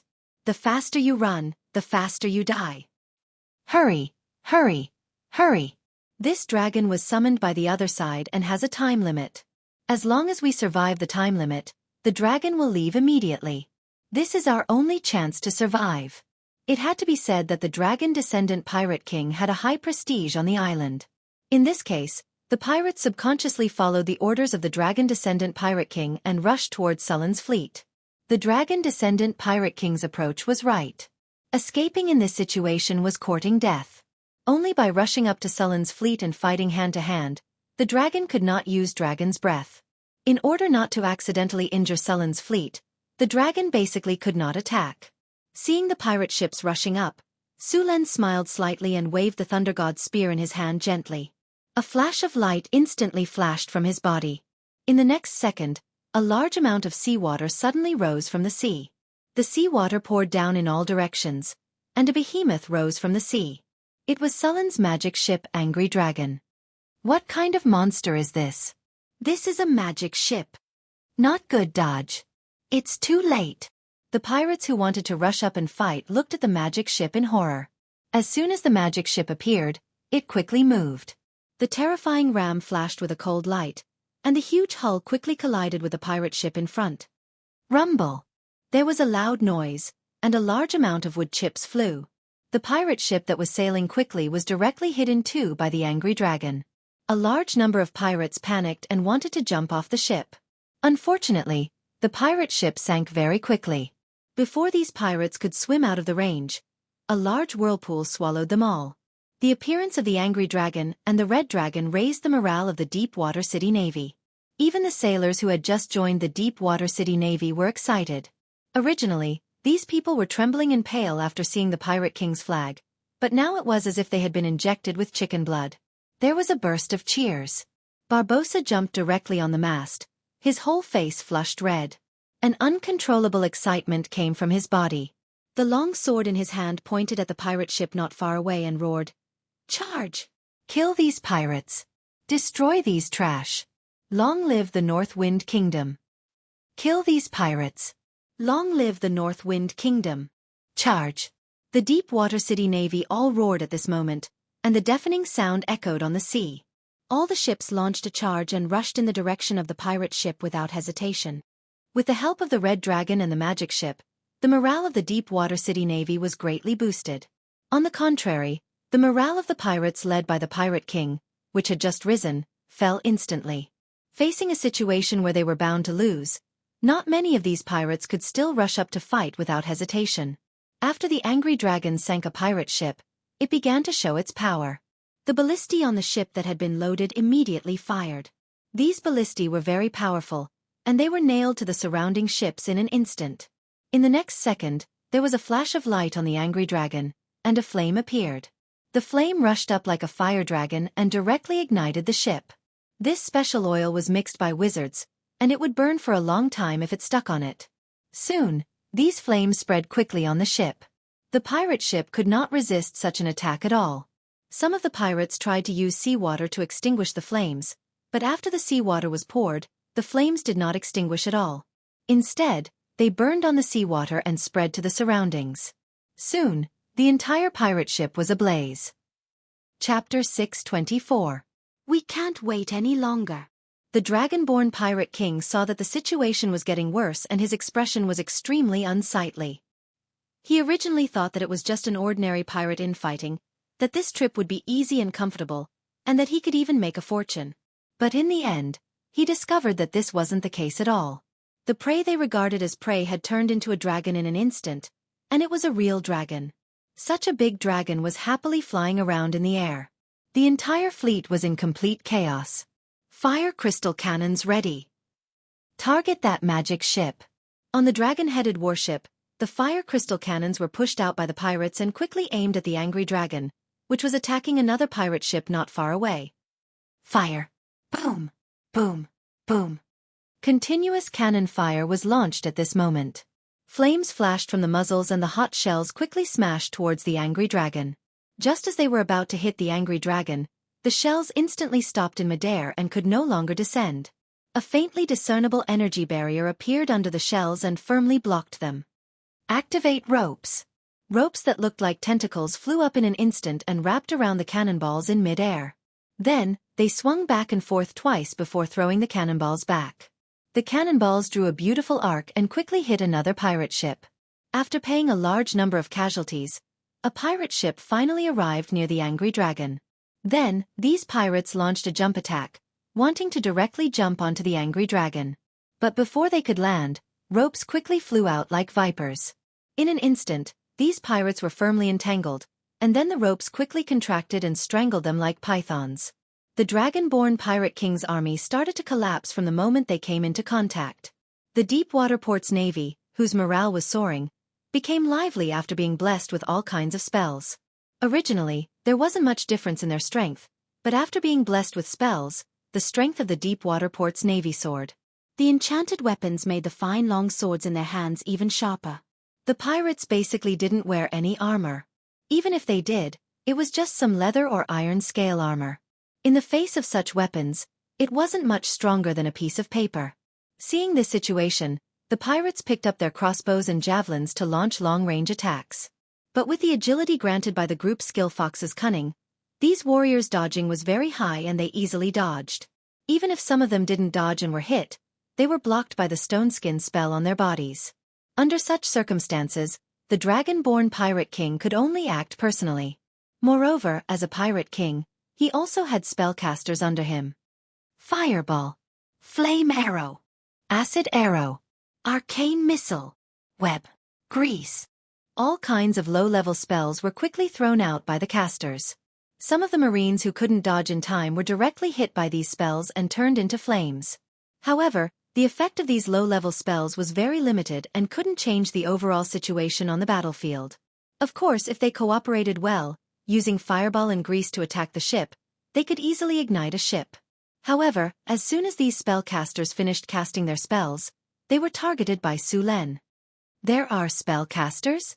Su Len raised his eyebrows, then waved his hand to summon a thunderbolt and threw it over. Thunderstorm. As soon as the thunderbolt fell on the ship, it spread out in an instant. Most of the space on the ship was covered by thunder and lightning. This thunder and lightning spell wasn't very lethal. It was more to paralyze the enemy and make them lose their ability to move. The pirates were instantly enveloped by thunder and lightning. The pirates didn't even have a chance to resist. They were directly paralyzed by the electricity and fell to the ground. The spellcaster was even more miserable. His physique was obviously lower than the warriors. He was directly electrocuted and fainted on the spot. Rumble. There was a muffled sound of thunder. The huge dragon-headed warship fired wildly, constantly firing shells at the surrounding ships. A 3-meter-tall giant stood at the bow of the ship. He waved a heavy giant axe in one hand. All the marines who wanted to rush up from here were directly killed by his axe on the spot. At this time, he roared at Su Len with bloodshot eyes. Dragon form. With a roar, the dragon-born pirate king underwent a huge change. His originally tall body swelled again, and a group of dragon wings grew behind him. The huge dragon wings directly lifted him up. His originally ferocious hands became like dragon claws. After the dragon form, a faint pressure was transmitted from his body. It was the draconic might. However, the draconic might of the Pirate King was obviously weaker than Onyxia's draconic might. The draconic might of the dragon-born Pirate King was at most a young dragon. After activating the dragon form, the dragon-born Pirate King roared, flapped his wings, and rushed directly toward Su Len. At this time, the dragon-born Pirate King had already understood that the defeat of this battle was inevitable. There was only one way to turn the tables, and that was to defeat or kill Su Len. After losing their leader, these soldiers were bound to be in chaos. This was also the only chance for the dragon-born Pirate King. Evil aura. Blasphemy. An evil energy field instantly erupted from Sullen's body, and then the dragon-born Pirate King rushed toward Su Len with a grin. Su Luen frowned slightly. He could clearly feel that evil power. Then, the power of thunder and lightning quickly spread out from his body. In an instant, Su Len directly opened the thunder domain, and the evil power was directly squeezed back under the effect of his soul domain. The dragon-born Pirate King waved the giant axe in his hand and fell from the sky, smashing fiercely at Su Len. It looked like he was going to split Su Len in half. Clang! The deafening sound of metal colliding rang out. Sullen's Thunder God's spear swept across and directly blocked the powerful attack of the dragon-born Pirate King. Sullen's Thunder God's spear swept across. The Pirate King, who had just landed, only had time to block with his giant axe, but the master was sent flying with his weapon. A large amount of lightning power appeared on the surface of his body. Lightning flashed, and even the Pirate King's strong physique trembled all over. However, in just a breath, the dragon-born Pirate King withstood the lightning paralysis. Then, he swung his chain and smashed it again with a roar. Sullen's body moved and instantly appeared near the dragon-born Pirate King. The Thunder God's spear in his hand directly hit the Pirate King's body. The Dragonkin Pirate King's body flew away like a ball. Su Luen didn't let him off. His body flashed and rushed up again.